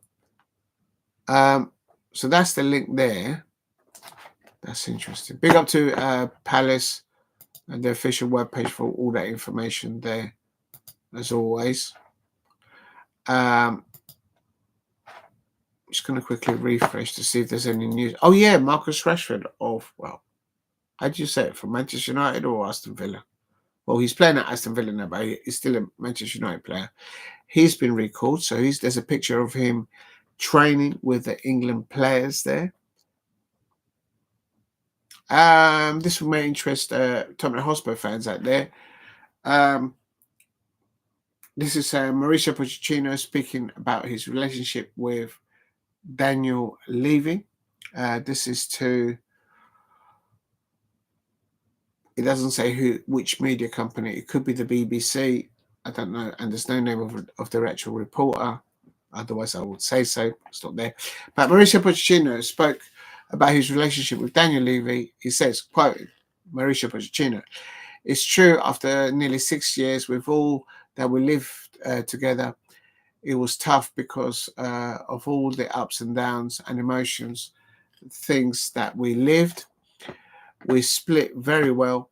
One thing was professional, another personal, and now, like the day after we left Tottenham, we always have a very, very good relationship." Okay. So he's getting on still with the ex-owner or CEO, I suppose. Chief executive at Tottenham Hotspur. The former Spurs boss also opened up about his exit to rivals Chelsea last year. Always when something doesn't work, it's better to stop and to look at different things. And I think it was the best decision for both sides. I think both sides were happy to split. And then we open to see options and different options appear.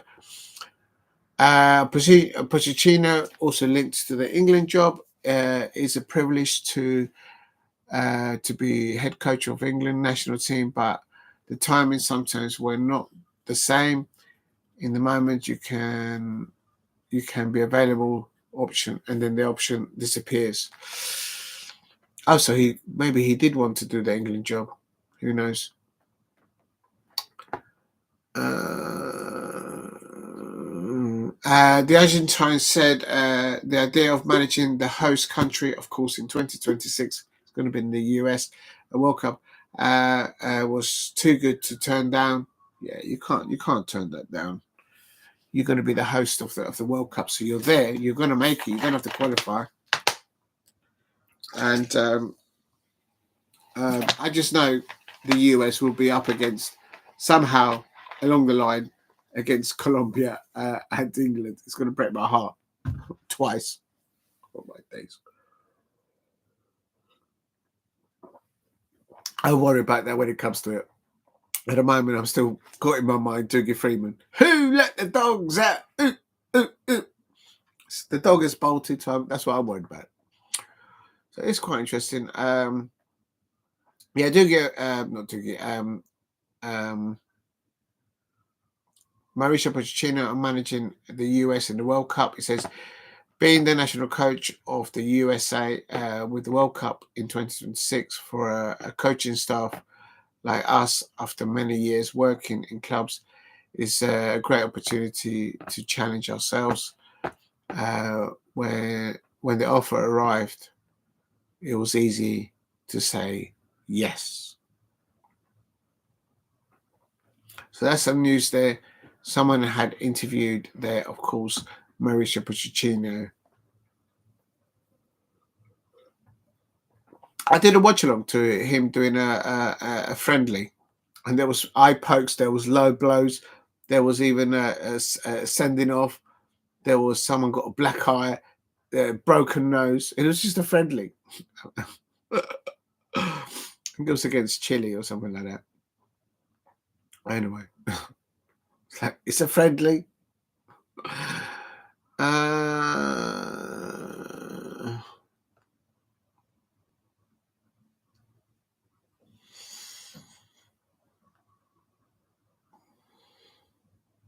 What formation will Thomas Tuchel play for at the back? Or will he go with a 3? I think he'll go with a 4 to start with.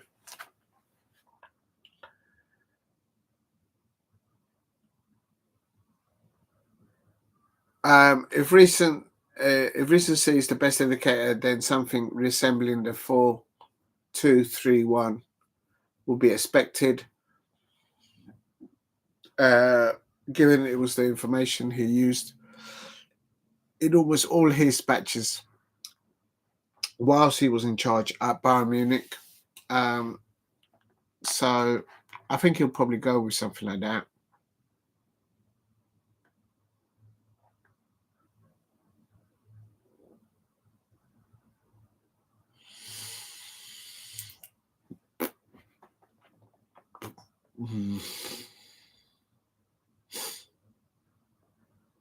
We're doing a comparison there of centre backs and how they will compare Gahey, Konza, Colwill, Burns, Quashant.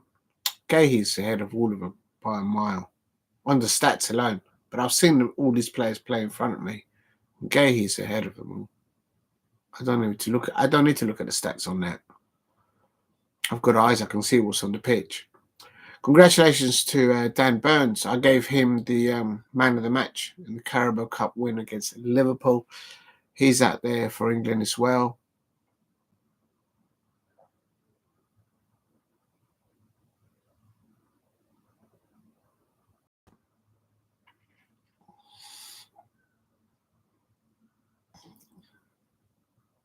Lewis Kelly there for Arsenal. He's been called up as well. So, oh, hello. The under-21 squad has been named. I'm gonna. If you're new to the channel, please subscribe at Diego C Palace if you are new.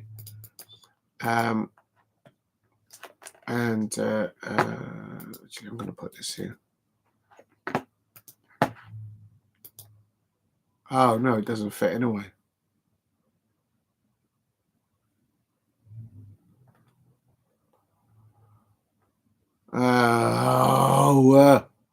What do I do now then?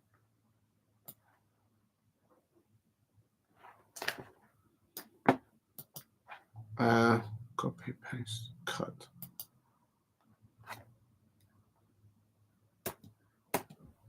Yeah, I'm going to leave it alone. No, I'm going to leave it alone. Okay, so I think that's about it. I can't see. I mean, I can go on to the cows come home talking about Crystal Palace. It's only supposed to be like 1 hour or 2 hours at the most. It started at, I can't remember what time I started. I think it's about 10 o'clock or 10:30. How many hours have I done? Oh my days, nearly 5 hours. Oh Lord. Yeah, I've got to learn how to try and shorten it down. But you live and learn, I suppose. Okay, so that's fine. I've mentioned the Crystal Palace players, not just playing for England, but to everybody else. I took the information utilised the information from the official Crystal Palace webpage. I've put the links in the chat there. And as I say, I've got nothing to do with the football club at Crystal Palace, just a football fan. But the information there is accurate. So go and check out Palace TV. It's brilliant out there. Right, let me just quickly check. Huh?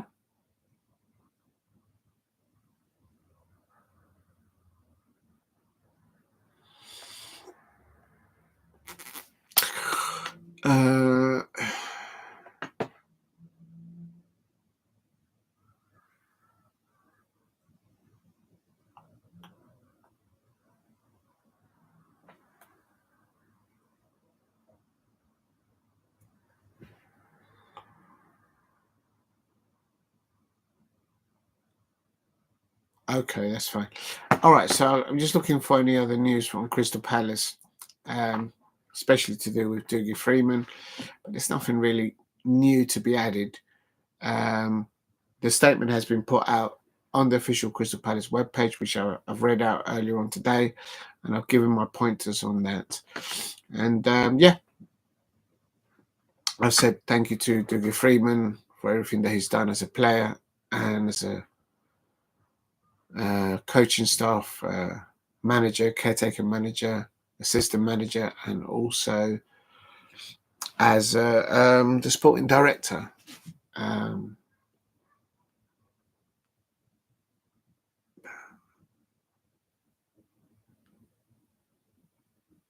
can't see anything else.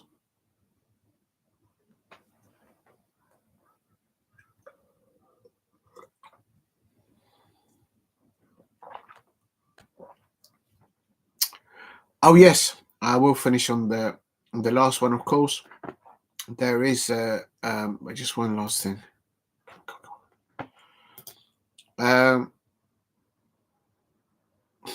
This is what worries me.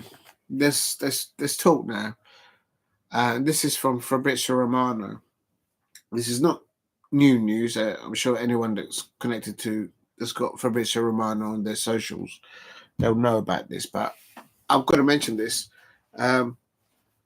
Liverpool made contact over Alexander Isak. Oh my God. Oh my days.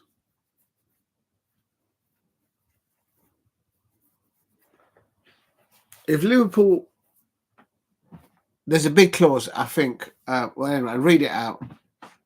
Liverpool have made contact with people close to Newcastle and Sweden striker Alexander Isak, he's only 25, for a potential summer move. That's Fabrizio Romano. Liverpool can go and break those kind of clauses for the likes of Alexander Isak, but they've landed a trophy. I believe, I could be wrong, but my understanding is that now Newcastle United are in Europe, having won the League Cup. If not, I put my hands up and I got it wrong. Somebody does know, please put it in the chat. But Liverpool are able to go in for players like that on those kind of get-out clauses that probably he's on, possibly over 100 million for Alexander Isak. And yeah, I mean, all they had was to bring on Darwin Núñez and Chiesa. When they brought on Darwin Núñez up against, and they lost against Plymouth Argyle, and they still lost. Hello, ring bells. They should have got a striker then. Anyway, the problem with what I'm saying now is if they don't land the likes of Alexander Isak from Newcastle United, they'll be looking at Jean-Philippe Mateta because they won't be having to pay over £100 million. Oh my God, my head hurts. Oh, my head's starting to hurt. I'm only starting to have a meltdown. If they get rid of Arnold Slot, they could go in for Alonso. They can come in for Oliver Glasner, Liverpool. They could come in for Mark Gahey. And if they need a striker, because it's clearly they want a striker because of what's happening at the moment. Oh, God. Anyway, that's that one there. I'm leaving it there. I'm going to go into meltdown in a minute. Just seeing what else is there. Newcastle United, Manchester City, and Liverpool.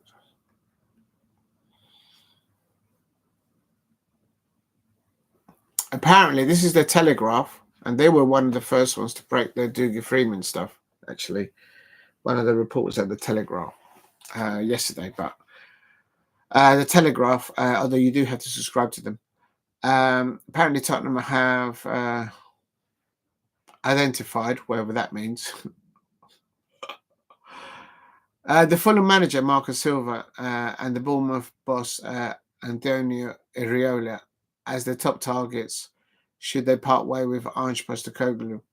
I know Tottenham Hotspur in the Premier League, I mean, they've been pony. Inconsistency in any results. But Ange Postecoglou has literally had no players to play with. He's having to play the unders. Not the under-21s, the unders of unders. It's madness. The amount of injuries that club has had this sustained. Only some of them are coming back, and even the ones that have come back, they can't play them for 90 minutes. So he's having to judge it. And Tottenham Hotspur fans, I still think that you've got a good chance, should they be on the side of the Europa League side that they're in, they have to get past Biarritz. If you beat Biarritz, they're in the final. They're in the final. Because in the final, they could be up against Manchester United is on the other side of the draw. That's my understanding on it.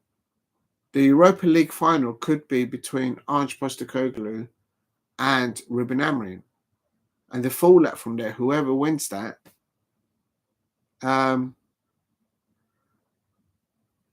is a potential 150 million of inward investment for either Ange Postecoglou, Daniel Levy, and of course for Ruben Amorim and Sir Jim Ratcliffe at Ineos. It's not small crumbs that you're going to let not try and land. So I said it before, and I'll say it again. The manager that's able to ascertain injured players returning from injury in volume, availability, is probably the one that's going to land that trophy. The one who's got more options with the squad in there that they've got available to be able to win that that not just the trophy, but the 150 mil inward investment for being in the Champions League next season, winning the Europa League Cup. So that will define. I think if Manchester United win the Europa League or not, they'll probably land Victor Gyökeres. If Tottenham Hotspur, and they'll keep Manchester United will keep Ruben Amorim. I don't think they should. That's a very good manager they got there. From the Tottenham side, I think they should keep Ange Postecoglou until they find out whether they win the Europa League or not. And then after that, I suppose he will himself make a decision, and the fans at Tottenham Hotspur will make a decision whether to just, it is what it is, and try and look for some fresh blood out there to bring in. But you'll have to talk to Tottenham Hotspur fans out there on that one, I suppose. So that's the end of that. Please keep hitting the likes and subscribe at Diego C. Palace if you are new. I'm going to round it off now because I need to go for a break. It's coming up to 5 hours. I'm going to clock it up to 5 hours. So yeah, I'll close it off at 3 p.m. So just to round off quickly, as I mentioned earlier on, please, if you're new to the channel, please subscribe at Diego C. Palace if you are new. And as Shay Arsenal in the chat says, remember to hit the like button and subscribe if you are new here. Thank you very much, Shay Arsenal, for putting that in at the very beginning of the live stream. I started the live stream roughly around 10:30 this morning, where I, without going into it again, because I've just done all those hours, 7 bullet points. First one, my initial reaction. I'm sad to hear that Dougie Freedman is leaving Crystal Palace as the sporting director. That was my initial reaction. But then I was like, I've just seen the Crystal Palace women win the first 3 points in the WSL. We are staying up. So we are staying up. Congratulations to Leif Seramood, the Crystal Palace manager, to Alison Swaby, the Crystal Palace captain. I think she captained that day, if I'm not mistaken. And the Crystal Palace women players getting some valuable 3 points against Aston Villa. And the way they did it, beautiful 3-1, amazing 3-1 performance. So happy to see them all smiling and celebrating. It was more than 3 points. It was more than 3 points, believe me. So I was on a high, so much that I actually went to, like literally, 1 minute. I went to the garden centre. I got myself, because there's a glorious sun coming this week in South London. I got myself the, what you do in the garden centre. You've got the pots, the seeds, the manure, all that jazz. And I was on a high saying, yes. Crystal Palace men's senior side, away form, home form, it's on level, it's brilliant. Crystal Palace players away in international duty, absolutely doing bits for England, for Japan, for Senegal, for Cissé Missar, for Colombia, el señor Daniel Munoz, señor Jefferson Lerma, Justin in Northern Ireland. Good luck to Justin out there. Just to name a few. And Daiji Kamada, of course, for Japan. And boom, yesterday, around midday, there was some rumours, whispers going out, and then the Telegraph broke it around 1 to 2 o'clock in the afternoon, and I went, oh no. Just when I'm just about to enjoy my sunny week as a Crystal Palace fan, beached out. It's not fully out, but it's kind of creeping out. Boom, Dougie Freedman. Who let the dogs out? Who let the dog? The dog is bolted. It's bolted, and we can't get him back. The news broke. The official statement from Crystal Palace on the official webpage was announced. I think about 8 o'clock or 9 o'clock last night. And I've gone through that. So yeah, that was my instant reaction. I was like, oh, please, can I just have a week? Give me a week. Last week, Manchester United fans were linked to Adam Walton. Week before that was probably Ebrieze. I think next week, because they're after a change to replace Onana, they'll probably go in for Dean Henderson. God. Liverpool linked to Mark Gahey. Chelsea linked to Mark Gahey. Adam Walton linked to Manchester City and to Manchester. Oh my God, the list is long. Oh dear. Daniel Munoz transfer fee apparently it's like a small token for what he's able to produce. Someone might snap him with someone else. Like, oh please. Anyway, that was my instant reaction. Oliver Glasner. Liverpool fans, stay away from Oliver Glasner. Bayern Leverkusen and Bayern Munich fans, stay away from Oliver Glasner. Look away, look away, look away. Anyway, the second point, as I mentioned there, the current status in the position of a sporting director at Crystal Palace. I read the official Crystal Palace statement. And the third point there, the timing and the change, whom does it directly affect and their reactions, meaning it's going to affect anyone who's worked alongside with, at any level, at Crystal Palace with Dougie Freedman, from a professional relationship there, of course, at Crystal Palace, and they're all human, so they've all got to know each other. On a human level, so it's going to affect a lot of staff and personnel at Crystal Palace, even staff that have moved on. To hear that Dougie Freedman has moved, or is going to move out, was moving out. And also, I mentioned as a Crystal Palace fan, and I expect journalists out there and other content creators will be waiting to see what the likes of the Crystal Palace chairman, Mr. Parrish, may do an interview with Sky Sports and then talk upon this matter. So we'll wait abreast to see what he has to say on this, of course, in with the sports networks channels out there, and no doubt all the other owners of Crystal Palace, will they be releasing any statements in their social media forums? Everybody's waiting to see what they say. That's the point 3. Point 4, I mentioned the transition from one sporting director to another quickly. 4 options for Crystal Palace, as I see as a Crystal Palace fan. 1, they can bring in somebody that has no connection whatsoever with Crystal Palace, so a fresh person with no baggage into Crystal Palace in that role. That could be an option. Second option could be they could have 1 or 2 candidates within the payroll right now, within what's called the Crystal Palace senior leadership group at Crystal Palace. They could have a few contenders that they might look to appoint somebody within that may want to do it. I don't know. The third option is to bring in somebody who has had that role before as a sporting director.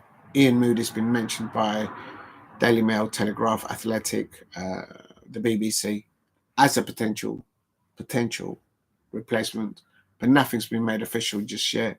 So somebody that has done it before, links with the clubs before, that could be an option.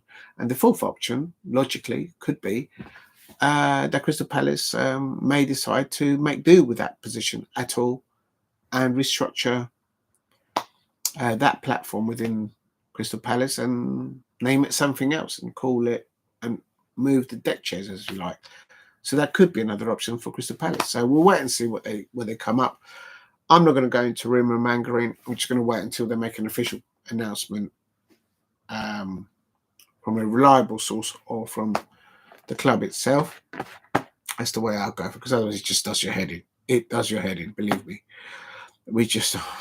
I wanted to do my gardening this week, start it, and just enjoy the sun. A little bit of sun's come out. No. The fourth point,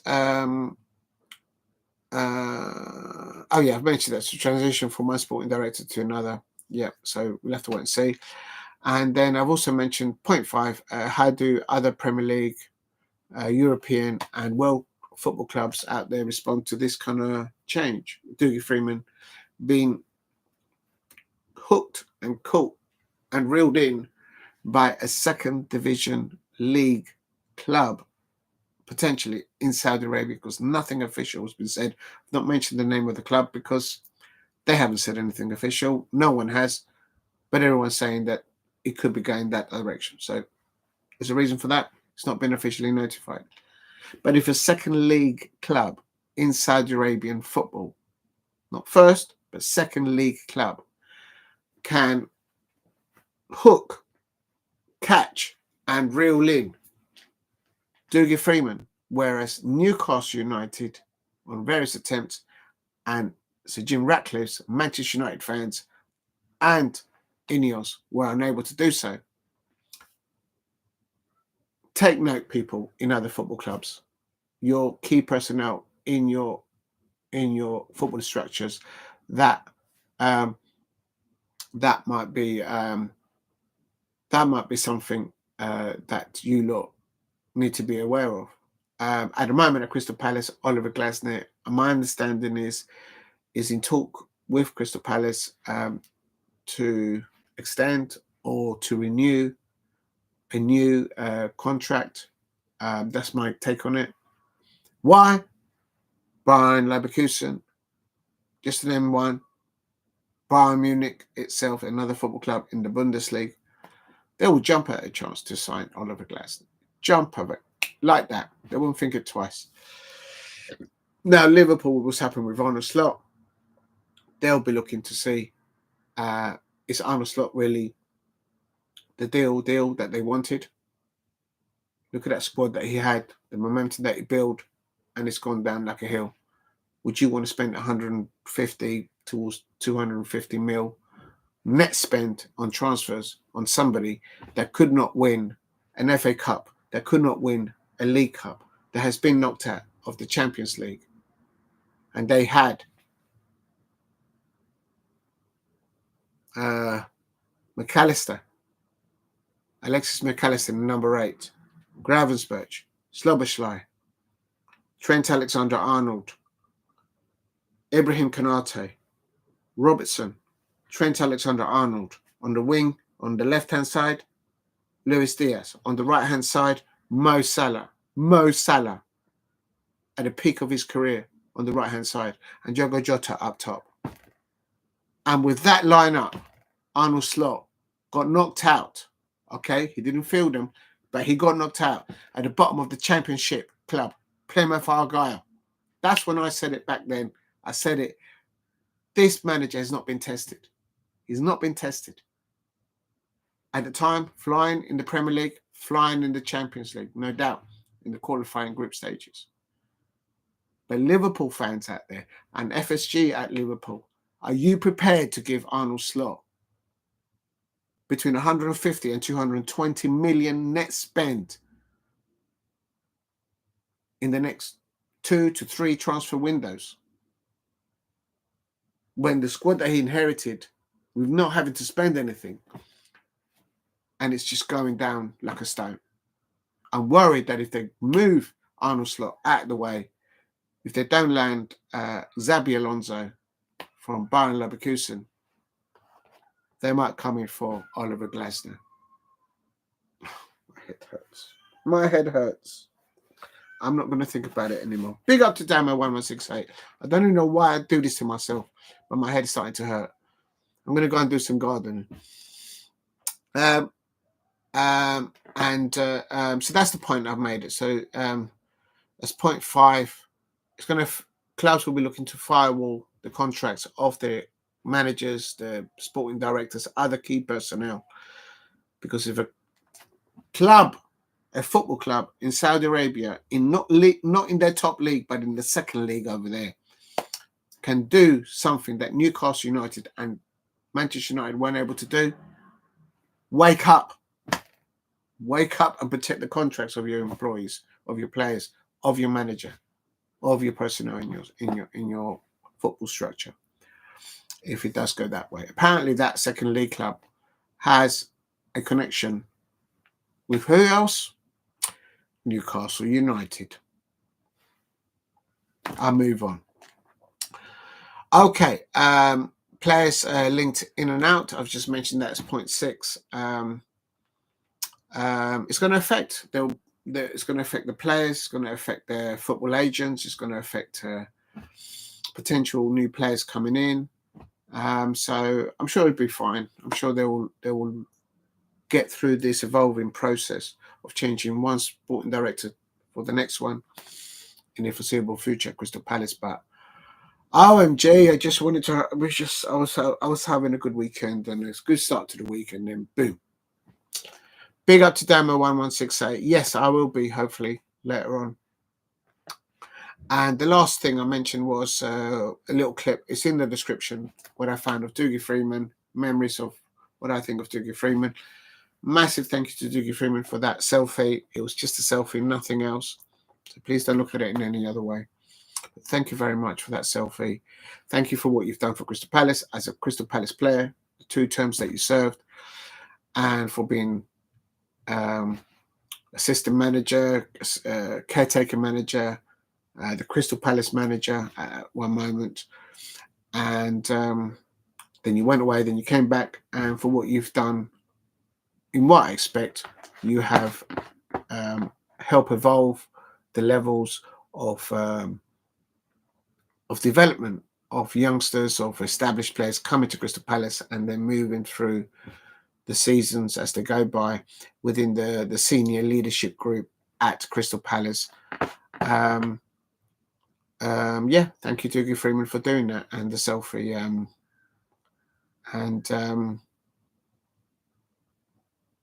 Yeah, I'm sad about it, but good luck. Stamo1168. Good luck to him. Good luck to Dougie Freedman in his new challenge to where he's going in football. Damo1168. Are you doing a watch along later on? That's perfect timing, Damo. I am going to link that up. Yes, the answer to that is I hope I'm not late for it. There is football coming on tonight, as far as I know. Oh yeah, I might hopefully massive games.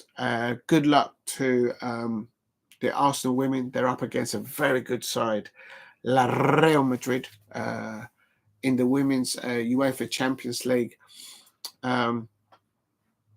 I did a watch along with Real Madrid versus Chelsea women's team in the Champions League group stages, and Chelsea were okay in the first half against Real Madrid, but in the second half, Chelsea just up levels, up.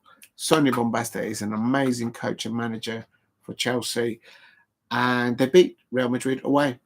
And but tonight at 5:45 is the quarterfinals of the UEFA's, the first legs, I suppose. Is it a one-legged affair? It's got to be 2 legs affair. I don't know. Or is it just one game and boom, you're out? No, I think it's a 2-legged thing. Somebody might know. Please let me know. Southend United. Is there something with the unders tonight? Is it on Palace? Is it? Well, then I can even cover that as well. Let me just have a look on Palace TV. I thought there was something.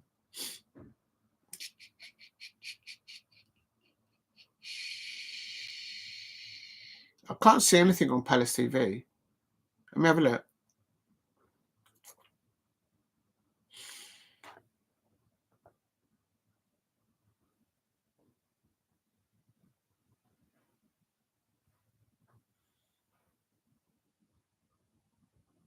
Oh, Sutton are playing. Okay, yeah, no. Yeah, but where would I get coverage for that, though? Let's have a look.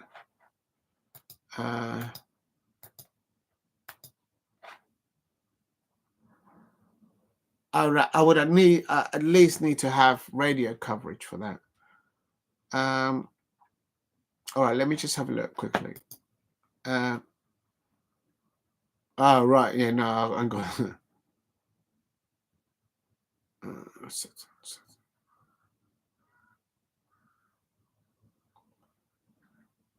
No, but you know what? I wouldn't do that. I know. If you do something, yeah, no, this because I'll probably do it. I hear you. I hear you. No, I'll probably do if I. Shit, I've got something to do before then. But um, I'd like to do Real Madrid versus Arsenal. Hopefully, the Arsenal women can get past Real Madrid, but I think that's an ask. I think that's going to be so tough. If Arsenal can get away, come back from that first leg there with a 0-0 or a 1-1, that would be like a winning situation. Real Madrid are very difficult to play against. And then Bayern Munich versus Olympic Lyonnais. If I'm not mistaken, that's where Sonia Bombasta came from last season. And then tomorrow, it's of course the big one, or two big ones, Wolfsburg versus Barcelona, who are clear favourites to get to the final, in my opinion. And then Manchester City, who've just sacked their manager, up against Sonia Bombasta's Chelsea. Chelsea have won absolutely everything that there is to win in the women's game, except, my understanding, the Champions League. So hopefully they'll be able to get it over the line this season for them, I suppose. A great bunch, great banter I had with the Chelsea women's football fans last season when I went to the FA Cup fixture. It was absolute madness. But yeah, no, I'll probably cover the women's football. Tomorrow there is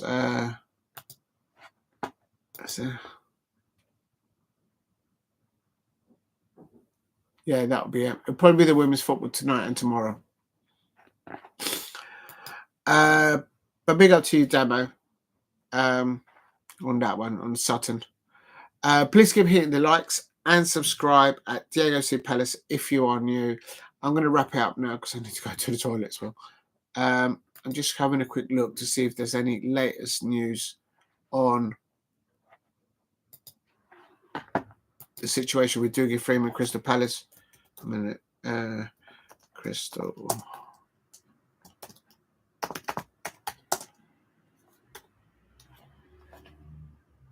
Oh.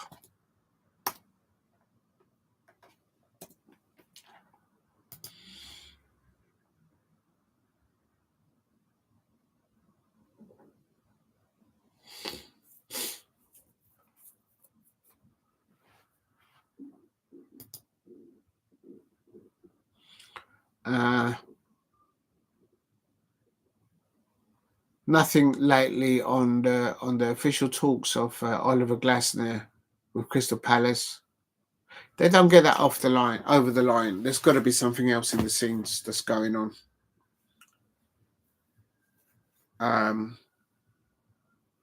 We don't have a sporting director now. Oh my god. Anyway, we'll see what happens, but I'm sure they'll sort it out.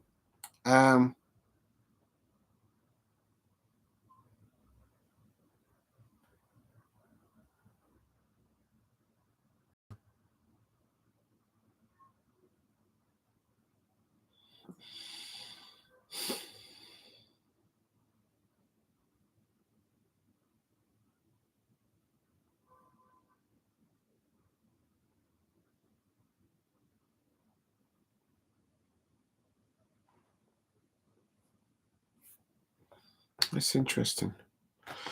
All right. I'm gonna have to have a look at that.